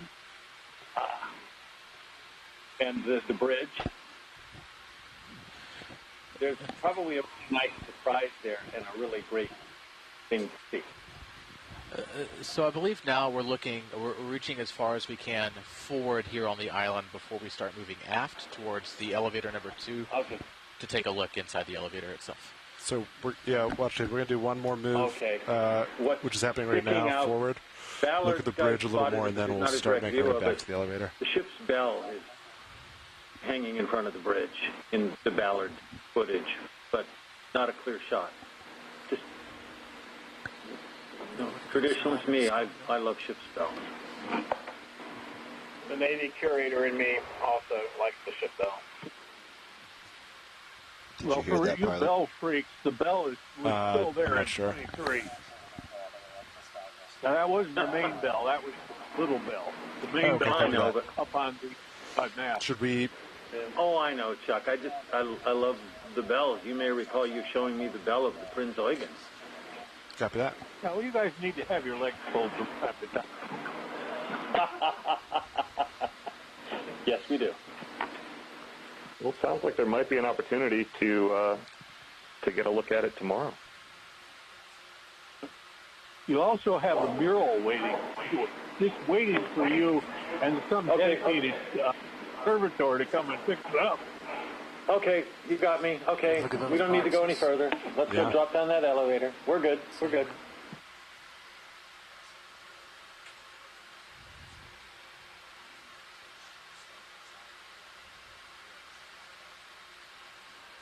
Okay, understood. I mean, look at the beautiful condition of that paint. That paint has been down there for, 80 years? 80 years. 83 years. And look at it. One thing to note here that's kind of taking up the upper right part of the screen is this thick cable. Do we think this cable would be one of the arresting cables, or would it be one of the tow cables coming from the fleet tug that was towing Yorktown before it was hit again? I think that's the towing cable. It comes up from down. It passes over the forward 1.1 Yeah, inch copy gun. that. Video, you can do We didn't see where it went from before well, actually, that. that's about as far as I can get forward right now. That cable would have been running through the fairleads in the very We have to extreme move bow, on. and could easily have come back and then wrapped around. It wraps around the boot Too bad here, that door's not open a little more high. and then goes up somewhere around the gun director. And I suspect it's the towing cable. I would concur. It's much too heavy to be a retrofit cable. So what is this space we're looking at here inboard on the island? That's the primary flight control. That's where they would have run the air operations from. Oh, the rotary wheel? Whatever that is, yeah. If you look right in the center, there's something there that almost looks like a telephone handset. Tilt up.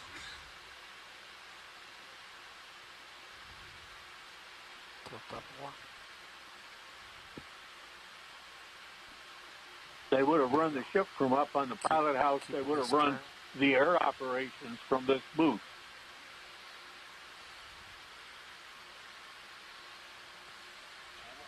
Pull it out slowly to reveal the next one. Let me come aft a little, and let me see how far I can get. Look at the gear on that crank-up window. You see the gear there in the left center? So the windows could be cranked open.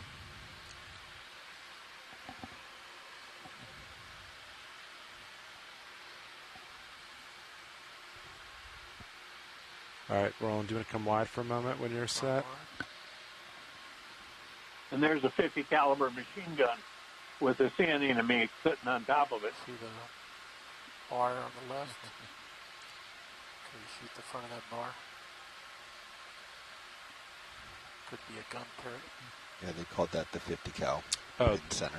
Off to the left there, would that be one of, is that a gun director or the radar? Yeah, sure. You want to snap it? See the very front. Off to the left, just passing out of view. Yes, just out of view. Tilt up. That's a 50 caliber machine gun.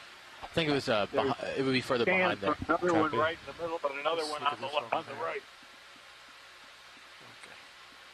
Okay. Beyond it is the Mark 33 director, which is thoroughly messed up. Is that what they're referencing? Copy.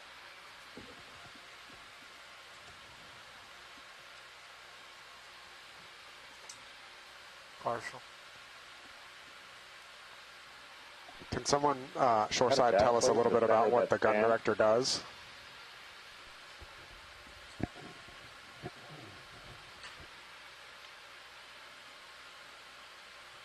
Was that directed to me?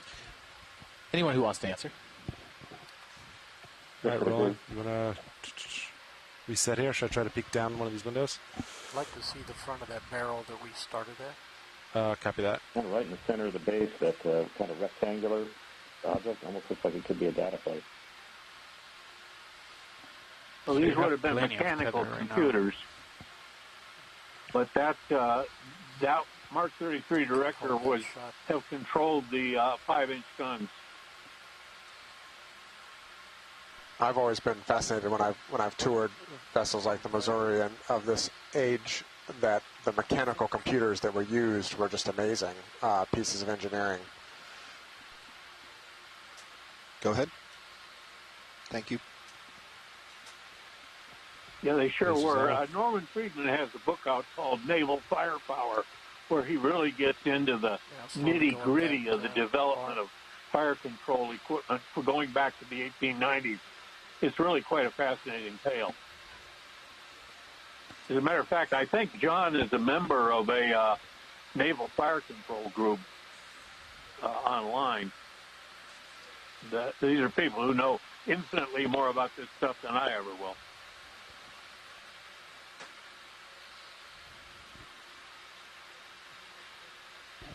Slow down. All right, any other objectives up here that we want to see before we start heading back towards the number 2 elevator? And hold there. And like Sam said earlier, we'll get the starboard side and the bridge tomorrow's dive. All right, thank you. Door back there.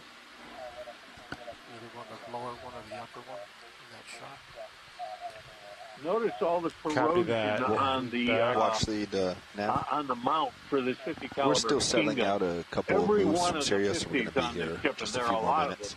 Has this massive corrosion. I have no idea what kind of metal it is, but it certainly deteriorated in a big way. Tilt down. As opposed to the gun, which is steel and is in pretty good shape.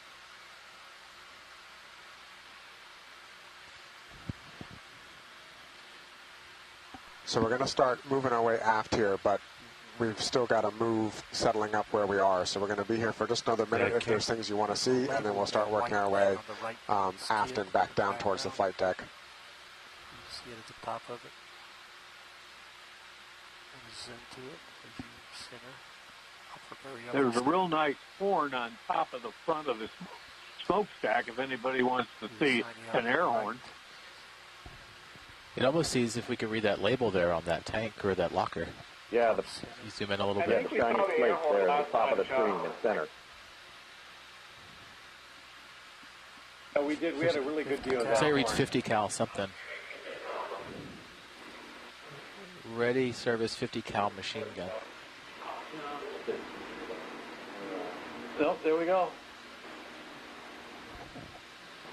Great shot, Ready video. service 50 cal machine gun. Better if I center that. Yes. It's a beautiful shot. All right, video, we'll let it go. Can you read it?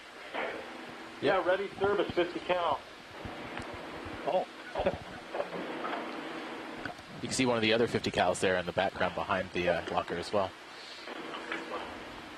All right, let me take one last peek forward and then other guns head back. on the other side of the So I'm settling down. You have to there. If I was you, I would go as far as you can. Yeah, copy. Oh man, and then come back and then we'll start to move that way. Nav concurs. I also concur. Short side, don't forget to look at Stream 2 every now and again. We've got amazing views from Sirius. Much wider view. I can come down a little bit. They're going to want to be going for the elevator next. Co-pilot, what do you think about 5 more meters towards the tower, the island? He might be pretty good. Well, I guess until we get to the elevator. You want to look inside those windows? Yeah, I don't think 5 meters will put me too close. Yeah, I think maybe 5 meters, kind of off to your starboard a little bit. Maybe that 125 again. Almost looks like it. That would bring me right up against. Yeah, sure. 5 meters. Just short 5 meters. Yeah, should be good. How far when he was like over the edge of the hull? Still see the How yellow far paint. was the? It was hard to get a measurement with the slope, but I think we saw the tower like 20 meters out. We were just talking about here amongst ourselves is Bridge, are we whether nav? it's through an ROV and this kind of ship clarity, move, short or one, please. for those 5 of us who've been in meters at submersibles 125. down there. I mean, I'll never forget the first time on Titan. Titanic and sitting in that sub and looking through that porthole, and Jerry, you do as well. And here again, you can almost see these people. You get this sense of time that it certainly passed, but in some ways stands still. And you know that you could practically walk through that door, touch that handle. Something engineering. Yeah, that angle's throwing me off a little. Wow. Range in your multi-beam. Well, that's I guess it's the angle between, right beneath my toes. Throws me off in that view. Okay, pulling out.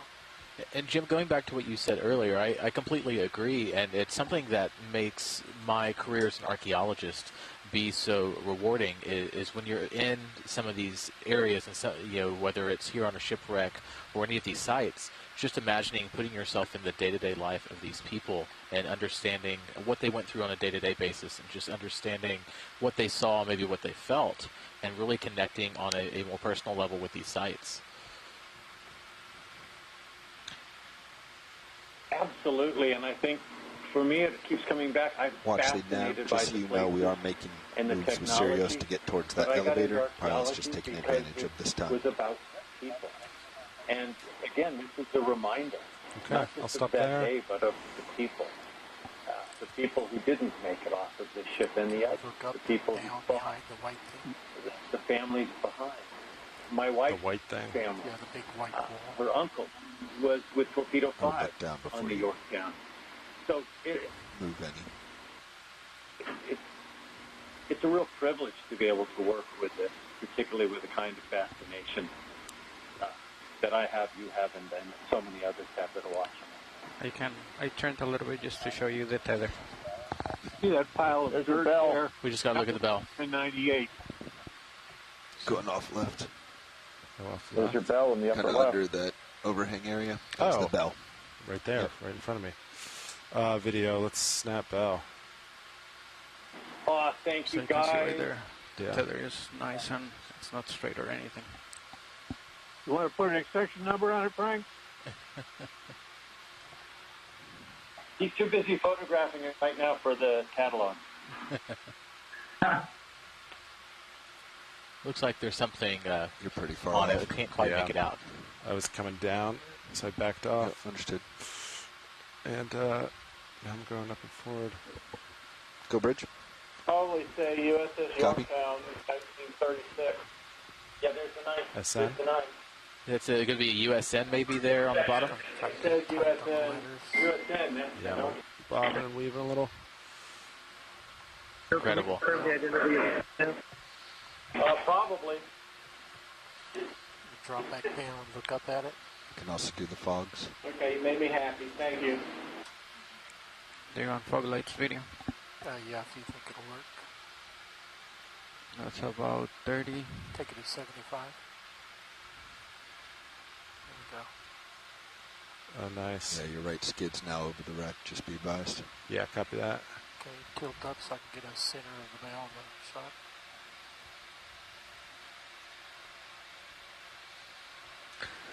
Looks like 9N.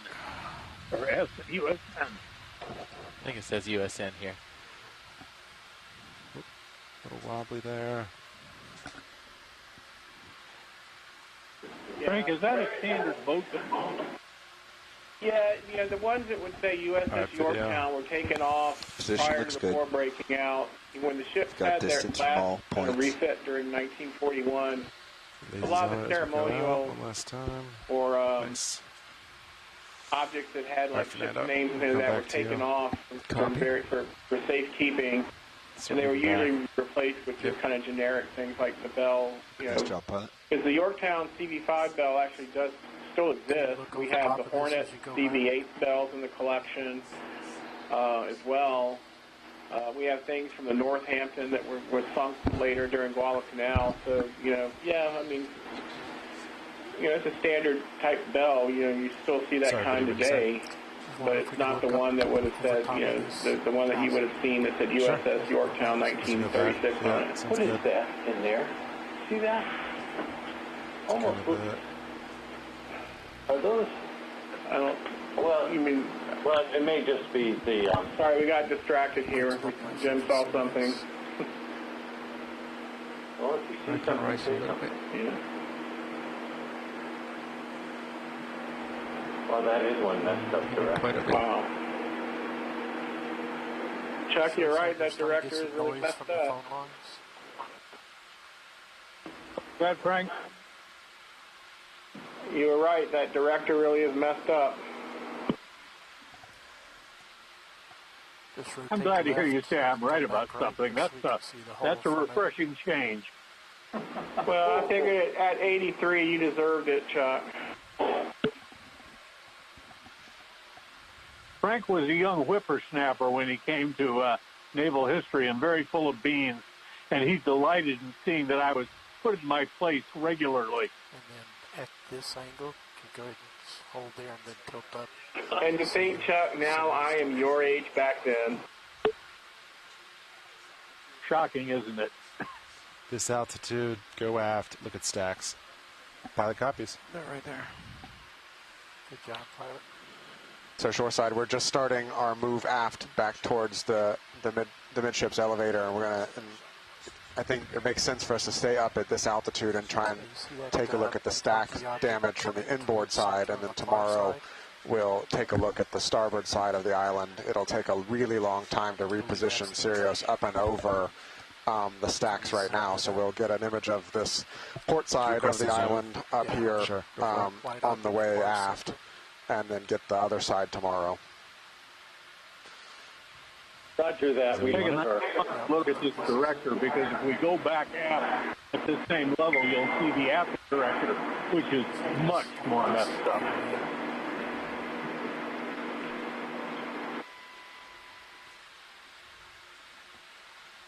All right, now, so we want to request from Launch Fleet maintain this altitude, move aft, look at the stacks from this altitude. Understood. Chuck, is that where the tripod leg would have been?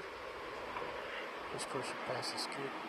Right in the middle of all that wire that you see beyond the 50 caliber, there should be a round. Yeah, we're seeing them. Yeah, I can see two of them, Chuck. The extreme right is the starboard side after leg base, and in front and down would be the front leg, and then you'll see the other leg over here. It's behind that other machine. But the front leg is in the midst of all that sort of bent up wire there, just to the left of the 50 caliber machine gun ready service locker. Right. See there, now you can see the side leg. These things were these things gravity seated? Because when we looked at Nevada, the tripod was there, and it looked like it had just simply fallen out. And looking at how clean those are, would they just have set them in with a crane, and when the ship goes over, they just fall off? Okay, so here or we're would they, going for these stacks. It doesn't really make sense for them to weld them, does it? Okay, as you come close, I'll rotate to keep you in view. We want to come up and over these, watch lead. Just alongside. You got it? Very nice. Good view of the siren there. Okay, my heading right now is perpendicular 125, perpendicular to the Vessel Chuck. how you guys call it? Yep. To the island, to the tower. There you go, the island.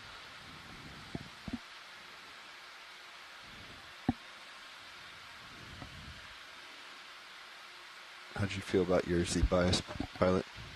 I thought it was pretty good. Neutral, or did you have it a little heavy? I had it about neutral. Okay. As you come up and down, that we can adjust, but I think around there was pretty good for me. Yep. Roger. Here comes your horn.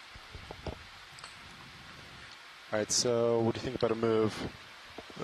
Yeah. Last one was 5 meters, 125. It's amazing to see how much different the preservation is just here. parallel. As you get close, like you see 220. out here on this little kind of walkway, walkway, start at 10. You go to near that? the end of the ladder well, Yeah, compared to 225, I think, was our estimate of line of the ship. 220 is fine. Yeah, Right the apparent fire damage here and the difference in the texture is pretty amazing too. Coming up a little bit to see on top. Now look at the lower platform. Look at how clean the paint is around the edge of the lower platform. I'll do compared to the steel on the side of the stack.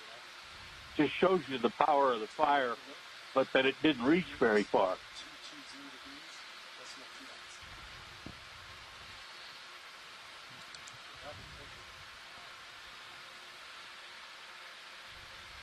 And this is where the dive began in 2023, coming full circle. Glad we took that nozzle off. And it came straight in from the I was doing a lot of just behind, just to the right of this area, and they left in almost the same place. Not hearing any requests to go further, so let's come back down.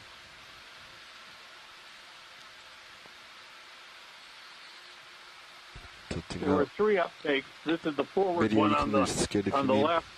The middle one is on the right, and the after one, the stack structure around that is disintegrated, but the uptake duct is still there. Fogs are still on. There was 1 uptake for each set of boiler rooms. Fogs down. Coming down. And there were 6 boilers total, right, Chuck? Again? All right, I got the There were 6 right total boilers, right? Look inside of those 2 holes. 9 total boilers. I got a safety There were 3 check. forward going across the ship, each in its own boiler room. 3 in the middle going across the ship, each in its own boiler room. And then 3 superheater boilers in the back, each in its own boiler room going across the ship. Got it. Thanks. Rotate left. Getting the top of this first. It's all washed out. The white on the right. Yeah. Biologists, any idea what this may be growing on the exterior of the paint in these fire damaged areas? I mean, these are primarily sometimes I don't think we're going to get anything in there. I think this is the white fluffy stuff isn't biology. I think it's some kind of corrosion, fire, some kind of mix between heat and paint. There were some sponges in the bridge and air ops that I saw in there, but I haven't seen anything here but the anemones that I was sure were Say again, macrofauna. you were quiet in there. I've been noting too. Upper left, there's a gray box. The sediment, there's a lot of what seems to be agglutinators or things that are kind of sticking the sediment together. So I think we'll be seeing a lot of the encrusters in this site, and those tube anemones are everywhere. It's kind of wild how abundant they are. Plate on the top one. And they love the inside of the ship. Yeah, they're certainly happy to make Yorktown home. They are. Looks like these are juveniles or smaller ones. Still locked. Do you think all that sort of raggedy stuff on the side of the paint is actually life? No, I don't. I think most of it's some kind of look at the lower product of the fire, right? Yeah. It certainly changed the chemical composition, I guess, with the heat and everything else. It reacts in a different way, or it breaks down faster. Eventually, we're seeing an accelerated form of decomposition due to the heat versus other areas of paint we've seen so far on the wreck. There's a couple tube worms here. They're also kind of all over. We saw them hanging from the lines earlier when we were closer towards the bow side of the island. I guess it's just those coming back up. Is that a padlock? Can't quite tell. It looks like it's got communications equipment coming in and out of it, right? That's what it looks like to me, some kind of junction box.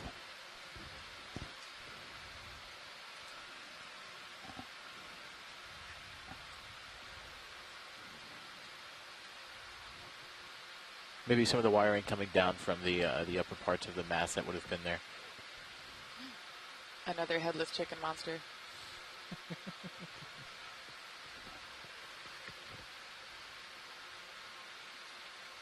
That was that flying sea cucumber, the holothurian. Can lose the skids. Sarah, hopefully we can say that many more times this dive. I agree. I think that might be one of my favorite common names that we've been saying so far, and there's been a few really good ones. But that one might take the cake. Are we seeing another 50 cal gun mount in front of us, given the corrosion pattern and kind of that pedestal shape? Maybe the gun laying behind it. These are searchlight platforms here. Gonna tilt up for the stack. There's That's the remains stack of a searchlight there.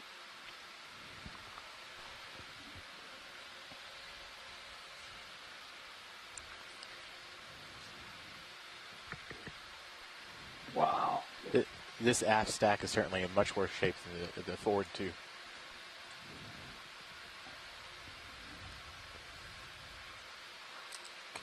Lower right, the stairs going through the mount. Can you get that tight? There's stairs I think we'll save that. There. Well, you can go in, yeah, you can go in tight, but we'll save that no for tomorrow, idea why I think, the as far as getting closer. Is so messed up because the fires never really got into the superheater boiler. Yeah, looks like gunner mount. See, there's the duct for the uptake for the superheater boilers. I think I could safely do another 10 meters that way. Do we think, we saw how tangled up that tow cable was up in kind of the bridge time. superstructure. Do we think during the sinking process and the capsizing that tow cable could have wrapped around and cut certain things away or kind of pulled through certain things to create some of this damage we're seeing? Hold it then. Who knows? When we found Canberra in Iron Bottom Sound in 1992, there was an enormous chain draped along the side at the main deck level, stretching from the bow all the way back to beyond amidships. And I talked to a fellow who had been a crew member of one of the ships that took the people off the Canberra. He was a river pilot down in New Orleans. Lasers coming off. And was very experienced mariner. And I made that suggestion to him and said, maybe they were trying to rig the ship for towing. He said, do you have any idea how heavy that is? You know, he knew from experience that they weren't going to be moving that chain by hand. But you never know. If that chain just got loose and whipped around and draped over the ship, you just don't know. There is the after director. You see, totally gone it is.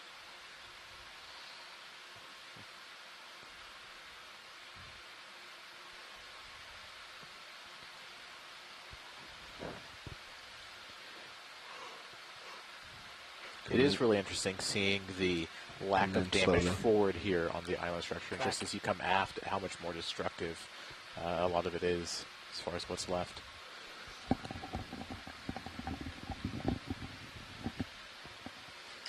Hey, look at those cables, and I think you might have some. You might have done something there. The cables might have whipped around and broken stuff up.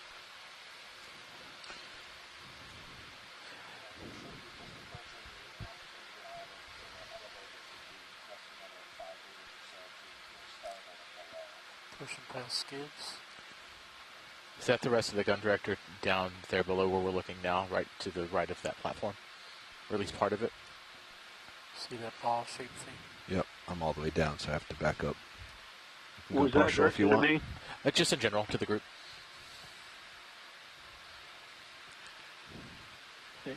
Look at all those wires coming out. Yep.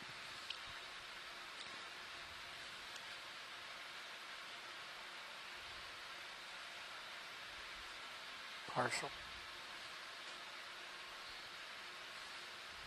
Yeah, I think that's the view. Let's come out. Because we're going to start coming down the aft end of this tower, looking for the elevator. Can you turn towards me and kind of let me know? You can see there where that piece of steel looks I like it's just been ripped and warped by something, whether it's been the to fire, the or island? cable, or any other kind of destructive damage or a sinking event. It's just all torn out. So if I look at my monitor straight down, I can come back towards you. That locker in. Yeah, maybe. Yeah, before we do many more moves. He says that the elevator should be somewhere around there, not that far. There you go. So I'm gonna rotate down. Looks like a W there on that the doorway.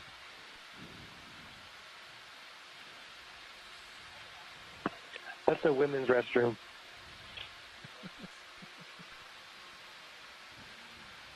What do you need, co-pilot? Do you want me to turn and spot you next to the ship, or? Let me rotate down. Okay. So we're going to be just doing a little tether management here and getting ready to come down and approach the elevator.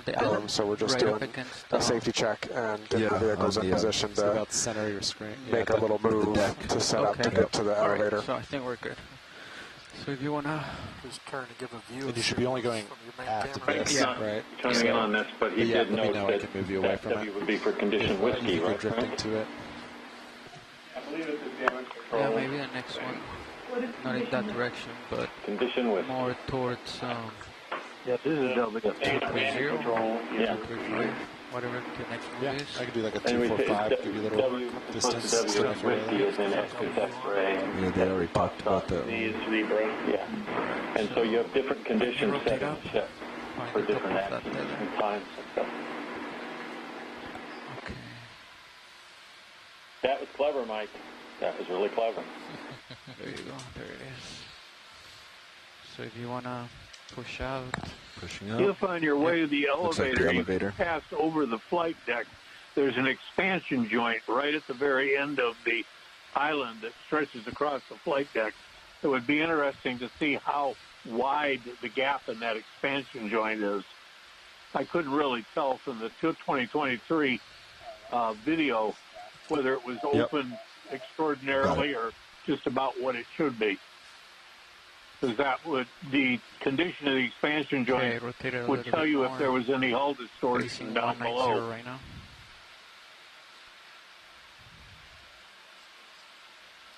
Lasers on.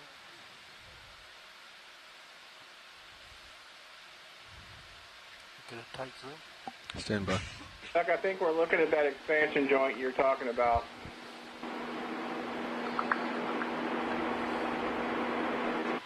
So the lasers are 10 centimeters apart.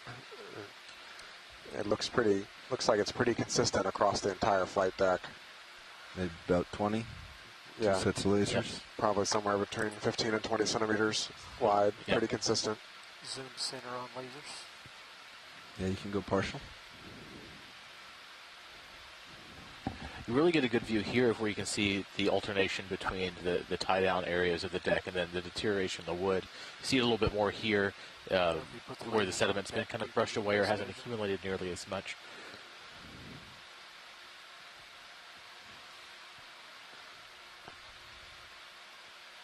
Yeah, that's an excellent view of the expansion joint. As you suggested, Roland, here comes the lasers. Just on the left side. There's lasers for scale. So yeah, maybe 20. 2 sets of lasers. Yeah. I think you're right, Bobby. About 20 centimeters.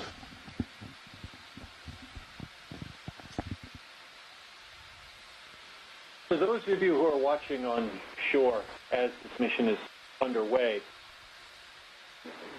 a number of the things that we often look for on these come back to questions that may not have necessarily made it into historical documentation. So we did 20. We can look at last one I did 5 minutes ago. Reports, so at this point, I could do of course, probably a little bit of swing left. Create record. And through those photographs, but I think through those action reports, the damage 10 reports, meters at 225. a certain amount of detail emerges. Sirius is kind of passing the after the tower now, so. Particularly when we have an opportunity with the clarity of water. Well, I guess I should say at the end of the last move, you should be kind of passing it as soon as you finish that swing. And in particular, there are times when but I guess it depends where you want to play Sirius for the. When we come to port, we'll see the elevator. Potentially, some of these areas did not live to tell that story. And so that's part of why we do this exploration. This is what we do. You can see it in the shadows better than on my screen. As curators of historic sites, places, and ships, or as archaeologists. So Sirius looking at 200. We are, in our own way, should we do one more move at 225? Parallel? That'll put Sirius. But keep our distance away from the tower. Yep. What do you think? Yeah, sounds good. All right, I'll do another 10. Copy. Let's do it. Yep. And you look at the complexity of this and think of all the skills it took to not just make it, but to operate it. It's really pretty mind-boggling.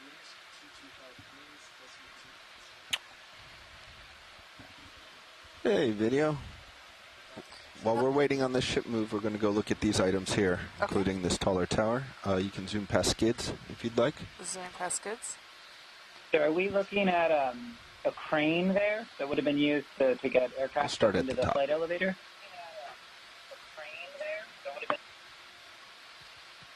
So there's the elevator.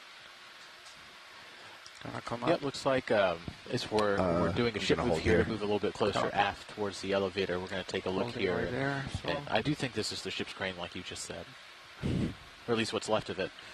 That mirror, I can see the mural now.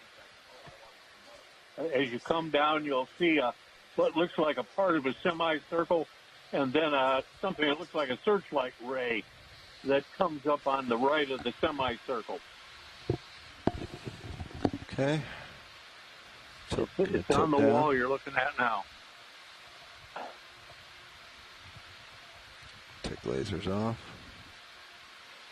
All right, this is aimed all the way down. On that 1.1-inch machine gun mount was where a great many people were killed when the bomb hit the flight deck, which is only a matter of 30 or 40 feet to the right.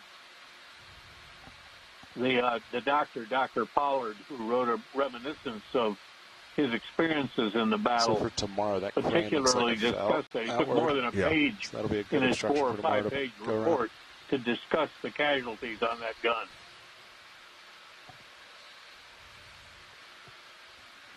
That's a particularly moving historical account, Chuck. Yeah, it's graphic, but it's incredibly powerful to feel through words what sadly many had to see on that day. Doesn't look like I can quite get there. You can go partial. I think this is as close as I can get for now. See the boom of the crane going off into the distance. That is lying on top of the number 3 1.1-inch mount. The number 4 is the one that I was just talking about. But both of those guns had people killed and injured when that bomb hit, as well as 50 caliber machine guns that were off further to the right.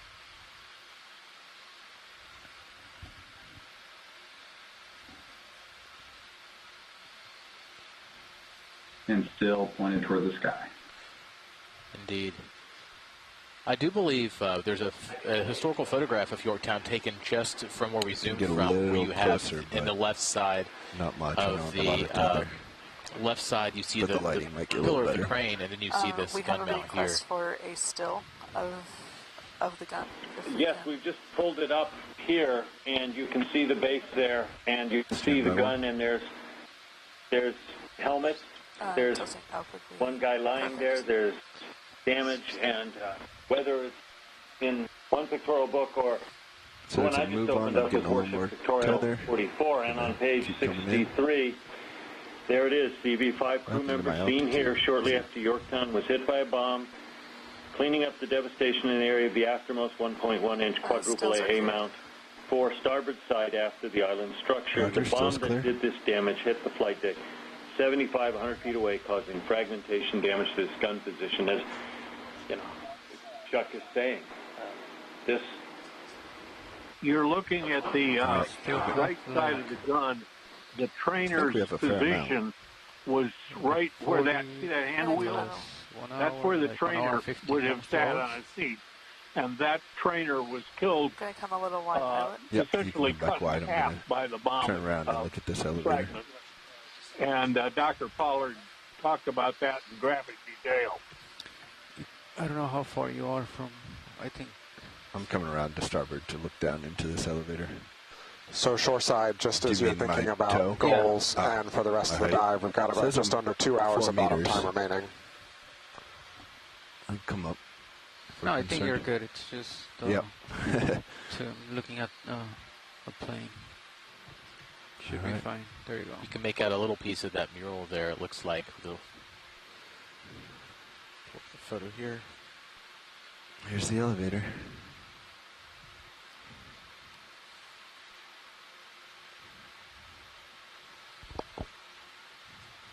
We could swing Sirius to the opposite side, so then the Sirius's back wouldn't have anything to it. Yeah, I think right we at should. The towers to the side. Yeah, I would try to get Sirius right over the top right now. Right over the top? If we're going to try to go down in. So if we do another 10, I think that should be roughly there. You still really haven't felt the last move. I mean, I'm still moving. Yeah. Because I no longer see the island. Yeah. So I'm slowly moving. That was 220? 225. We do still, one objective is to still get to the stern to look for that gun, so you right, should still Jim? move, I would expect, 10 meters, which should put you pretty close to it. Probably like somewhere around here. Yeah, that is so it correct. should put you probably... Okay, now we I just saw the mural. I saw the side of the semicircle and the ray of the searchlight. It passed to the left as we rotated toward the right. It really isn't a bad spot. It's so on the other wall. From the tower. We're looking to starboard or to port. But if we move you that far enough you won't have to worry about I believe the tower. we're just getting in position here with the ship move and getting Sirius a little bit more over the top of this, then we should be able to rotate and take a better look. How about another 10? If we overshoot a little bit. Shoreside, just looking at the actual image, we see the whole wide. thing. Usually the pictures only show part of it. Right at the corner of that I'm curious, elevator. shoreside, while they're getting Sirius in place to get us to look at the mural. These white mounds so even that if you are do 176, I'm not going to get perpendicular any running closer to approach the island. that we've seen a couple of those. Any idea what those are? Should we do a move at 200?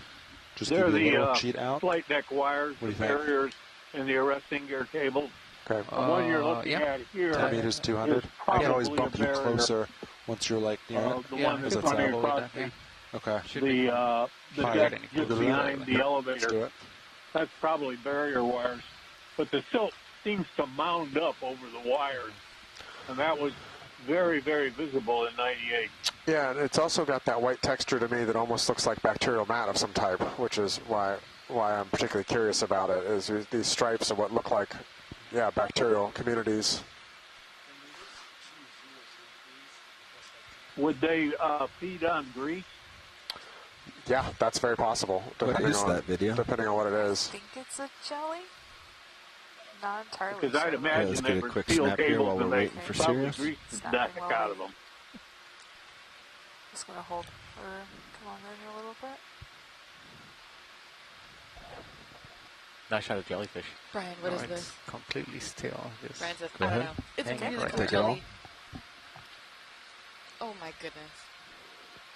I will defer to George and Dougal. Yeah. I think they might have just left the chat, so. Oh, wow. But it's quite pretty. It's got a very different structure than kind of what you think of a classic jellyfish having those kind of two, almost three different concentric rings on it. Yeah. Oh my gosh. Oh, George says it's Atola. Very cool. I'm going to look it up. I think this is a good point to just as a reminder that not only we are exploring this where humans used to live, but how it's just this different environment now for all the secreters that live here now at 5,000 meters that make this their home now. Yeah, I mean, for me, that's one of the more beautiful things about looking at, this close to them. I guess you'd call it reclaimed human spaces is just seeing how quickly life flourishes, even in places that can be Sure is. sites of extreme devastation. And We're this is almost called looking down a on it. crown jelly, an atolla jellyfish. I'm just going to keep using my tilt Oh, until I have no more. Come out a little bit. I It got looks no more. like it might be Oh, a no, I do have a jellyfish little bit that is more. not yet described. So this is potentially a new species of jellyfish, making the Yorktown Let's a get home. fogs up a little bit if you're ready, because we're losing the Are we light. bothering it? Is that why it's moving, or, Okay, so or is it just doing what it does? I think the jellyfish is There we just go, living hold its there, life yep. and doing what it does. Just 15. We're probably not bothering it too much. We might actually be kicking up some food particles for it, so it might be happy. Gonna come out just a little bit. Yeah, keep it I'm more in full frame. tilt, so I can't get any more.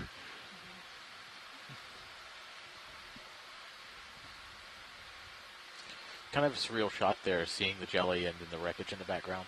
Oh, Yeah, wow. that's awesome right there. That belongs in a science magazine. This is great footage that's going to be super helpful for the folks who will probably be working on this species in the future. Still very close. How's my left Just side? Look hanging out. okay?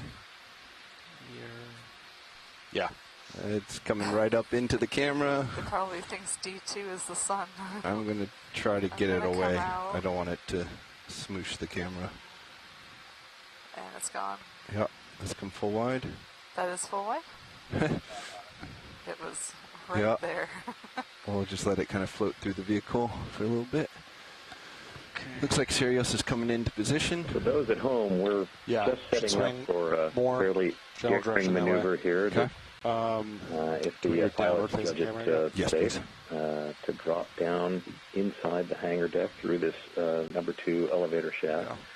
Hopefully that'll give us another perspective on the I'm going to come down a little bit. wreckage I'm that going we've to wait already till you guys seen get inside closer to the come all the hangar, way down, but and perhaps a chance to can look start for coming more, down a little. as well as they Sirius have should keep moving. heard There he the team goes. talking about a mural. There is a painted We're just gonna mural float here, let known the to be on the jelly get starboard side clear of the the vehicle. elevator shaft, and that we have only seen in part, like a partial image of it in photograph, where it seems to depict a version of the silhouette of the ship There it with is, the clearing out searchlight from the coming vehicle. out, Give it just a illuminating second. a V flight of 3 aircraft, and then some kind of semicircular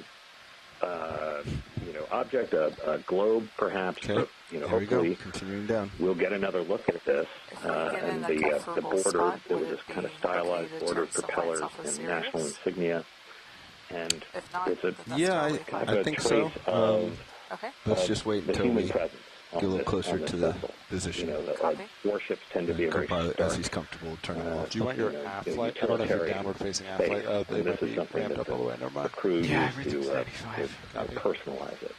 So this is going to be And then the mural something new for all of should us. be to the starboard, so to your left. Yeah.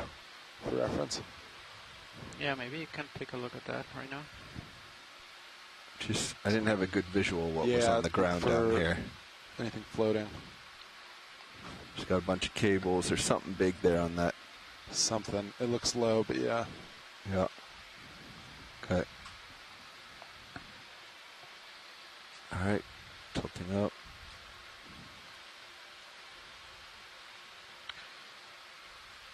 Okay, let's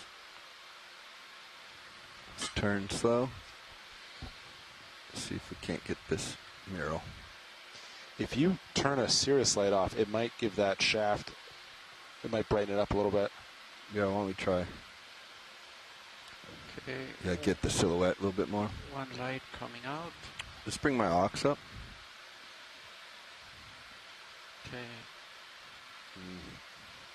Doesn't buy you much, huh? No, I thought it might light up from underneath. All right, And coming there may forward. be a shot, Yeah, right? that's Rush, just blood. if you Yeah. look after, But there if may you do be one more Sirius spare light off aircraft and run in with this one. section. Chuck, you may have mentioned that as well. Is that too much now? That's nice. And you can Ooh, also see there we more go. over the Perfect. bottom. That's mural excellent. starting to come This into view photo here. answers the question That's Oh, what I you can needed to the see. mural in whether the Sirius. elevator platforms pilot. had Nice work. blown out Yeah, of the there's ship In the mural. or Let's use the or skids, it's still please. there. It looks like there's Can we still use the globe. skids? I can perfectly see There we the go. mural. Yeah. Wow, that's a great shot, guys. Oh, such good piloting. Thank you. Tilting folks. down. You're good. Look at that. Bravo Zulu, guys. Well done. Excellent, thank you. Co-pilot, can I do a partial zoom on Sirius? And this is all made possible by the outstanding flying of the GFOE team here. Coming in slowly on Sirius. Absolutely. Well done. I'll rotate a little bit. Okay. Right there. I wonder what's in the center bottom. Then rotate down. There you go. Thank you. So we'll keep going with the overview, and then I think we'll zoom on that bottom center. This is the first time we're seeing this whole image. This is history in the making. Right on my monitor. Yeah, this is really a chicken skin moment. What was that workshop? Repeat? R3. That's really incredible. I think you get a conservator out here. Put up oh, yeah, wow. let's bring it up. The thing at the bottom looks like maybe a compass rose.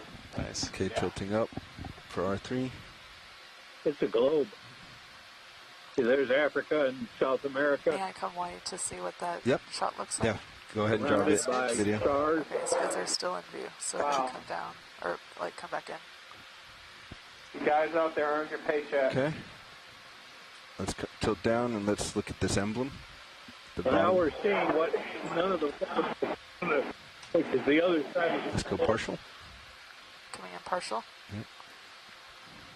I am absolutely flabbergasted by the state of preservation of this. Absolutely. You see all the detail. Yeah, I wouldn't take it as you want.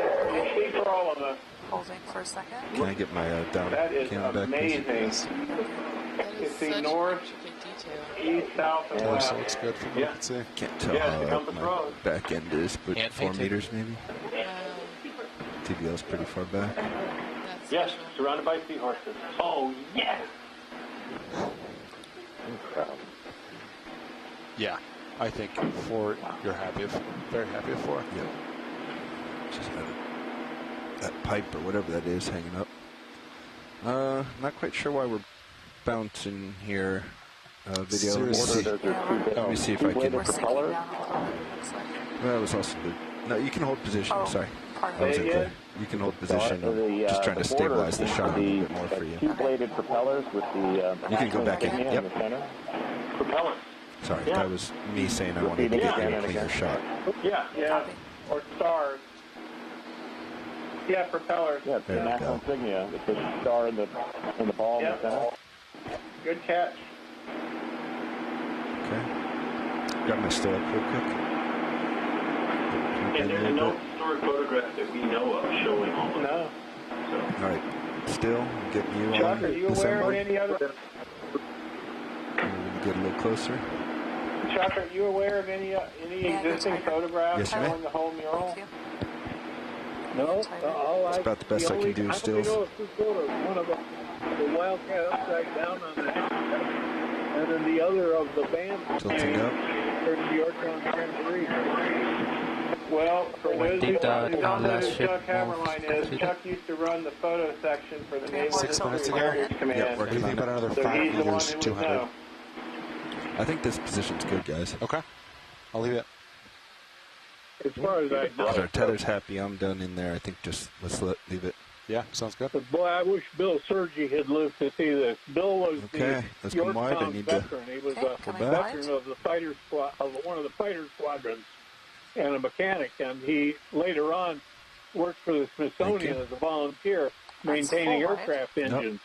That's about as close as I could came get. out with us in '98, and All right, we're going to tilt up. Really We're going to look elsewhere around for the here. whole operation.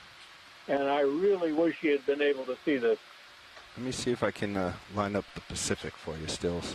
I feel like that's the shot you're going for. It's really amazing to see from here being on the ship that when we zoom in, we can see that they painted the port borders on the countries at the time in red and then colored in blue. So without this zoom capability, we wouldn't have been able to make out that detail. Back you out just a little bit. Let's get Hawaii in the middle. There we go.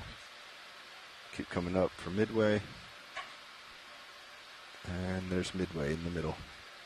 I love the fact that we may have seen a new species of jelly, and by Okay, I think at the end of this move, I'm going to be pretty much on top of you. by ship, by an Hawaii. ROV, by satellite, I'm guessing that dot center there is so that Midway. anybody can watch it.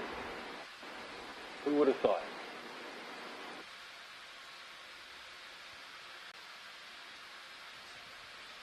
I have more zoom too, pilot. If you want it. Frame up Hawaii and Midway. Okay. All right. All right.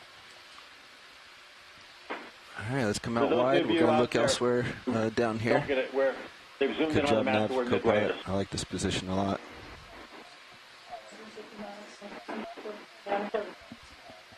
Left end of the mural. You got it. That's full wide? That is full wide. Okay, we back up. Okay, I'm going to rise a little bit. Just see it in color. Just really brings it all to life. Coming up a little bit. Okay, tilting down. Yeah, it's got the border with stars right at there, and it ends at the forward bulkhead. Does fogs give us anything down here? Yeah, so Hannah Not really. asked in the chat if we could That's check 100%. the left of the I don't Oh, think that's it. 100%? Yeah. Oh, wow. I don't think it really added too much there. It looks like it's full wall. There's some kind of object there, the lower left, that it Okay, looked like. fogs coming down again. Okay. Yeah, that's better. Yeah, could that be another Takes out silhouette? the detritus. Yeah. Okay, continuing to port. It may be.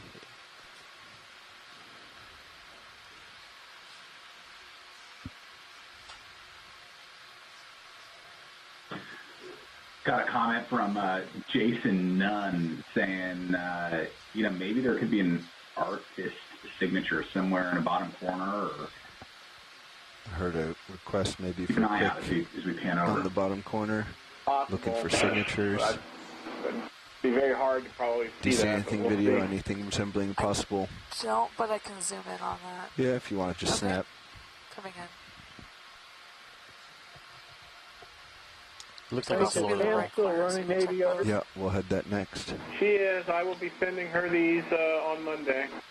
My pictures. I like the framing. She's a conservator. So those propellers. Oh, those Yeah, I'm sure she'll jump right on it.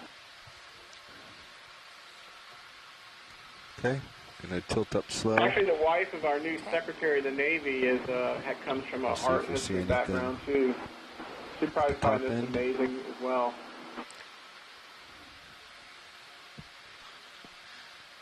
Is that the Yorktown in the corner?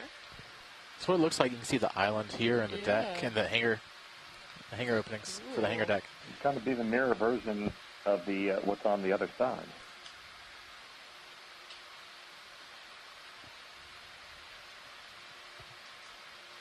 Doesn't really look like there's anything there but debris. It's interesting seeing the similarities here of the border and the jumping same out circle as and ball that you would see on the a plane signature wings. anywhere. Yeah, I think So let's bottom come wide. right's our next best. Coming wide.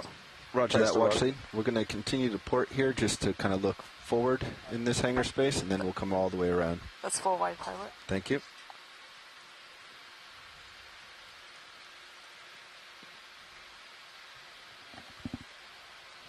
Of course, if we continue to, it looks like we're doing that pivot left. We're going to get a look into the hangar bay.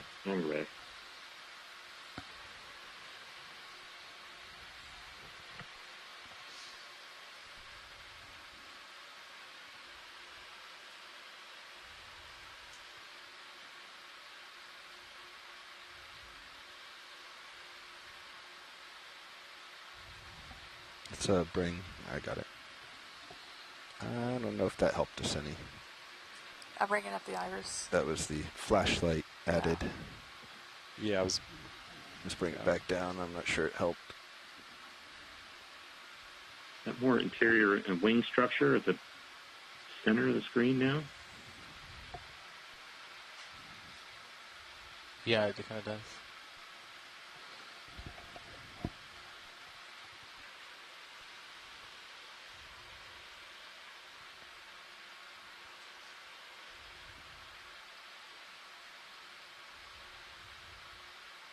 Not seeing Are you anything wearing back your in there. lucky rabbit foot?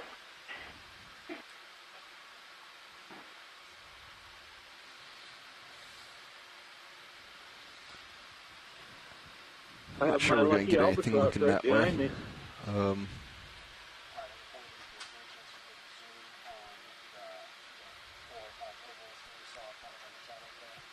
Yeah, we can try.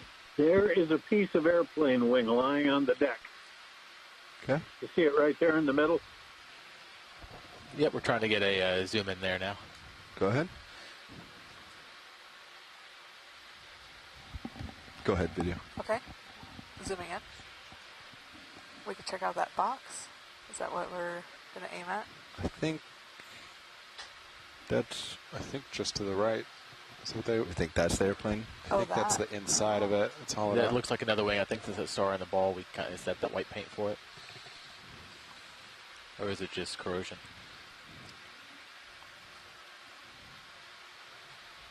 So I am our zoom pilot. You see this column right here? You can see it on the... It could be I got it off on my rail side. Thank you. We're looking at the wing, the interior of the wing, kind of end on. I am our zoom pilot. Yeah, go for it. I'm not sure. I feel like we're getting a lot of back Could this scatter. be the other wing to the one we saw from the port side earlier? Fogs are down, spares down. I can bring down the blacks a little bit. Bring up the iris. This almost looks like it's laying flat on the deck. Oh. I think come out just a little bit. Okay. Just a little bit, yeah, right there. Almost looks like there's another one underneath it. You see some more of the circular end of it.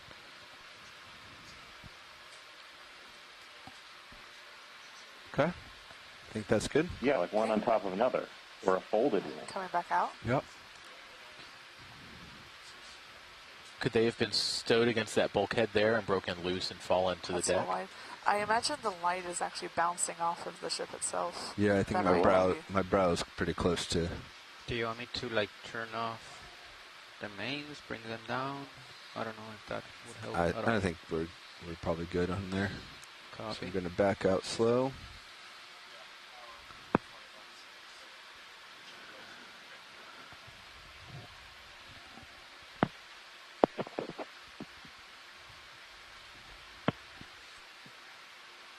Okay, coming to starboard. Nice and easy.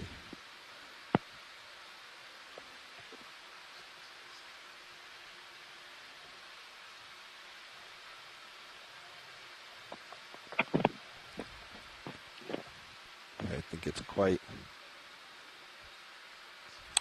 what's the word, soft down here. It's, the currents I don't think get down here quite as much.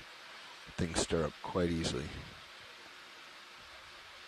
Okay, so we're coming to starboard.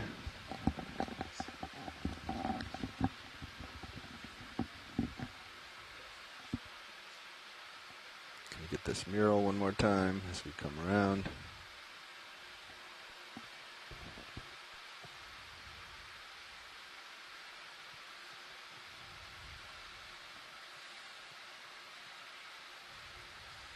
There you go, still. So that's a nice one for you. I'll hold so you can get the focus. Can we zoom in on North America? Oh, yeah, if you want to do partial. Sure. Partial. Yep. All right, continuing on the turn. I've been so focused on the view from D2, and I just switched over to Cam 2 on Sirius. Just amazing. It almost is like seeing it again for the first time. Yeah, just another shot of the incredible piloting that's being done right now. Thanks, folks at GFOE. To imagine the last people that saw this mural would have been the ones that were abandoning a ship at the time, or there to salvage her before she went under. And it might have some information on it. Ah, yes. Eyes on. That is tilt all the way down. We come down a little bit. You can go partial. Okay. Coming in partial. Looks almost like a legend. Oh, got some writing. It says the ship name. Yep, sure does. Charts. Good spot there, video. Oh, yeah. Coming down slow. I'll get you closer.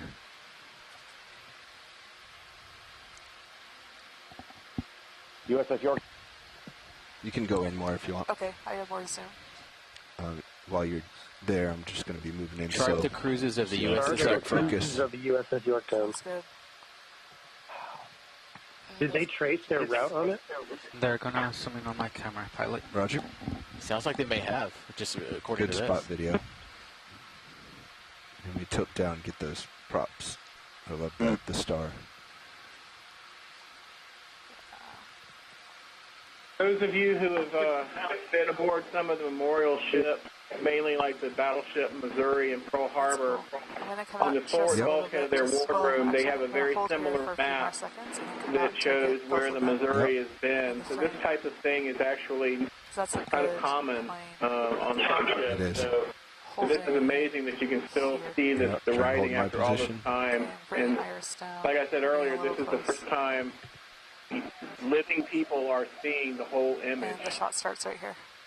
And cruises that ended at What's this that video? point Repeat. in June. The shot starts right here. Okay, holding. Not touching anything. And that is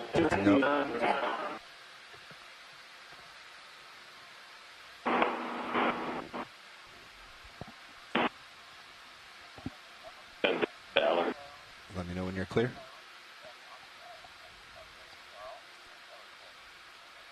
Okay, there's a boat on the edge of the mural. Yeah, is that what you wanted, Yes, Buckrow? that's what they're... The carrier on the right. You got it. Stand by. You can be certain I will be sending him pictures of this on Monday. Great. You seen any indication? So it said chart. For the I don't see rescue, any Bob is the lines or guy who anything. wrote the Anyone else see biography any? of the USS Yorktown. Before I go to the boat, So any this other will be indications in special. this yellow? Short, Lines or anything? Hey, Shoreside, what would be some of the historical cruises we should look for if they were charting their courses over the time? What are some of the reasonable cruises we should look for geographically for where they may have had a line drawn on here? Fog's coming up to see if it helps. Okay. Well, she was in commission from, I think, 1937 to 41, and most of her service was in the Atlantic, especially in her early war service. Let's zoom in there, see if we see something. I don't really see anything on the map that shows anything in particular that... Is it these red lines? Oh, no, the red lines are the outline. Okay. They might have drawn Looks like we're seeing some blue lines here. There's some white. Do you see there's some faint white lines on the wall? I think. Do you think that's part of it, or is that a There's some blue lines just to the right of Hispaniola there. I think I see something coming off the eastern going out to these islands over here. You can see the lines all are going into Bermuda. Yeah. All the lines seem to go between New York and Bermuda, and then Bermuda down towards the Caribbean. When we're coming down the Carolinas, Yeah, it looks like they used to be blue and they faded into white. Yeah. Oh, there's some. Yeah, what they used to do is shakedown cruises and then part of the neutrality patrol in the early part of the war before we got involved. So, and in the Pacific area, she probably participated in the annual fleet problem.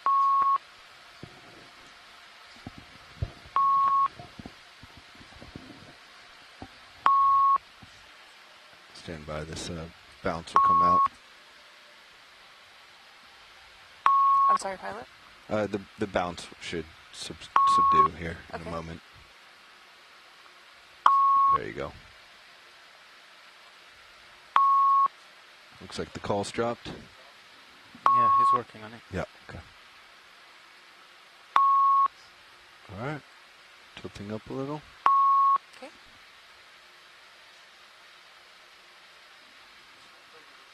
We're just going to let it drift over to Europe. Wow, this is an amazing view. Yeah, and I think now that we know what we're looking for, it makes it a little bit easier to try to find those lines. Let's come out just a hair. Coming out just a little bit. There's one on the bottom, two on the top. Yep. I'm going to hold right here.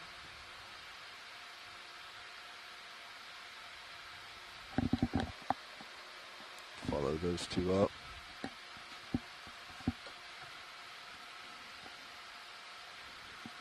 Yeah. I think that's Norway and Sweden. That's England. England. Yeah. Spain. All right. I think let's come wide. Cool. Coming wide. We'll keep making my turn to starboard and find that boat for you.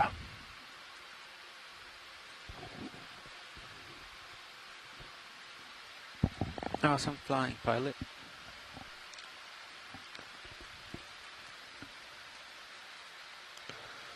Shoreside, would you just confirm that you can hear us in the conference call line? So we do have this object right here, which you can see really well in Sirius view. It's knocked over and taken up a good portion of the elevator. my starboard? Not really. Okay. We come to starboard a little bit more. Square you up. Does that help you, Stills, with the fogs? That helps video too. Oh, okay. We'll leave them up. Okay, holding here. We can zoom partial. Okay, coming in partial. Can't get much lower because of that large bar. Okay, gonna stop right here. Yep. When you're clear, let me know. Back row. Roger. Tilting down.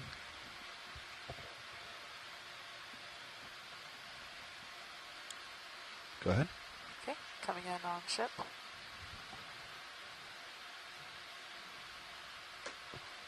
Holding here. Roger.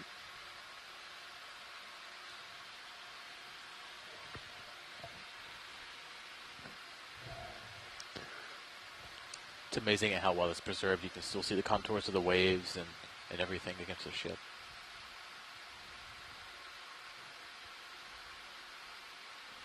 All right, let me know when you're clear. Okay. Do you have more zoom? Looking back in some of the historic photos of Yorktown, it looked like it used to have a giant Y painted on the island of it. It looks like you can see somewhere there too, there in the painting. Interesting that they didn't paint with the tripod any mast. planes on the deck.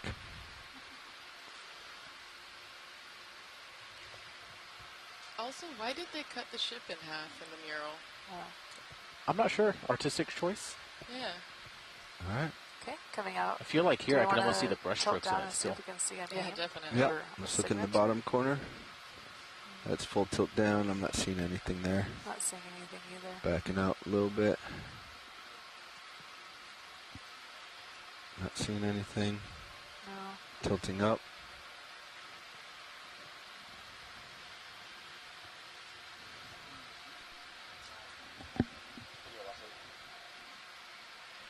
Go ahead, watch lead. Okay. Stand by.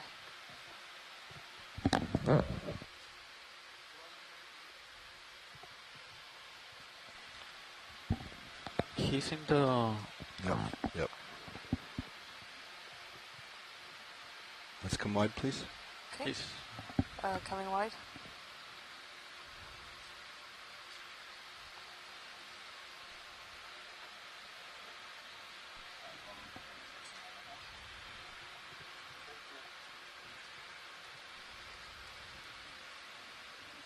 Conference call is back.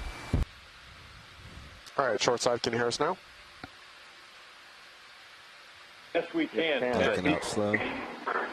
Did you guys get our message when we asked if once the dust clears a little bit, if we could take another look at the wing?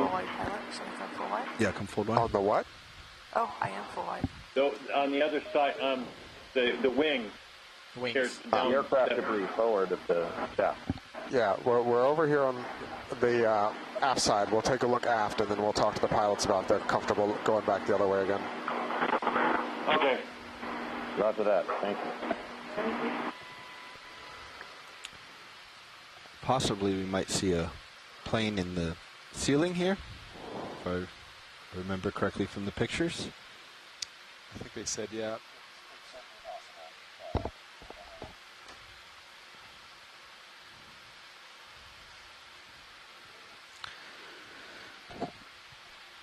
Do you want your downward-facing camera off for this? Yeah, sure. So I think I'm gonna turn on my light just to kind of get a sense of what's over here.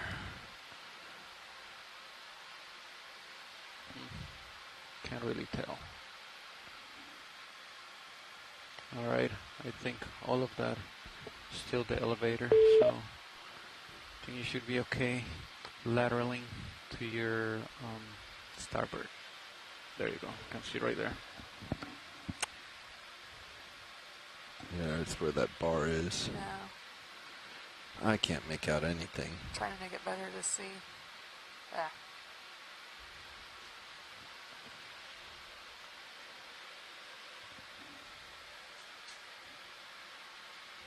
Let me. Your fogs are still on. Oh yeah, might be blowing it out a yep, little. Yep. Good call. Oh, that helps.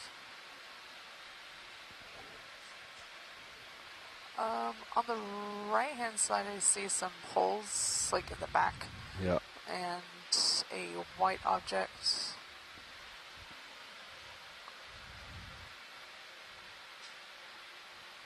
But yeah, I think y'all said that the plane was on the ceiling, right? Yeah, I'm trying to come down. You know, talking to some of these human connections, the connections to their ship here, I think it is good to point out that that mural would have most likely been painted by a member of the crew, whether serving here at Midway or before. Should we it move certainly serves as Sirius another a little personal bit connection to the right ship on top as of far him? as the men who Right served now, my on board. rotator is 80. Is this the deck right here? Yeah, that dark line is the deck. Copy. The other softer line is what I'm right above. Right? Yeah. So the hard line is the tether, the catching point. I'm going to try to go in a little closer. Okay. I'm not sure we'll see anything this direction.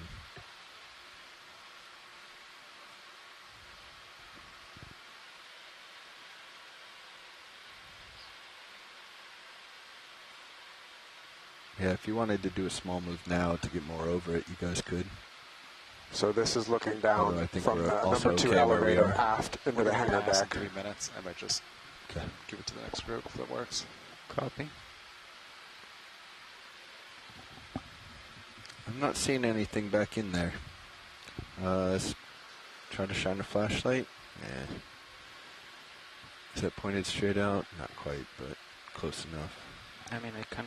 Let me just It's another of those holothurians we saw in the beginning. do hydraulics. I'm gonna come in a little bit with the the ship. flashlight.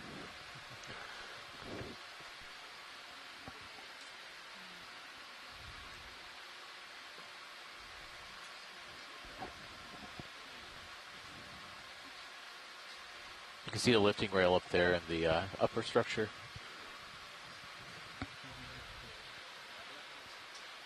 Where they would move the planes along that lifting rail there.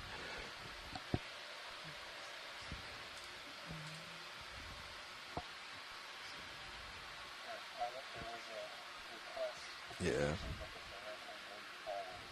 All right. We'll swing back around. We're not seeing anything, Fernando. We're going to come back to port. Yeah, I see something round, but it might just be a cable, like straight ahead. Yeah. It was pretty far in there on the pictures. Was it? Okay. Okay, so let's come starboard this time. Almost looks like a crane track, right, where they would move equipment or ordnance around, you know, along that hangar rail to the ceiling. Hey, Shoreside, can you hear us here on the ship? Hearing you now, Sam. Yeah. I feel like we're getting reflections off the arm, Fernando. Having some technical difficulties out here, but I think we got it sorted out. I brought it in a little bit so I can push it out. Yeah, maybe try to get rid of that flare. So we are heading again here forward to take another look at what we thought were those plane wings forward in the hangar space. There you go. That's where it used to be. And that light is 0. Yep.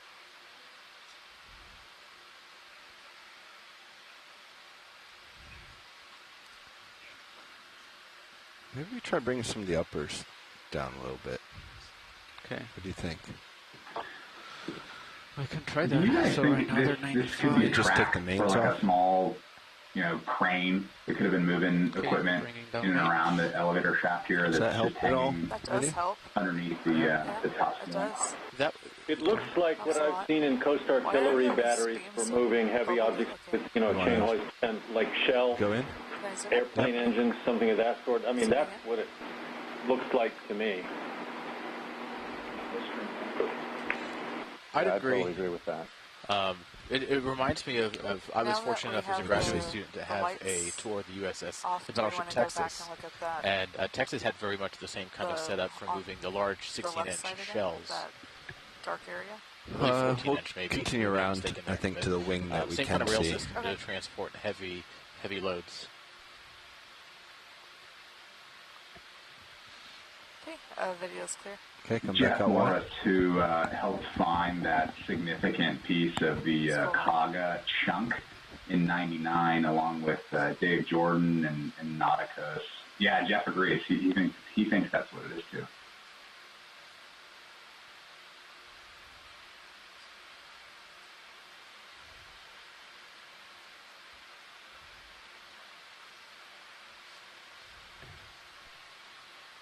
Yeah, so that big beam is... All right, shoreside as we're looking at here. And, directly below me. And getting ready to reacquire that potential aircraft wing forward. Any other wish list items for while we are here at the elevator?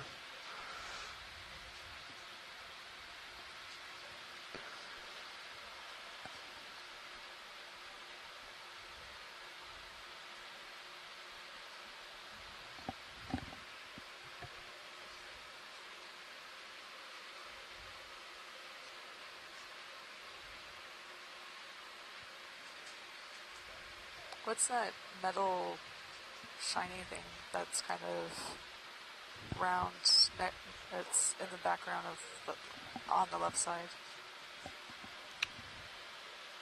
You can... around like 7 o'clock. Yep.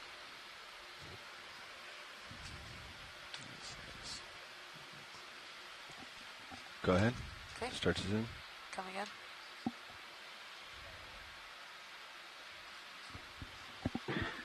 Brian, if there's a way to easily pan back to the mural, Hannah Fleming from HJF DPAA noticed there was something strange in the top right corner. I think we may have covered it in the beginning, but a deliberate look could be beneficial if there's ease of motion and movement.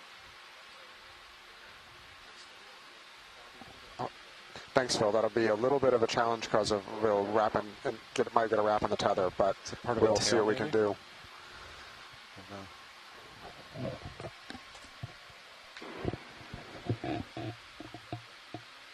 Russ, what are you thinking? Oh yeah, I see it now. Like a rudder. Possibly an arrestor. Arresting hook. Yeah. Oh, propeller blade. Rudder at the bottom to rotate, and then yeah, kind of has that fin in the back. Yeah. Yep. Yeah. I mean, yeah, the Holly sort of it made me think of yesterday, but it's too thick. It seems like it's thick. Might be a propeller blade. Come out just a little bit to capture the whole thing. I don't know how close the uppers backing are. out, backing out. So chunky. Thank you. Yeah, copy that. Okay, hold this. We're gonna. Hey, Phil, it's Brian. Can you potentially scrub back through C2 and see if you got that look before we spend the time to get all the way back over there? Yeah. Got the that's fine, Brian. I wouldn't spend any extra time if it's going to be a tether management question. Okay. No worries on that. You can disregard. I mean, we can make it happen, but if you don't mind, just scrub it through the video to see if we got it or not. Watch lead. We did look up in the right corner. We didn't spend a lot of time there, but we did scan that area. I'm going to come wide pilot. Roger.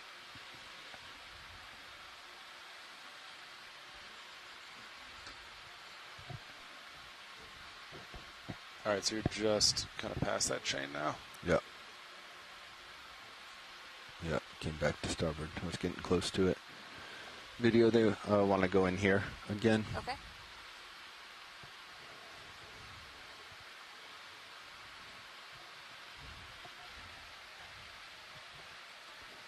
I have more zoom, pilot. I think just hold this until we hear them speak up. Yeah, shoreside, is this the look you needed? Yes, that's the money shot. Yeah. Really appreciate this. All right, let us know when you got what you need. And we have more zoom. We're just not sure what we're looking at, so please direct.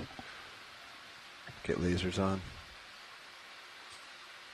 It really seems like it's two wings stacked on top of each other. The corrugation on the upper one definitely looks like it's a TBD.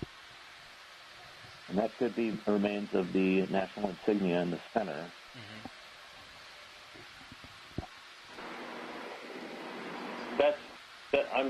I agree with you. Let's go full zoom on this front faces. Going full zoom. There's something on the Because I think they're saying that it's 2 wings stacked. Right above. Well, yeah, let's finish this zoom here. Yeah, that's good. Well, there's a lot of modelers who are going to be thrilled to see the interior paint primer. And I think you have the pre-war yellow is showing through on the upper surface of those wings. Your starboard upper might be getting a little close. Yeah, starboard upper. Yep. There's a DVD replica. All right, turn it back out. Okay. Turn it back out. Yep. All right. Any other requests while we're here? Otherwise, we're going to come on out of the elevator, I think. It looked like upper right, there's maybe something laying against the bulkhead. Did you copy that, Bobby? Yep. Just beyond the wing. Wash. I don't know if we'll be able to pick it up. Down. Management. Video is going. More, so just Coming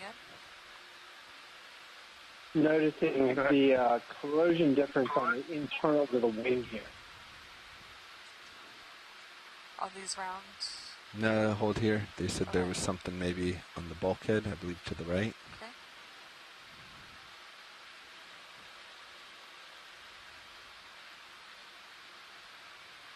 From this angle in the elevator shaft, you can really tell what the list of the ship is on the seabed. And I think all the stuff slid to where it currently is when it I'm landed. not seeing what they're seeing. All right. Come out. Are we getting what you were looking for? Because we're not sure we're not seeing anything particularly on the I bulkhead. just made it brighter.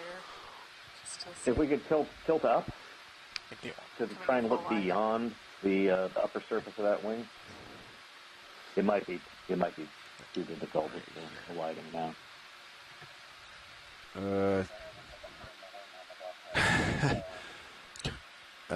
Yeah, go for it, video.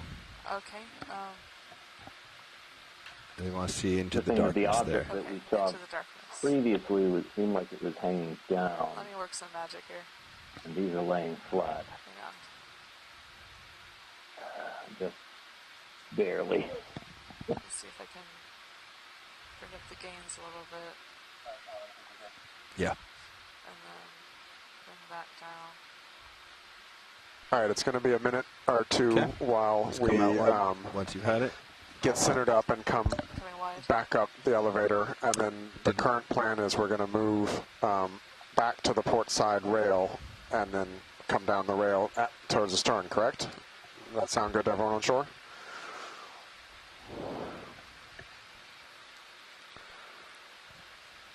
watch lead pilot. Absolutely. Did you want to get that upper corner? That was thrilling. Thank you, guys. Yeah, absolutely. Thank you. And we concur. Brian, thank you. Team, thank you. Okay, we'll just come on out. It would not be quick, as you gathered. We'd have to do a full 180 and more. Okay, are we full wide? Yes, we are. Okay.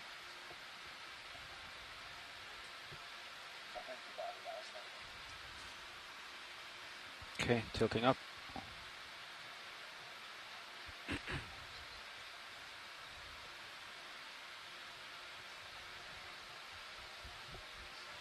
Here's a good view of the listing of the deck. So let me bring my camera's at 0 right now. Wow. Yep. D2's camera is at 0, so you can see just how much this is over.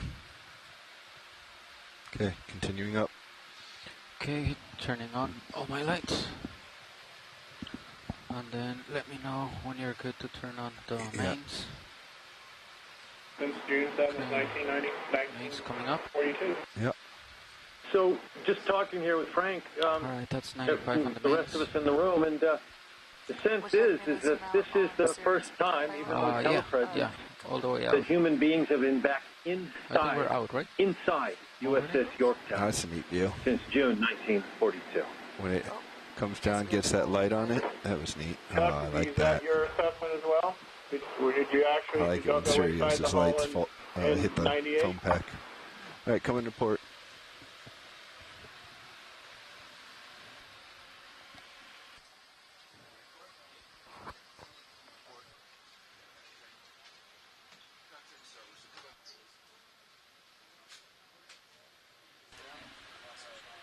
Port, you're heading that way, stern.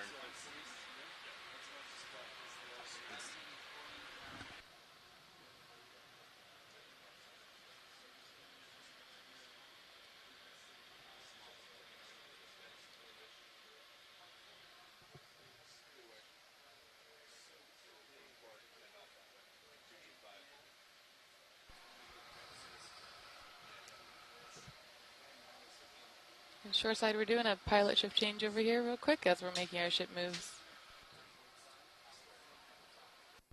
Copy that. Thank you. You bet.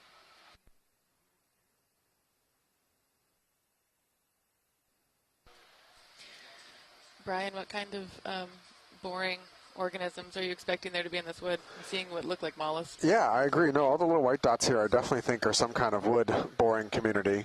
You can get different kinds of snails that bore into the woods and stuff like that. So it's kind of what I'm assuming is some kind of boring gastropod. Yep, totally. But yeah, I think all those little white dots you see here are actually wood-boring organisms. Yeah, and it's actually, I mean, I was looking at the sediment earlier, and I wrote in my own notes that I'm taking as we're diving that there's a surprising amount of white specks, more than I would expect below the CCD, the carbonate compensation depth. And so I'm assuming it's because this mollusk community is able to live here with the food that it's having from the wood. Yep. Okay. Yep. Here we're Very going cool. aft. Raj, you want me to turn my heading now? All right, our shift change is complete. Coming over to approximately 210.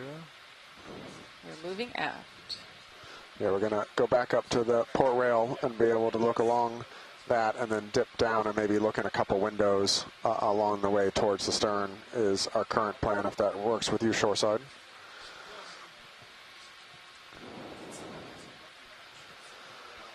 Sounds like a plan. That's 210, pilot. I'm really interested by these piles with the white, though. Me too. They are biologically potentially really interesting. Yeah, and so Brian, just you talking about massive. this stack here?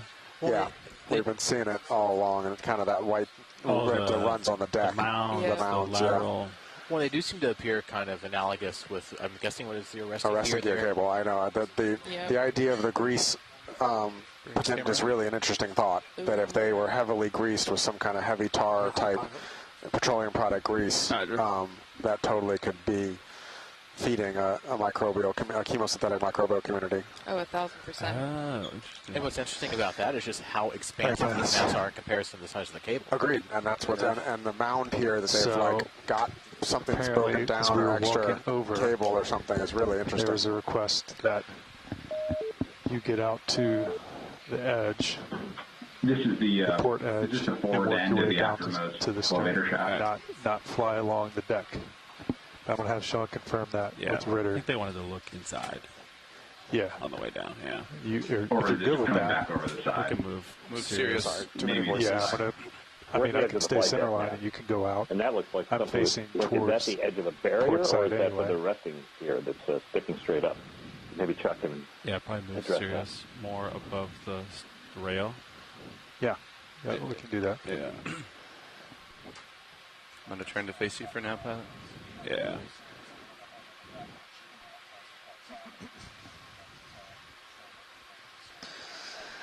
So, yeah, looking towards D2 is about 235, 240. Yeah. Nav. Copy. Is the drawer retracted? Should be, but I can verify. Yeah, it's your little sample box. Probably is, but Vortex. Good. HP on and drawer snug. Yep, snug. Another really great example of how still the current is here. You can see the little bit of sediment just hanging perfectly still here, kind of adding an ethereal kind of feel to it. Wow. Yeah, I was just thinking about that it's going to take a while for that sediment to settle back down from us being here. But it will eventually. So these are gun mounts, correct? We're seeing here? Yep, these would be some of the gun mounts that we're looking at here. Can't quite tell which ones these would be.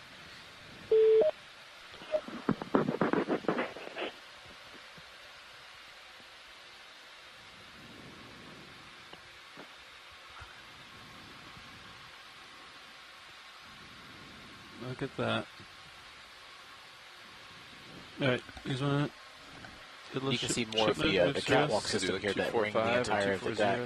Like so the crew would be able to freely move about the deck without being in the way of flight operations. Yeah, you want to give me...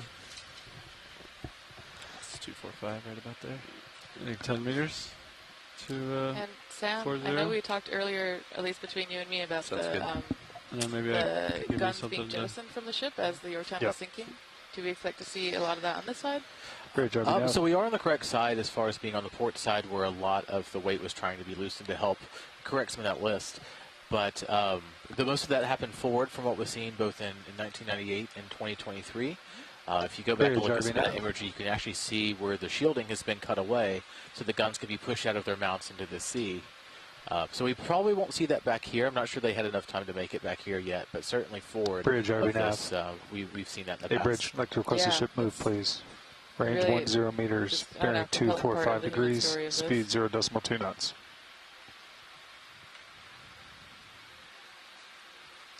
I've noticed a number of the stock sponges Good copy, all. Thank you, Bridge. drawing along the ship as we've been going along. So relatively low diversity, but and now when high you have a abundance second, community over here. Can you give us an estimate of time left on bottom? Yeah, stand by one. Thanks.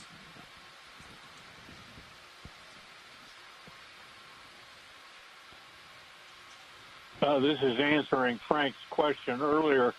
Had we seen inside the ship or been inside the ship in 98? And the answer is no. We looked through a few of the entries into the hangar and we looked into the bridge, but that was about it. And nothing even approaching this quality. Sorry I didn't answer earlier, but I managed to shut my phone off.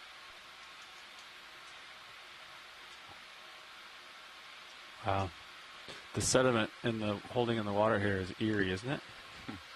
Can't even see the sediment hanging there. I know, it's so cool. 5-0, JD. And look how fine it is. This is a lot of the sediment down here is windblown dust. Giving wisps of the past. I was going to say, I do think that there has to be some sort of current because we were seeing anemones inside the hangar deck, and they wouldn't be able to settle in there if no water was moving them in. Yeah, I think that there is a current. It's just relatively pretty slow. Though Brian and I were just talking earlier about why are the anemones inside of the ship instead of outside? 0045. The current is probably stronger. 245, 10 meters. I don't know. So yeah, that was really surprising because they're pretty big there. Top of the hour. They're huge, yeah. Before you're but who knows? The deep sea retains its mysteries. Go ahead, Sean.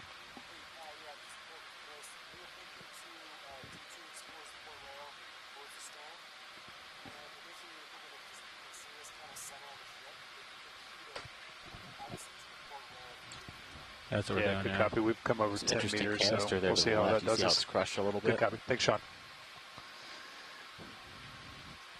I don't know if that's firefighting or fuel.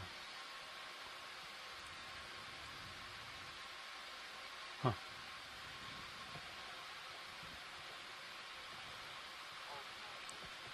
Go ahead, Bridge. Looks like it might be some kind of firefighting monitor. Look at that sitting on the upper left. Rectangles.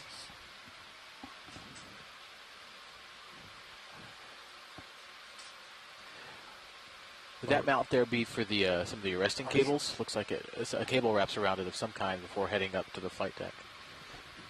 There's like gears in there. You see the rectangular lightness? I don't know. Placarding on the far bulkhead in the gray with the rectangular strips. Oh, those. You can read a little bit there to the right of what we're looking at now. I think that's braided steel or rope. I believe the larger one says down. Oh, yeah. In something.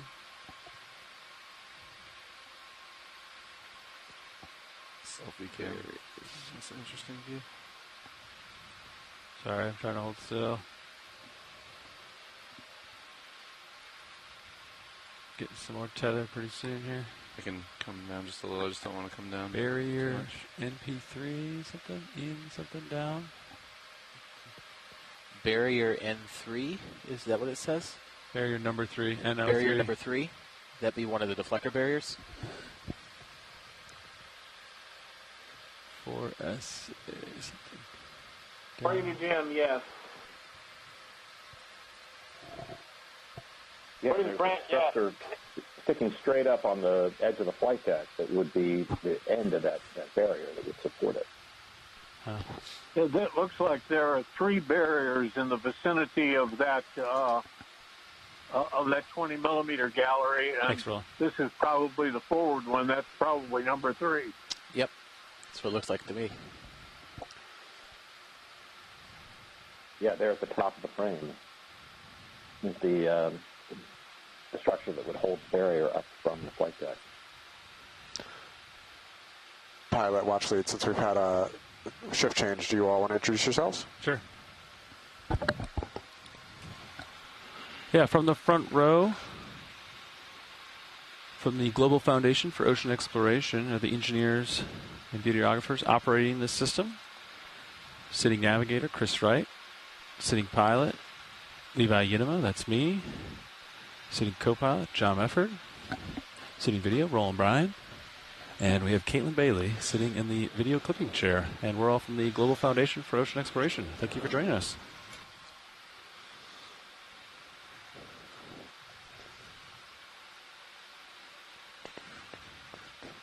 We got a ship move in, Brian. I'm trying to get us down here and towards the aft. And shoreside, just time check. We've got 50 minutes or so on bottom left. Copy that, 50 minutes.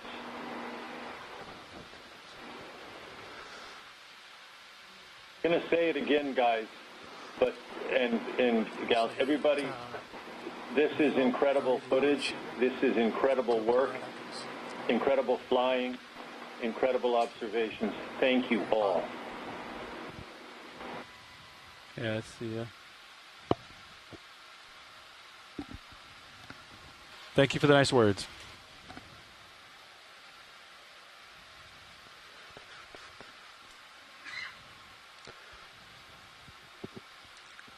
Levi, I think there's actually should be a door about parallel where Sirius is, that if you back D2 up, you might be able to look in and have a little more tether while Sirius moves. Okay.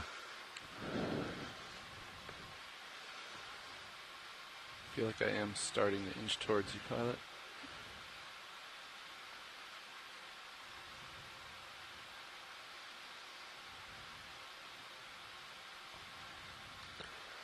Oh, I'm right at the end of my tether.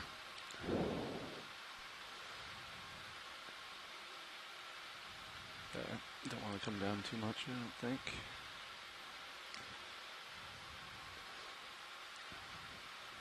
So, shoreside, you all know this vessel better than I do, but it looks like to me we should be about right where a couple of the launches were. But I haven't seen any sign of them yet, so I think we're somewhere in the area of like frame 135 or something. A couple of signs if on I'm the door. keeping track of where we are on the ship. You want it? One second. No, I agree. The other thing I'm noticing, by the way, is I don't know if you can see it, but some of the railing here, you've got fragments on one, but some of the serving around these, the line that's been carefully parceled around those, has survived in some places. That rope, that fiber has been preserved. But yeah, I agree with you. And actually, we should be able to see, in some cases, potentially frame numbers, painting, some indication of exact locations. We were able to see frame numbers on a couple of other wrecks. What do you see? Tether? Yeah, just there's your turn. Get 90. So during the damage control, I guess I'm surprised that all of these roll-up doors are so nicely open. Were they opened as part of the damage control effort, or do you have a theory on why the hangar deck is so wide open to be looked into? For ventilation. Yeah, they're not watertight. Remember, everything above the hangar deck itself is part of a superstructure, so it's not going to be part of low. the... I can't get any lower. It's not need for watertight integrity. Looks like we're looking into where we just came from that number 2 elevator. So we're looking just inside of where we were when we were looking at the mural. So yeah, in theory, the mural should be right there, just outside of the view. Yeah. Great anemone close-up.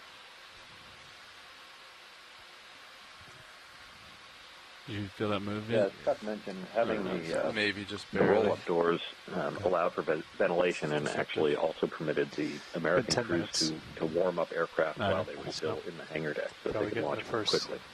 First little bit of it. Can you tilt up and take a look at the serials from this angle? Yeah. Yeah, seriously, be right up here. Alright, up there. She is. Brightest star in the sky. I don't know for sure, but the red paint on that pipe running along the top of the door sure makes me think it's a firefighting water pipe. That's certainly the color scheme we use here on board Okeanos Explorer. Some things never You change. see the red tipping come off the top on the left. As I start to move towards the port side, it may come up just a tad. Yeah. All right, pilot, I think we're good with this view whenever you got tether. All right. Let's take a look at that door to your starboard. 2 labels.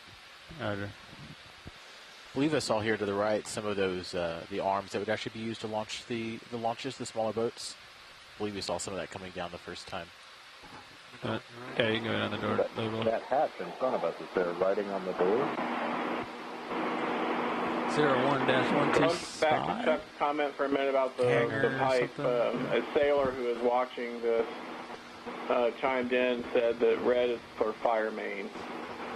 Yep. 01126 hangar. That door. Yep. Yep, right on frame 126. Yep, we're 126. Yeah, it looks like we should be coming right up on those launches, if there's anything left.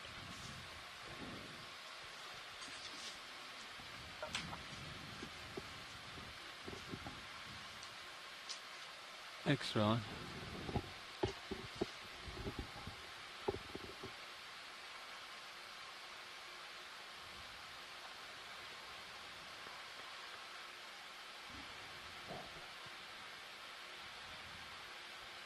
You want me to roll another 10?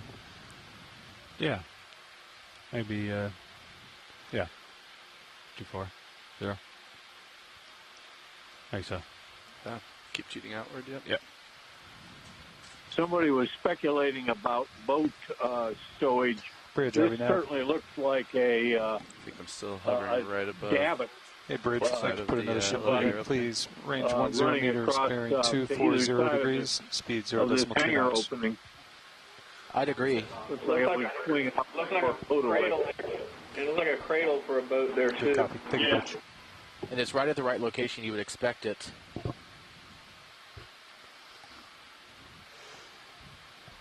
Yeah, presumably they launched it when they abandoned the ship. It certainly looked like a good use of the boat at the time.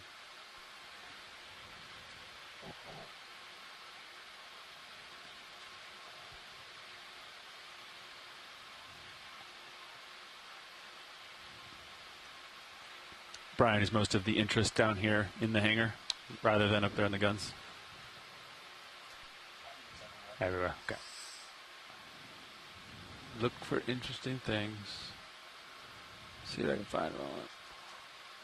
Did you already get the guns good? I'm not sure.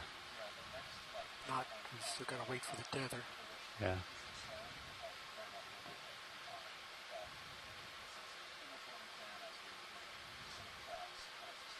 Okay.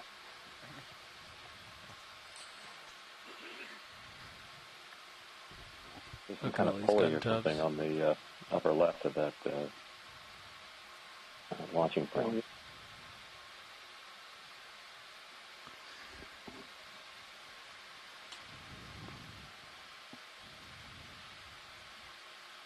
Wow. 1, 2, 3, 4. There's at least 5 gun tubs.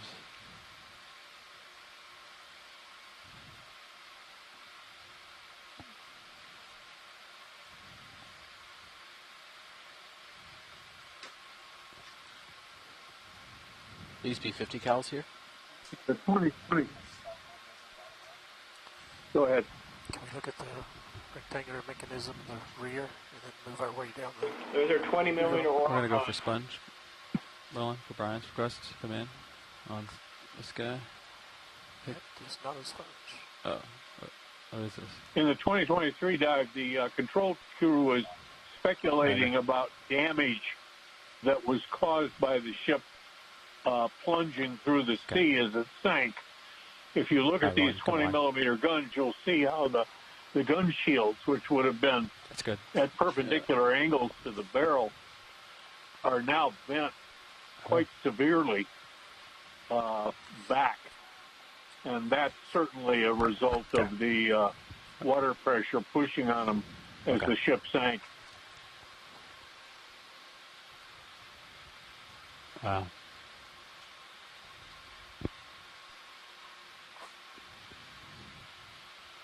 I wonder how steep. I think for anybody watching shoreside in the public, what we're looking at here are anti-aircraft weapons. Bear in mind that in this battle, with both sides sending their aircraft against each other, it's the crews in these, whether it's one by one, whether it's these 20 mils and others, the Japanese, they're shooting at the pilots that are dive bombing and seeking to torpedo. And again, a reminder that what we're looking at is an aircraft carrier with planes and defenses against other planes. And this type of warfare is more close up in many ways than the type of warfare that's waged today. Good copy. Thank you, Rich. On Sirius. Yeah, go for it. I'll light up this gun for this Sirius. Yeah. There you go. If you're watching us from shore here, if you take a look over on stream 2 to look at the Sirius view, you get a pretty spectacular perspective of D2 and the gun mounts here. While you're in tight, can we look at the curved part on the left? Yeah, hold on. Okay, you can frame it up. These were Swiss-designed guns that the U.S. built under license during World War II. We built thousands of them. There was a Swedish-designed 40-millimeter gun that hadn't come into service at this point, but did a few months later.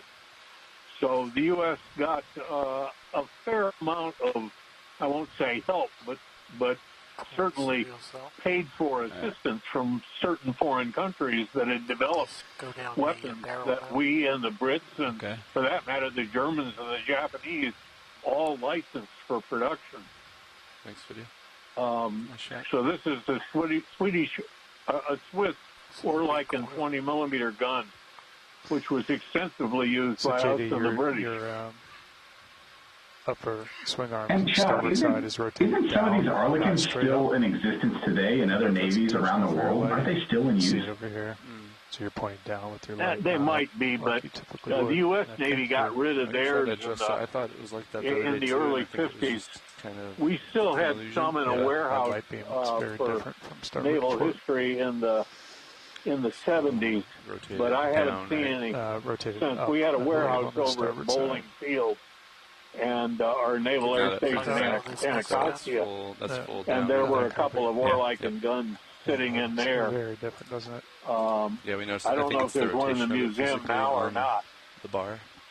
I think it's a slight offset from the port side. If they're in service, they would be very much relics in some third world country.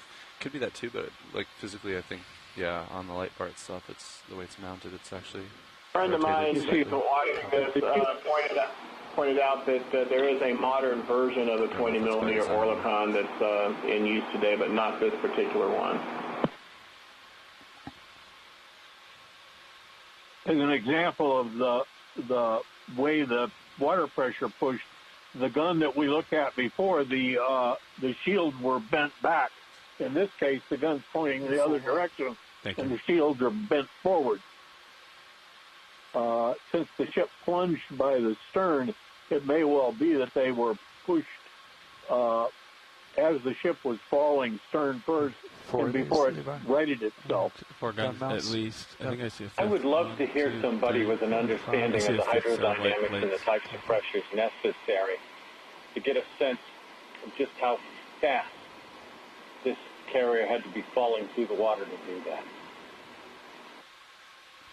Wow. It's all kind of speculation, but I was a member of a marine forensics panel that Bob Doolin and Bill Gursky had set up for the Society of Naval Architects and Marine Engineers finished 3 minutes and ago. the American Society of Naval Engineers. I think you're feeling it. And they had naval architecture type people from Great Britain and the U.S. and some people who came in from other countries. And there was a tremendous amount of expertise there. It was really fascinating to hear them talk about this. One of the British naval architects actually addressed or something like that. a study that the British had done of the way ships behaved as they sank through the water after they'd gone underwater. And he said they had concluded that they basically fell like leaves, that they would go in one direction and then fall out and then swing back in the other direction and be just like leaves falling off a tree. Sounds good to me. And being working for Bob Ballard was a tremendous education because he had seen lots and lots of shipwrecks. We'd like to repeat that last, please. Range 10 meters, bearing 240, speed 0.2 knots. How they came apart and how they righted themselves and why they didn't if they did. Look at that. That's rubber on the shoulder strap or the shoulder rest. Because that should put you, JD, right along the rail, right? Right, yeah. The next two moves, creeping kind of basically 45-degree angle. There are some studies. Studies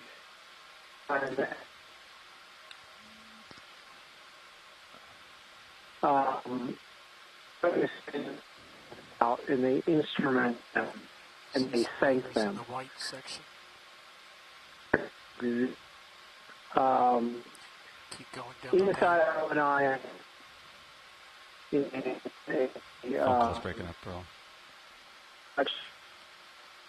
Yet or not, but they went out and sank vessels on purpose to study how they sank at pressure, and there was a tremendous amount learned from that. That the vessel directly where they left the surface, and there's a lot known about. There's a lot to gain and what happened to interact with the seafloor. Wow. Changing phone lines. Column of water. I think that's a good shot. Well, look at the tight letters in the white section. Sure. I just swapped phone lines. Done by the Navy in the 60s. At this point, it's interesting. Those are facing back towards the bow, and the other one was facing stern. Yeah, he was saying that on the way down, the water current probably pushed them around and bent these plates too. 203. Right, casting. Yeah.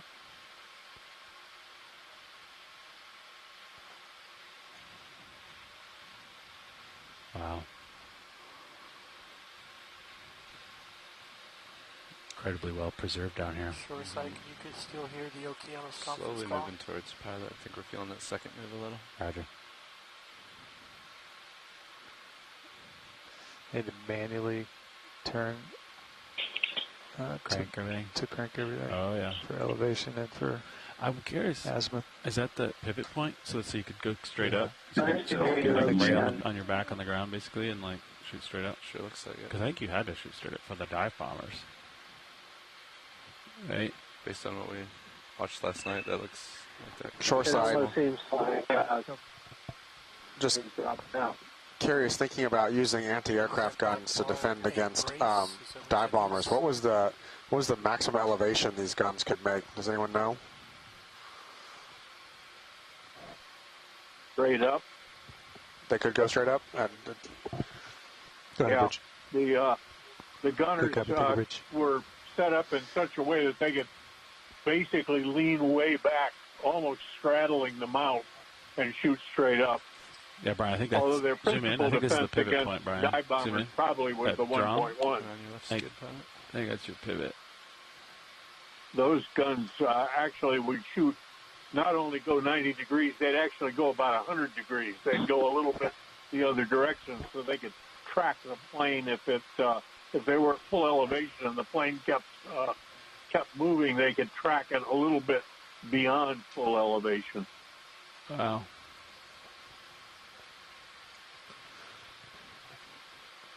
What caliber are those? I think he said. Later on a 20 millimeters, there were actually brackets on the deck that you could plant your feet in so that you could lean way back. You could lean all the way back, go basically horizontally, and there would be straps around the shoulder rests so that you'd run those around your shoulders. Is it a belt feed? So that you could literally hang like from the gun as you were elevating it all the way. Box that clicked on the top. I don't know. Look at that. 20 millimeter. I think that's probably the eyesight.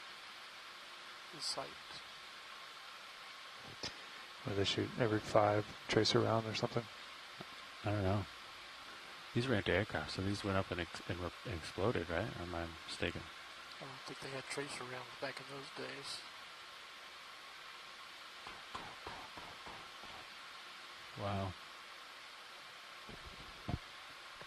Wow.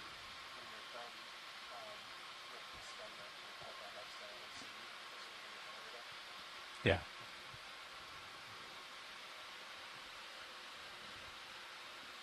We called another move in, Brian. I can't go too far down, but I'll try. Yeah.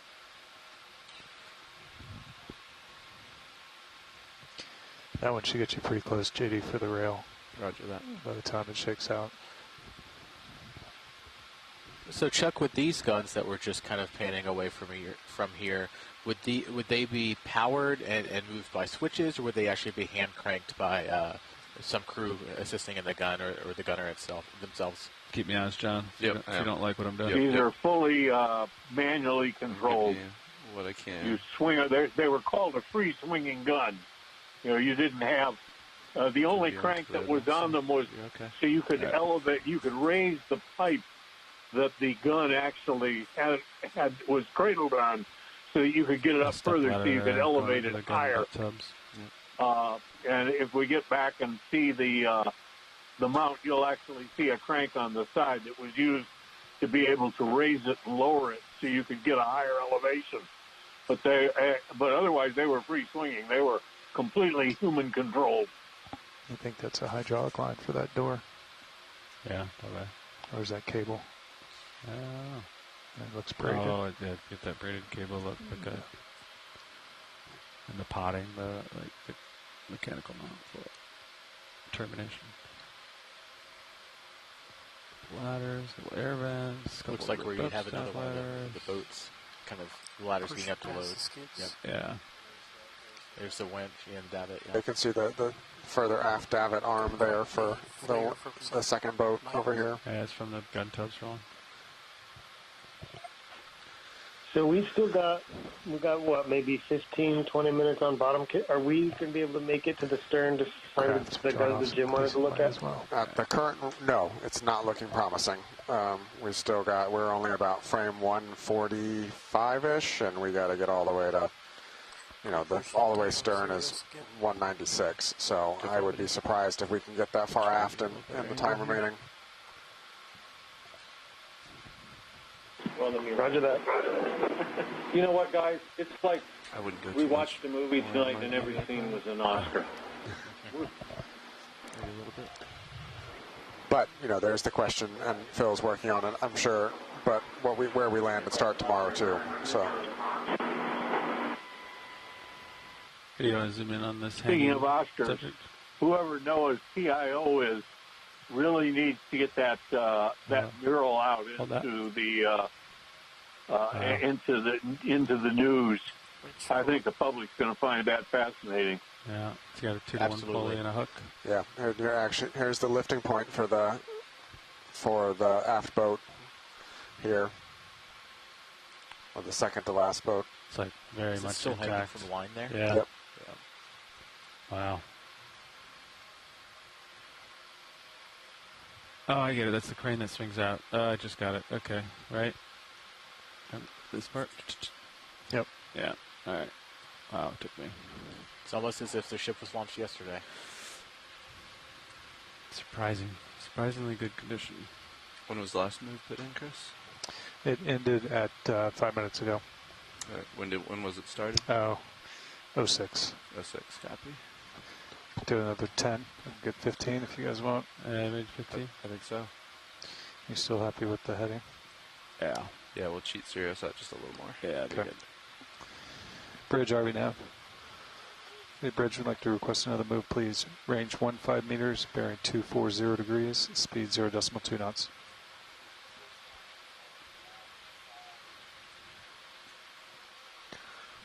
That'll put us in good copy. I'll take a bridge.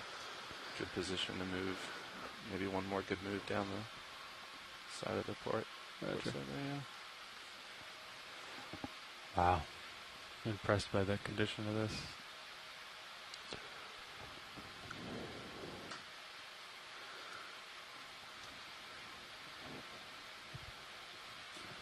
Let's see if we can find any of the additional features on this last gun.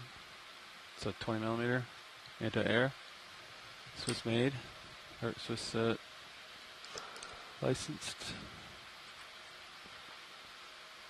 See if there's any writing on it or something. This one's in pretty good condition. It's missing its starboard protective panel. You're gonna lose the skids, really. Yeah. Looks like this anemone found a spot somewhere a little bit more outside the ship. A little bit more in the current. Alright, so that's your azimuth crank. I wonder how many people it took to operate this. Probably one on azimuth, one on elevation. Look at those little mandor, that little hatch right there you crawl in. Can we look at the black thing hanging down from that back it's the end of the gun? strap. Yeah, it's Come in the nylon exactly. strap. Go for the hook maybe first, because it actually has some light on it.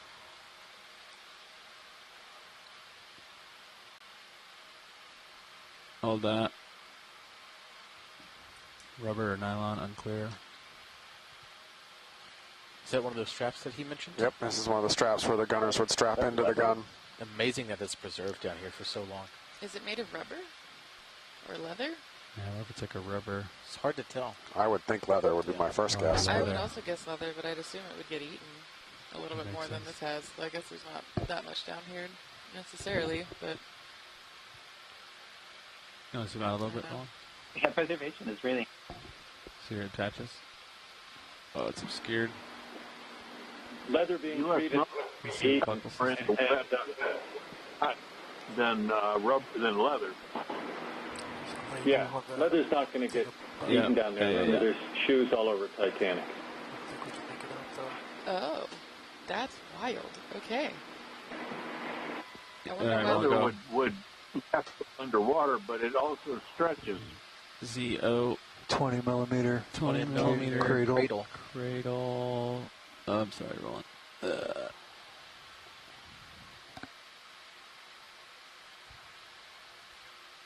Made by somebody. I couldn't quite make it out. I'm sorry, guys. Try. Yeah, you're good. It's pretty small. Yep.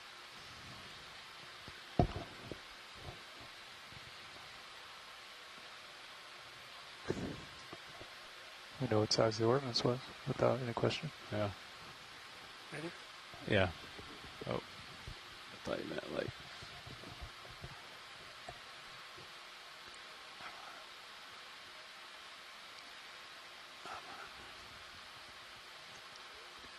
It's 2 core. You guys are making the Navy's Bureau of Ordnance very happy right now.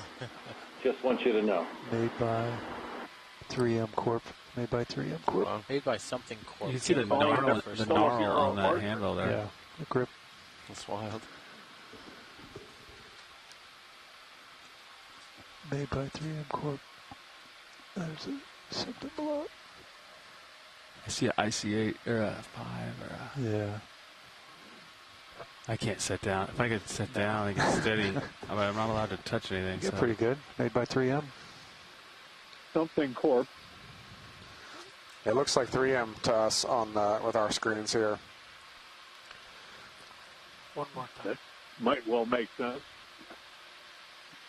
You want to try one more time, Roll? I've got a rifle that was made by IBM. Flute.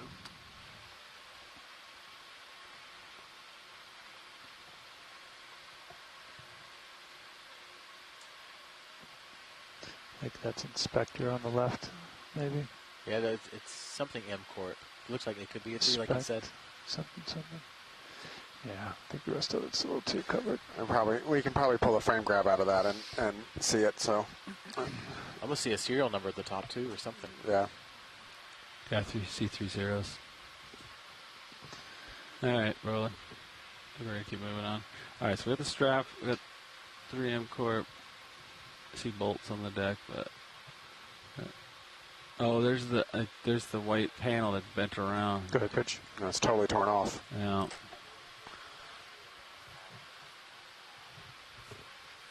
You can see the hand wheel there on the right that was used to elevate the gun. The center column went up in the middle of the stand. Thank you, Bridge. And could raise up a foot or more to allow the gunner to get the gun further up in the air. Skids if you want to roll. I'll try to hold this. At the level it's at now, it's fine for shooting straight across, but not particularly great for shooting straight up. Making steady progress towards you. Great. Of course, the last aerial attack against Yorktown was a torpedo attack, which would have been at low level. I was just thinking that these are the same position that the guns were in as she was attacked, right before she would have been abandoned. What is this, Ron? Is this a light system or is this a horn? I think these guns being free swinging could have twisted around anyway under water pressure. Yeah, these probably moved a lot during the sinking. Hold that. Oh, maybe gauges or something? Yeah, it looks like gauges. Go for it. Go. Those look like handles up top, maybe. Yep. Yeah. No, they're brass placard above it. Yeah. You can zoom out. I'll keep floating around, find stuff.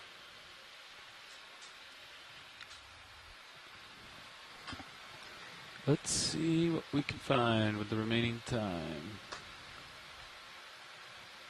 Brian, I think I'm noticing that there's a lot of evidence that the sediment that we're seeing on top of the ship, on the flight deck, and on the edges of the door frames probably settled after the impact. Yeah, that makes sense. I mean, the plume, the sediment plume that would have caused a 800-foot ship coming in at 20 or 30 knots. I mean, just the amount of ejecta and surface distinction we had was amazing. So I'm sure there's a lot of the sediment drape was the raining down of all the sediment that the wreck created. Probably don't have time for. I mean, even obviously you can't you might really not, see it might just be finished by the time we're wrapping up, so that's your call. What do you think, Pilot? Closer to the top. Do turn port a little bit. Oh, yeah, port, I'd say. And yeah, there's a lot of evidence of things just kind of. Let's see. Shaping a little bit. Though this is pretty clear-ish, so that might be why there's 3-0 or gear, turn it. Maybe even 2-1-5. It's sticky. Yep. Let's just do 1-5. You're almost out to the edge anyway. Roger. Bridge RV now. When we were diving in '98, we left the ship on the starboard side and went out. And over there Bridge were RV now. a lot of tracks in the manganese ship moving, nodules. please. Range 15 meters, bearing 215 degrees, speed 0.2 knots. And at the end of each of these tracks, there'd be a clump of dirt that Good copy. Take bridge. the impact of the ship threw out these hunks of debris of bottom, and they skid across the bottom until they ran out of velocity and leave a track behind. And if you were to go over there and look around, I'm sure you'd see. Yeah. Delta 20. That's impressive. And come down just a tad. It's interesting. The hoses are all fuzzy now. You want to zoom in on the fuzzy hoses? So looking at the schematic here, it looks like the area we're in, I think somewhere just below us and a little bit further aft would be the props and the prop shafts themselves. would imagine they'd be buried in the mud here, but it depends on that list. Yeah. Underneath the video snap. Underneath the fire hose line. Hold up. There's 2 of them there. 153. That is all bacterial mat. Yummy. Wow. That is a huge bacterial mat community on the hose. On the hose. Yeah, that's massive. Wow. Oh, look at all those tube worms. Is that tube worms or is that also bacteria? Radiator door label. It's like is that a brittle star in there? Like, yeah, I'm not 100% sure. Yeah. We're at frame 153. The placard there on the hatch just below. Yep. I think it was, I'm wondering if those are windows. Yeah, I think they're small portholes. Okay, right. And the door. Oh, look at the brass scratch marks on the door. Wow. Wow. You can see the dogs, the weather-tight dogs on there too, are brass. Yep. Rolling wants it. And what about to the left, underneath the mat there? Yep. Just in the left corner. That white rectangle. All right, here we go. So I did just get an update from shore here about that gun mount we saw. It looks like it was made by General Motors. Thanks, Perry, there in Washington, D.C. Operating something. General Motors would have made that gun mount. So GM versus 3M. Yep. Foam fire extinguisher. Operating.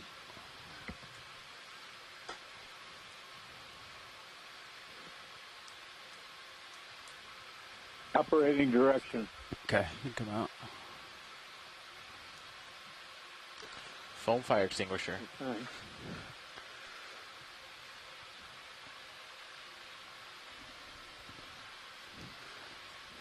Cool. Do I have enough light to see anything in through the roll-up doors into the hangar? This is a gun. Yeah. Wonder what that hose would have been made of, rubber or canvas? What gun was this?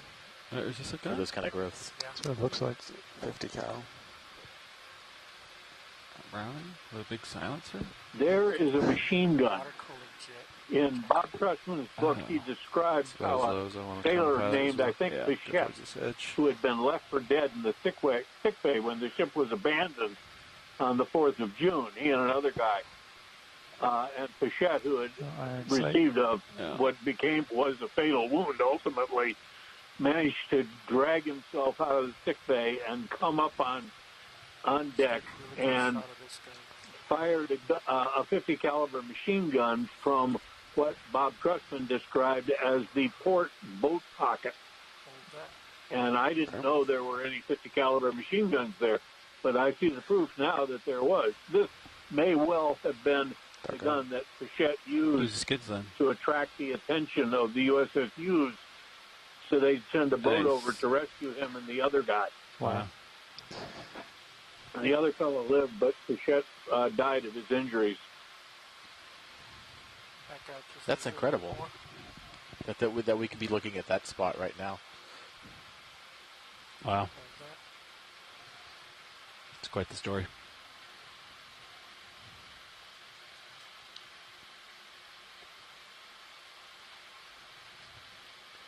Okay, clear.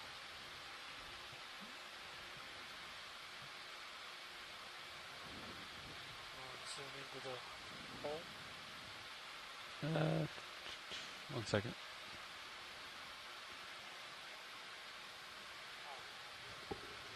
Go ahead, Bridge.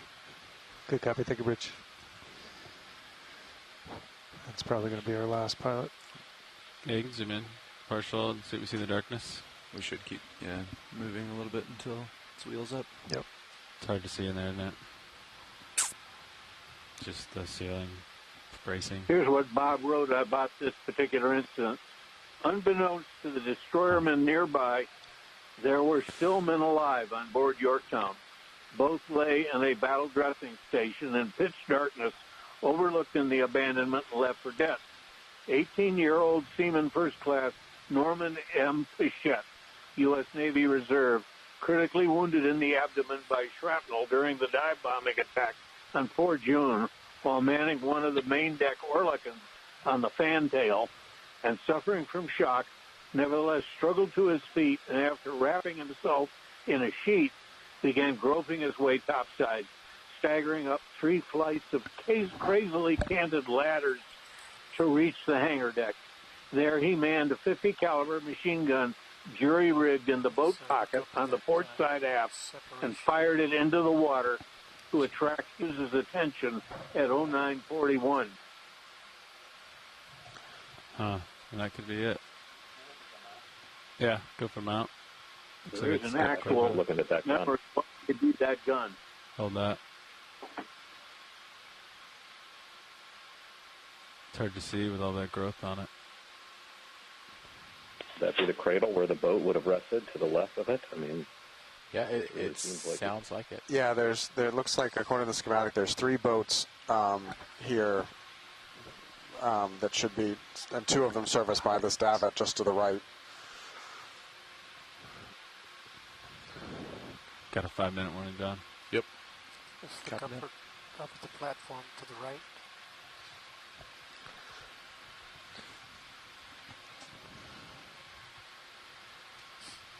Keep going up. Wow.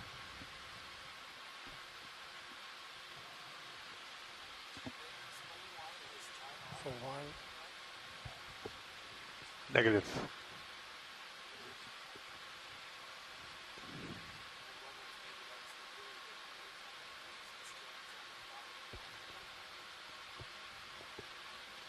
Yeah, could be. Let your max tilt up. No, I can go up. What do you want to look at? Yeah, I want to see that separation between the metal on the very top deck. Oh, roger.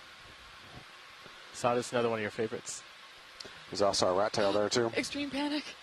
Oh my gosh, it's beautiful. I think there might even be some Headless sliding Chicken Monster. Lasers on. And lasers Oh, are up. rat tail. Is that looking up into one of the expansion joints? Rise. Just past the rat tail there. Right on up. Trying to see the wow. deck plating on it. Roger. Now just rotate your lasers onto the actual metal. Yeah, you can really see how the deck was constructed. The rivets. While you're admiring the fish, that's an expansion joint directly to the left of it. Expansion joint. Mm-hmm.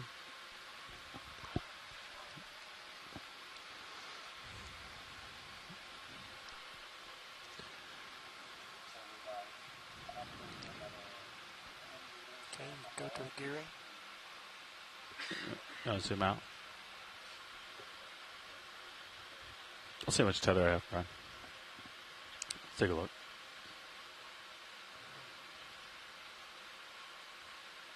How much setup time did you give us, Nav? A couple minutes? Yeah.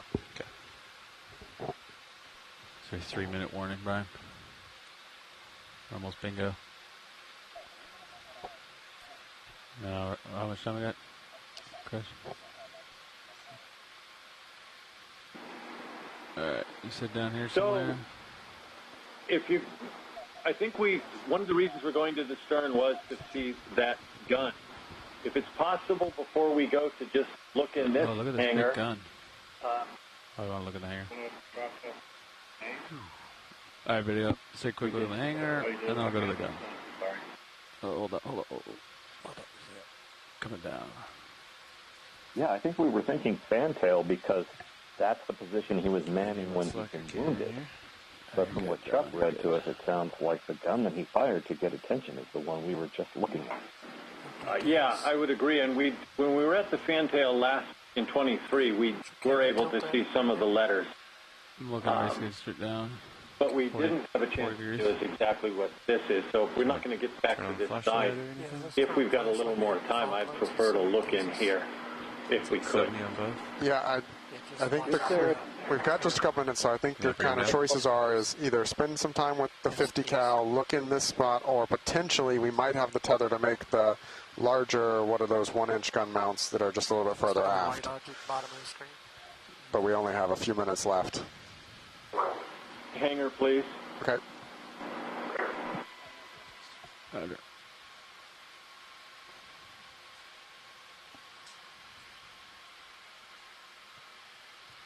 Zoom out, rolling. Sam, is that a leak fixture? It's hard to tell. Is that a tire? Yeah, is that like a... Oh, a tire? Yeah. Hold that for a second. Okay, so we got the top roof structure system. can see the lifting I-beams rolling around.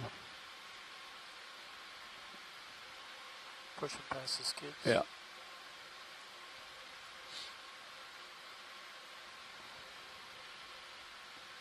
It's hard to see in there, isn't it? Yep.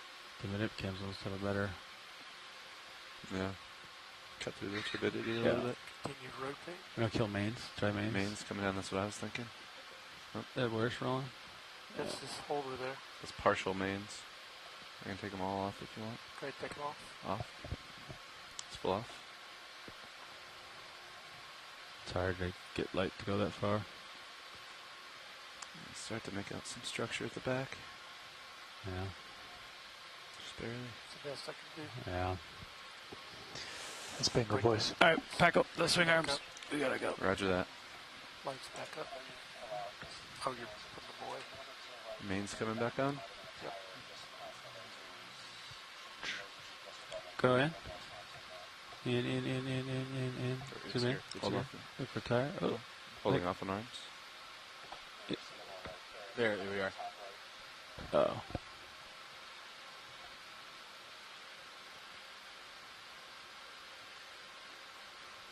Yeah, it's so hard to see. It's a car. Look at all the magic I got. That's a car. Oh, it's a vehicle. No That's way. a car. That is a car. Why is there a car on this boat? Oh, I wish I could get closer. That is a full car.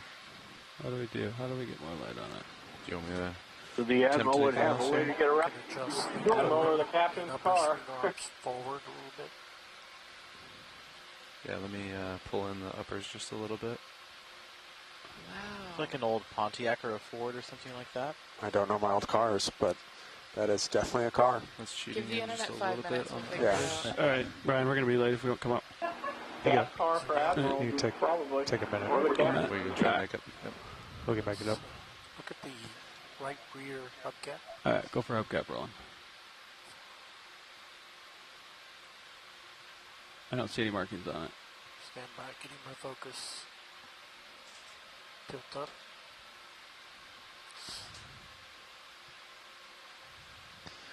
You got another meter if you wanted to cheat in. Yeah, and you can see the brittle stars in there too. Yeah, there's the Ophiurids. Whoa. Okay, going for full. Or something like that. That's Good good. to know they appreciate a good classic as well. Yeah, apparently. I mean, taste transcends. You can even see the spare tire there on the trunk. Yeah. All right, I think that's it for us, gentlemen. Shoreside, thank you so much for your help. No, thank you, and I thank you for this. Look what we found. Thank you. Good call, Jim. Yeah, you can see swing arms. Yeah. Incredible way to end this stuff. Incredible. Yeah. And all because you agreed to take the ROV for a spin. Thank you. Wonderful. So we do plan to dive again here on this site tomorrow. So I will be in contact as well as Phil to figure out how we want to spin our next dive and what priorities want to do tomorrow. So I appreciate you all joining us today and providing your wealth of knowledge and experience. It's been nothing short of wonderful. These must be the It's two been a larger pleasure guns. doing business with you. All right, pilot. Thanks all for This joining has us. exceeded my wildest dreams. It was an honor to Absolutely, be thank you. Thank you for Coming up. To the ROV pilots, incredible work. So thank you, folks.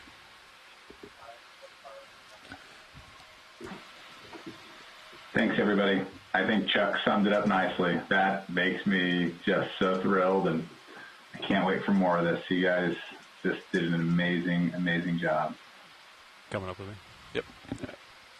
Okay, well, thanks all folks for joining us shoreside and on the live stream. And mahalo to our amazing pilots for getting us around today. So just as a reminder, tomorrow we'll be diving on this site again. We'll be in the water around 8:30 ship time or Hawaii Standard Time, and around on bottom around 11:30. And we are going to take another look at the USS Yorktown here in Papahanaumokuakea at the Battle of Midway. Roger that. Aloha. Talk to you tomorrow. Turn at your leisure. Turning port. Yep, it's taking the turn out. Auto depth engaged. Roger view on tether. Tether's behind.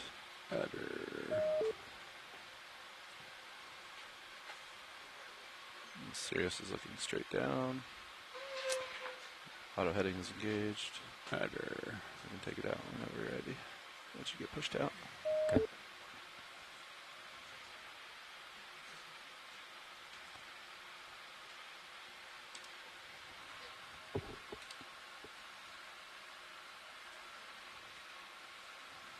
Good eyes on you on aft cam.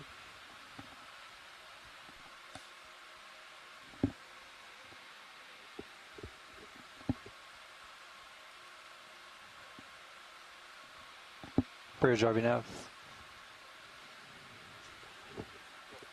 Hey, Bridge, letting you know the vehicles have just come off bottom. We're heading for surface. All right, you can punch Auto heading out? Yeah. Let me Copy. know Take a when bridge. to haul in, pilot.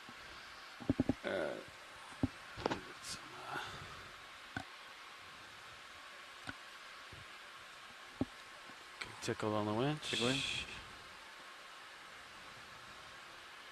It's 15. Yeah, get on it. Get him on.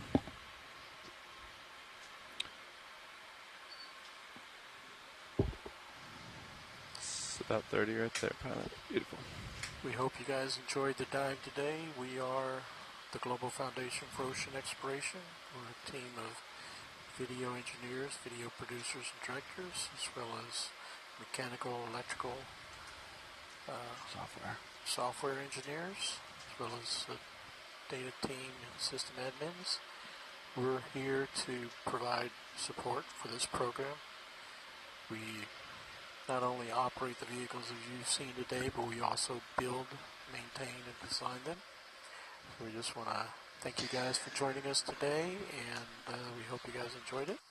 If you provide us any feedback, you can go to the Global Foundation for Ocean Exploration. Let us know what you think. Thank you.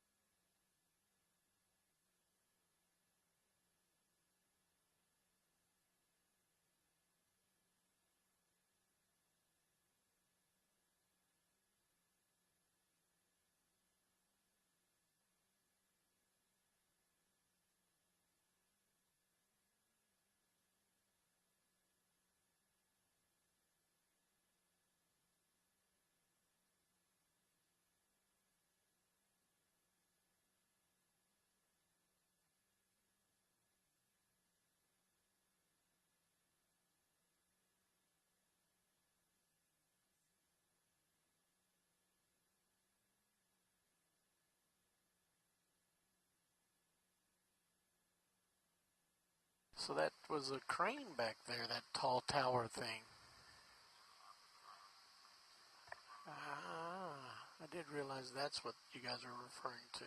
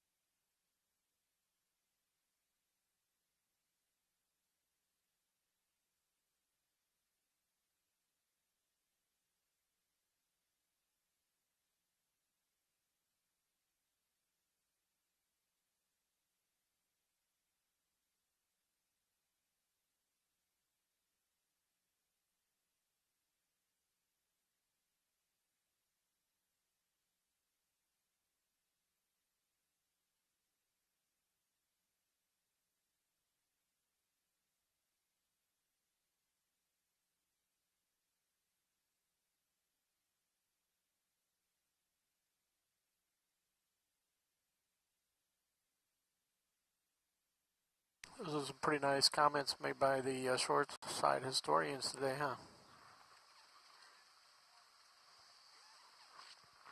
There's one particular one that I have to clip out. They said something about the military historians or somebody were extremely pleased with the imagery that they were getting. This means so much to them or something like that.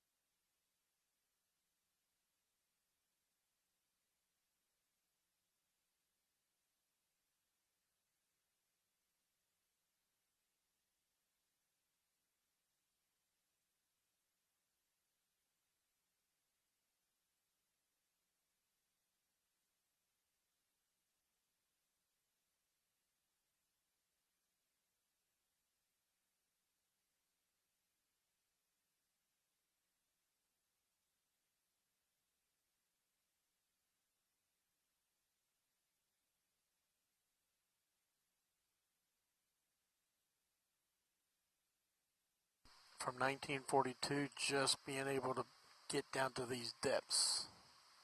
Not to mention being able to watch it live back on shore. Wow.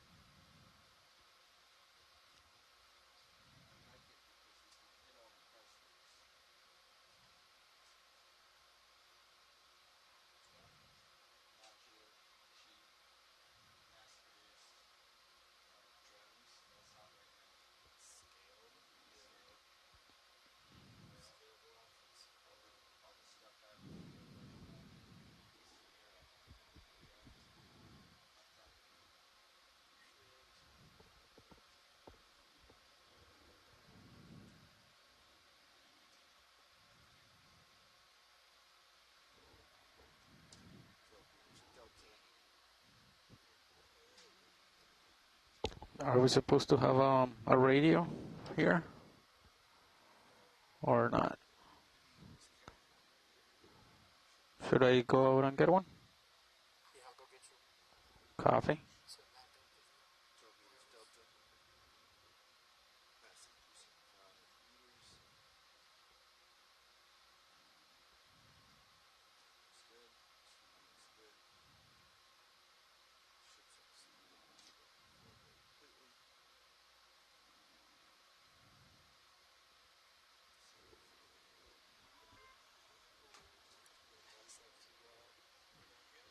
Awesome.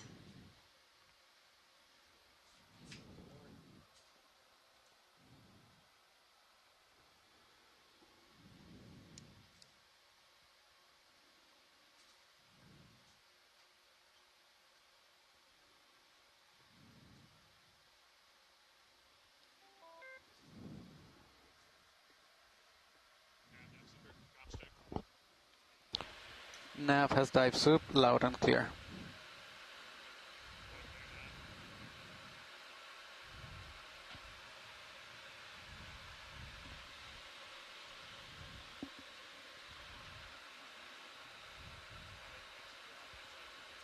Dive Super Pilot, loud and clear.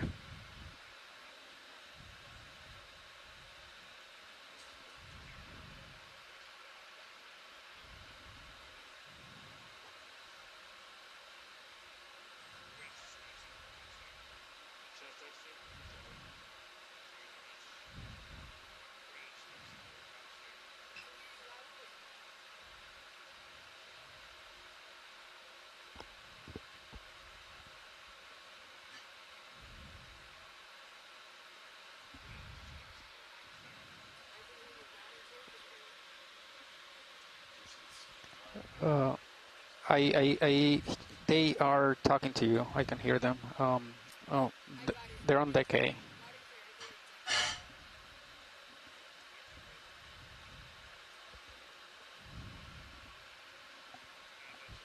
Go ahead, dive soup. Streaming looks good. Vehicles are currently passing 300 meters. The ship is coming ahead, dialing 0.5 through the water. Currently, the center of rotation is midship. Port prop and rudder are disengaged. Auto surge is disengaged, and auto sway is still engaged.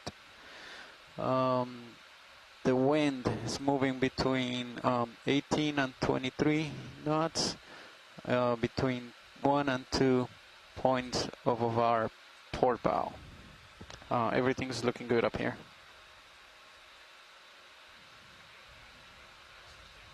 Dive soup has comms.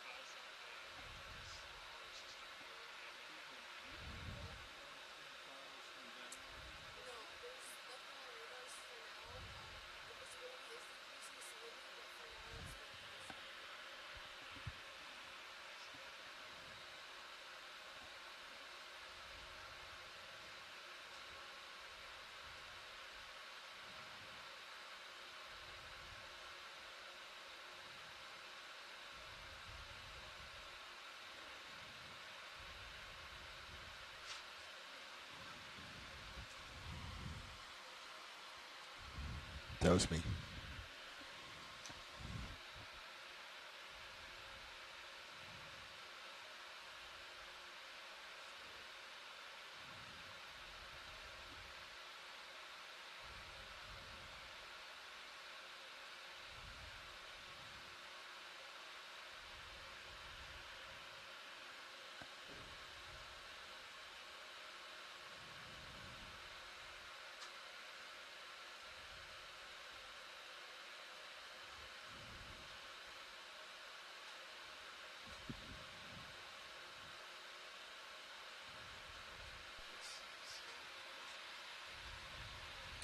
What is? Oh, the. Yep.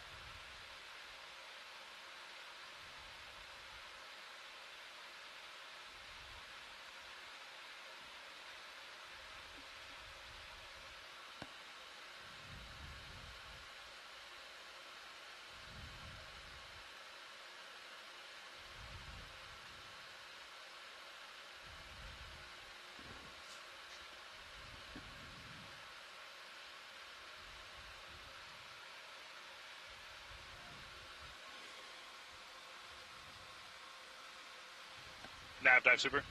Go ahead, dive soup. Hey, be advised, we have taken control at the AFCON here. We can't confirm auto surge is disengaged. We just took out auto sway. Looks like you guys are higher up in the water column. Let me know if you have any trouble streaming. I know we'll start to see that current here soon. Copy. I can see auto sway got disengaged. Streaming looks fine. Maybe 10 degrees to port, but it's looking pretty good. And then we have a handheld radio down here, channel 3, if we need it. Okay, great. I have one as well. Copy. Thanks.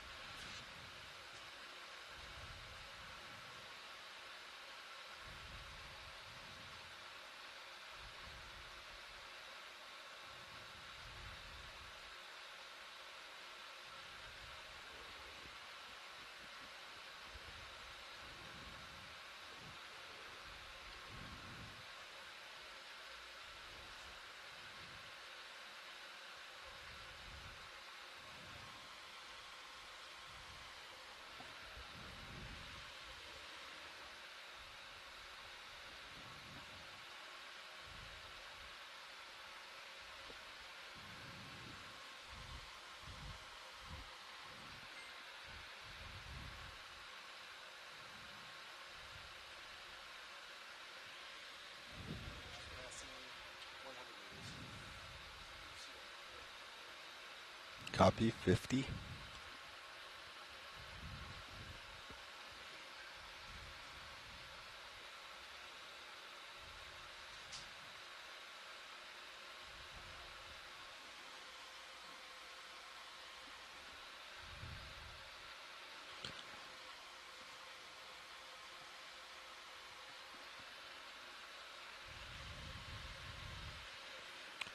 Turning my lights down video because we're going to bring them back up on surface or near surface for some shots, so that's not quite as dark out as I think they were expecting.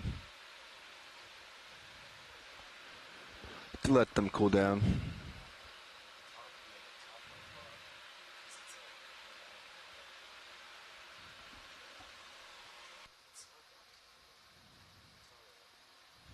Pilot dive super.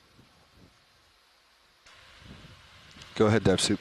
Hey, Good news is I think we're isolated in pitch more than we were this morning. Bad news is that'll be hard for you to keep slack in the tether. So I think we'll just do what we can. We'll try to keep our ship speed low, but I'll talk to deck 2 and make sure they know we could see some big pitches every once in a while here. Roger that.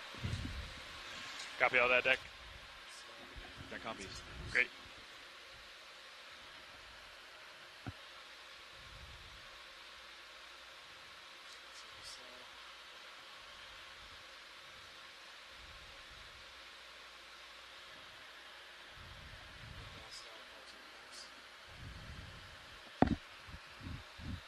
Co-pilot, can you tilt your camera up to the ship? Dive soup, this is Nav. Go ahead, Nav. Vehicles are holding at 50. Roger, vehicles holding 50 meters. Winch, dive super. Go ahead. Can we pass control to the aft station, please? Aft station has control.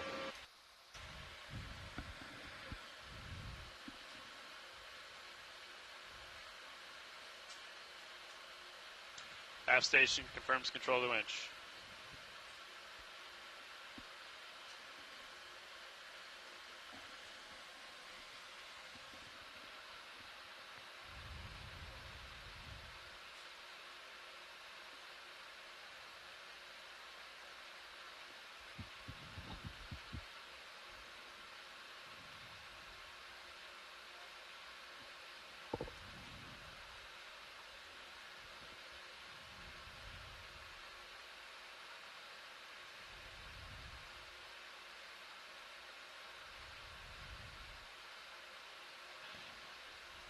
Pilot, are you ready to continue ascent?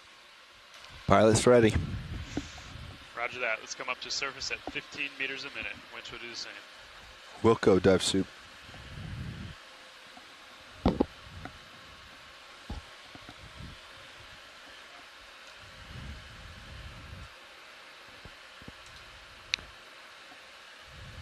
Dive soup, this is Nav. Good. Streaming is getting worse. Now it's about 20 degrees to starboard. Copy that, Nav. Hopefully that corrects a little bit when we come up. Thanks.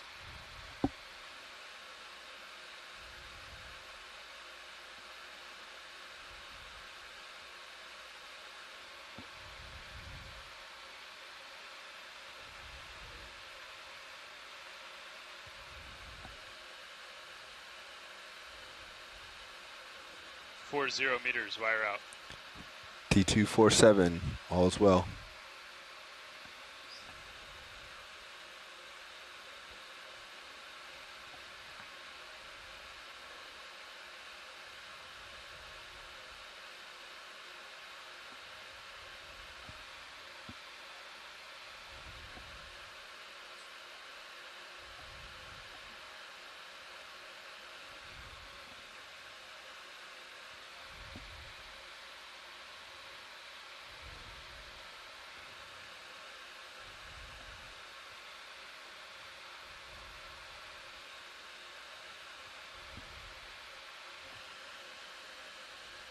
.30 meters, wire out. T235, all's well.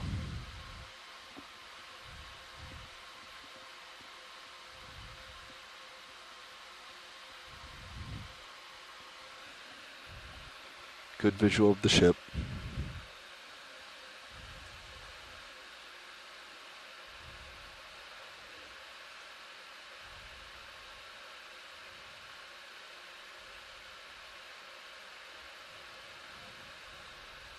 .20 meters, wire out.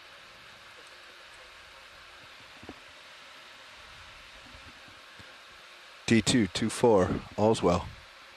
Roger, 2-4. Streaming slight to starboard.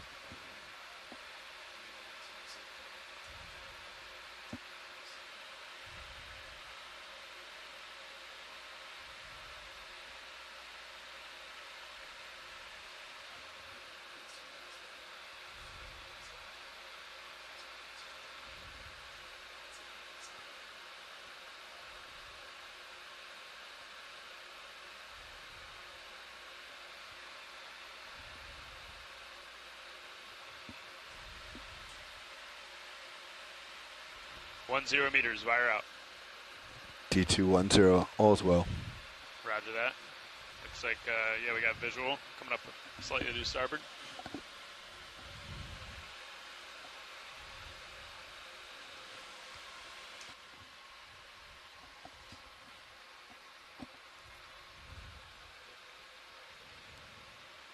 Go ahead, video.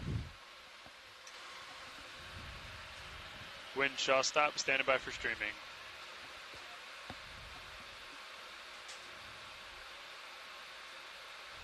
Pilot has visual.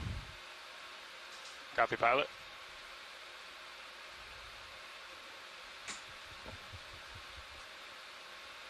And on surface. Auto head engaged. Roger, auto head in.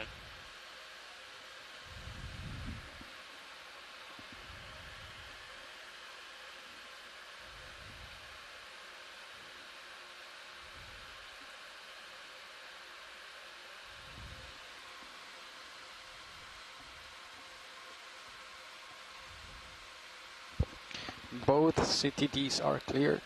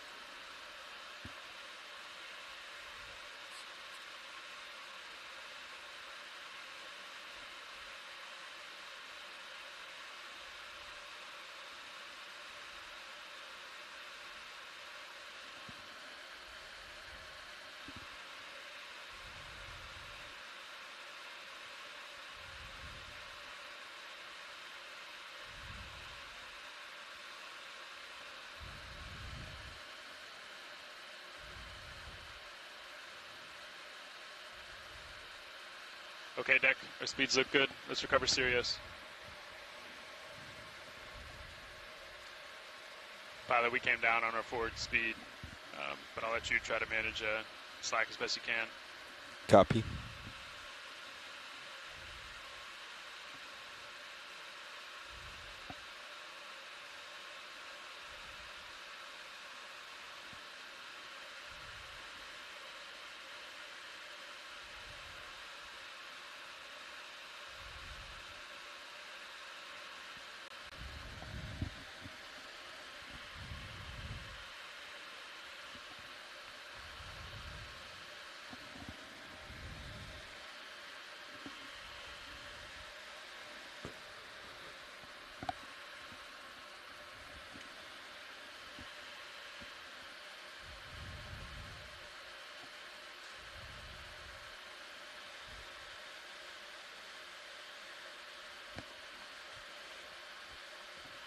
Pilot providing slack. Copy, pilot.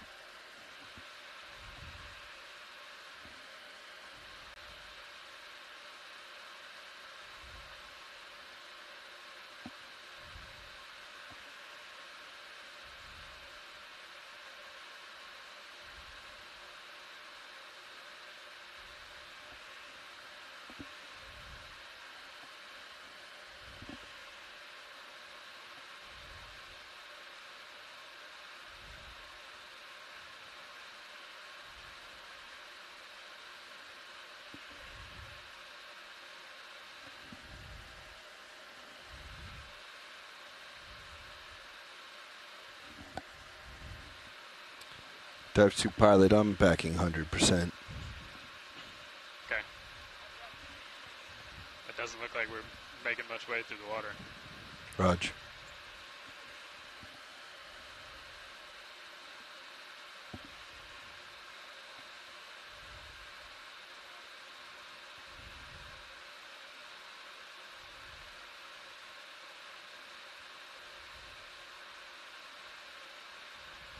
Pilot, can we get a little lateral to your port, please? Yep, coming port.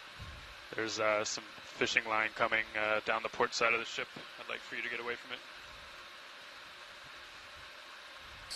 Sirius HD is clear. Holding there, backing. Winch, take back local control, please. I hear you, pilot. Thanks. Mode disabled. Deck disable A-frame, thank you. All right, that's good there, pilot. You're clear. Thank you. Okay, easing off.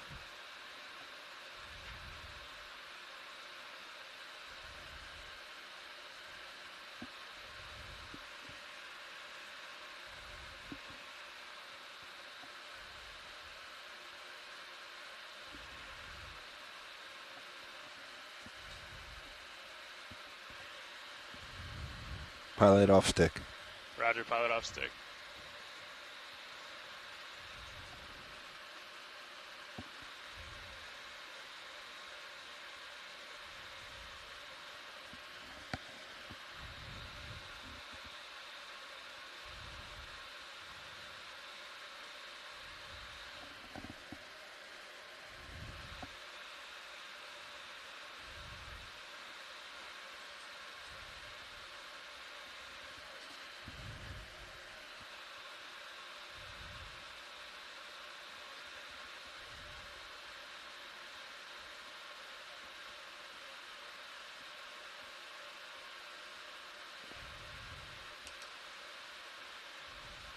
Yeah, looks like. Daisy chain free, lift line free. Roger that. Agree up here. Auto heads out. Copy.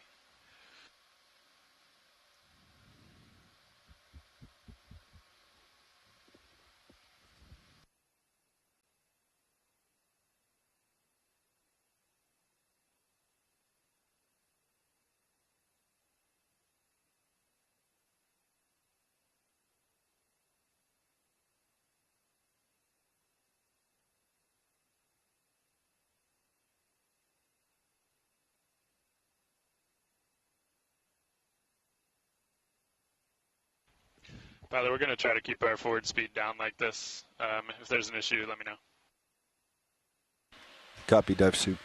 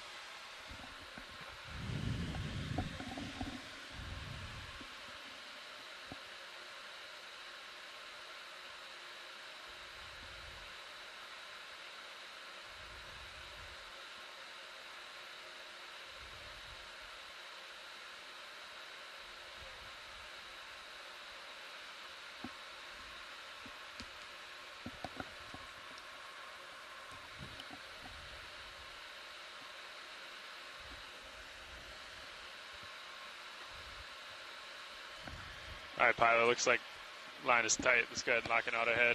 Auto head in. Come straight back. Backing.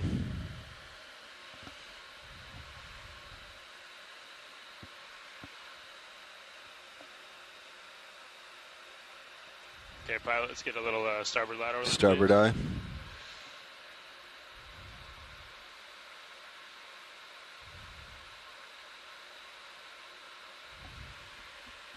Maybe ease on back in just a little, pilot. Ease on back. Nice. Looking good. Think we can come straight back from there? Straight back.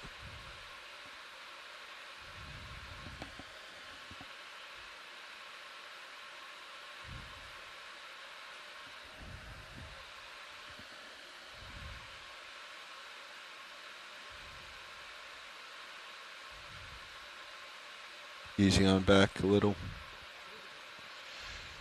Yep, looks good, pilot.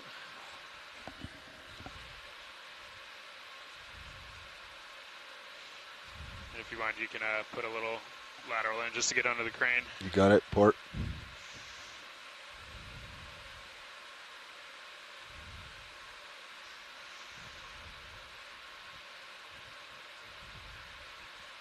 Just about there, pilot. Backing. Looking good. Turning. Copy.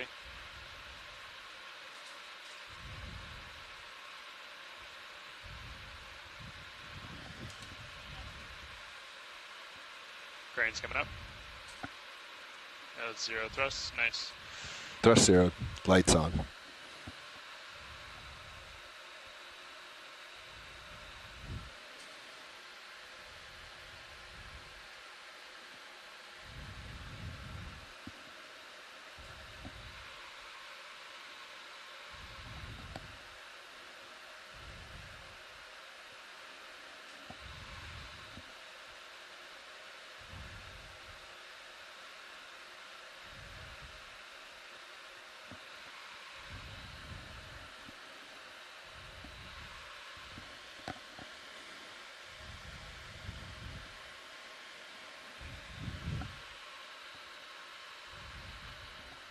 Pilot, secure power.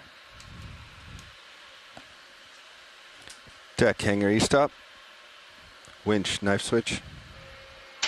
Knife switch. Power meter 0. Roger, vehicle cold.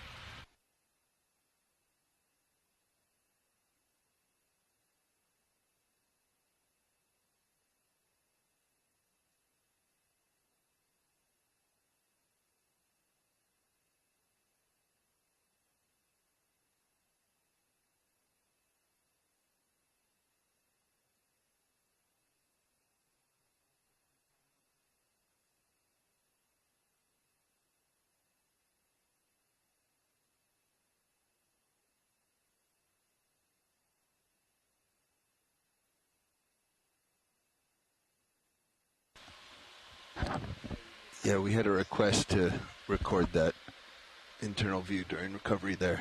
We left all the lights on.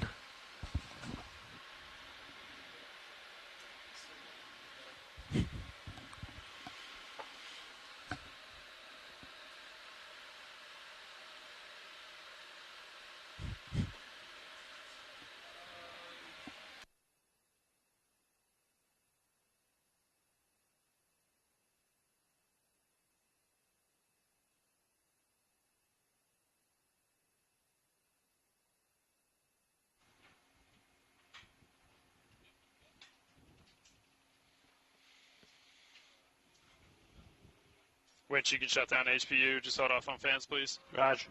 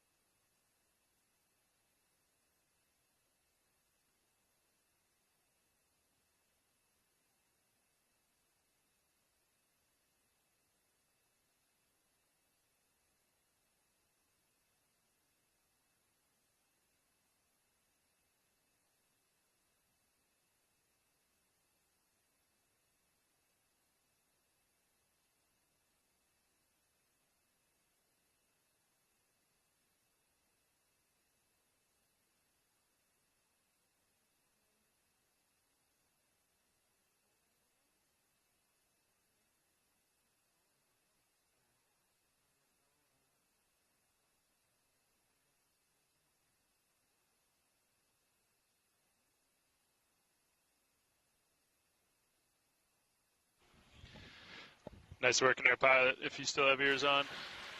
We're here, dive suit. Yeah, awesome dive. Let's get it ready to go back tomorrow. Roger that. We're coming down. Great job.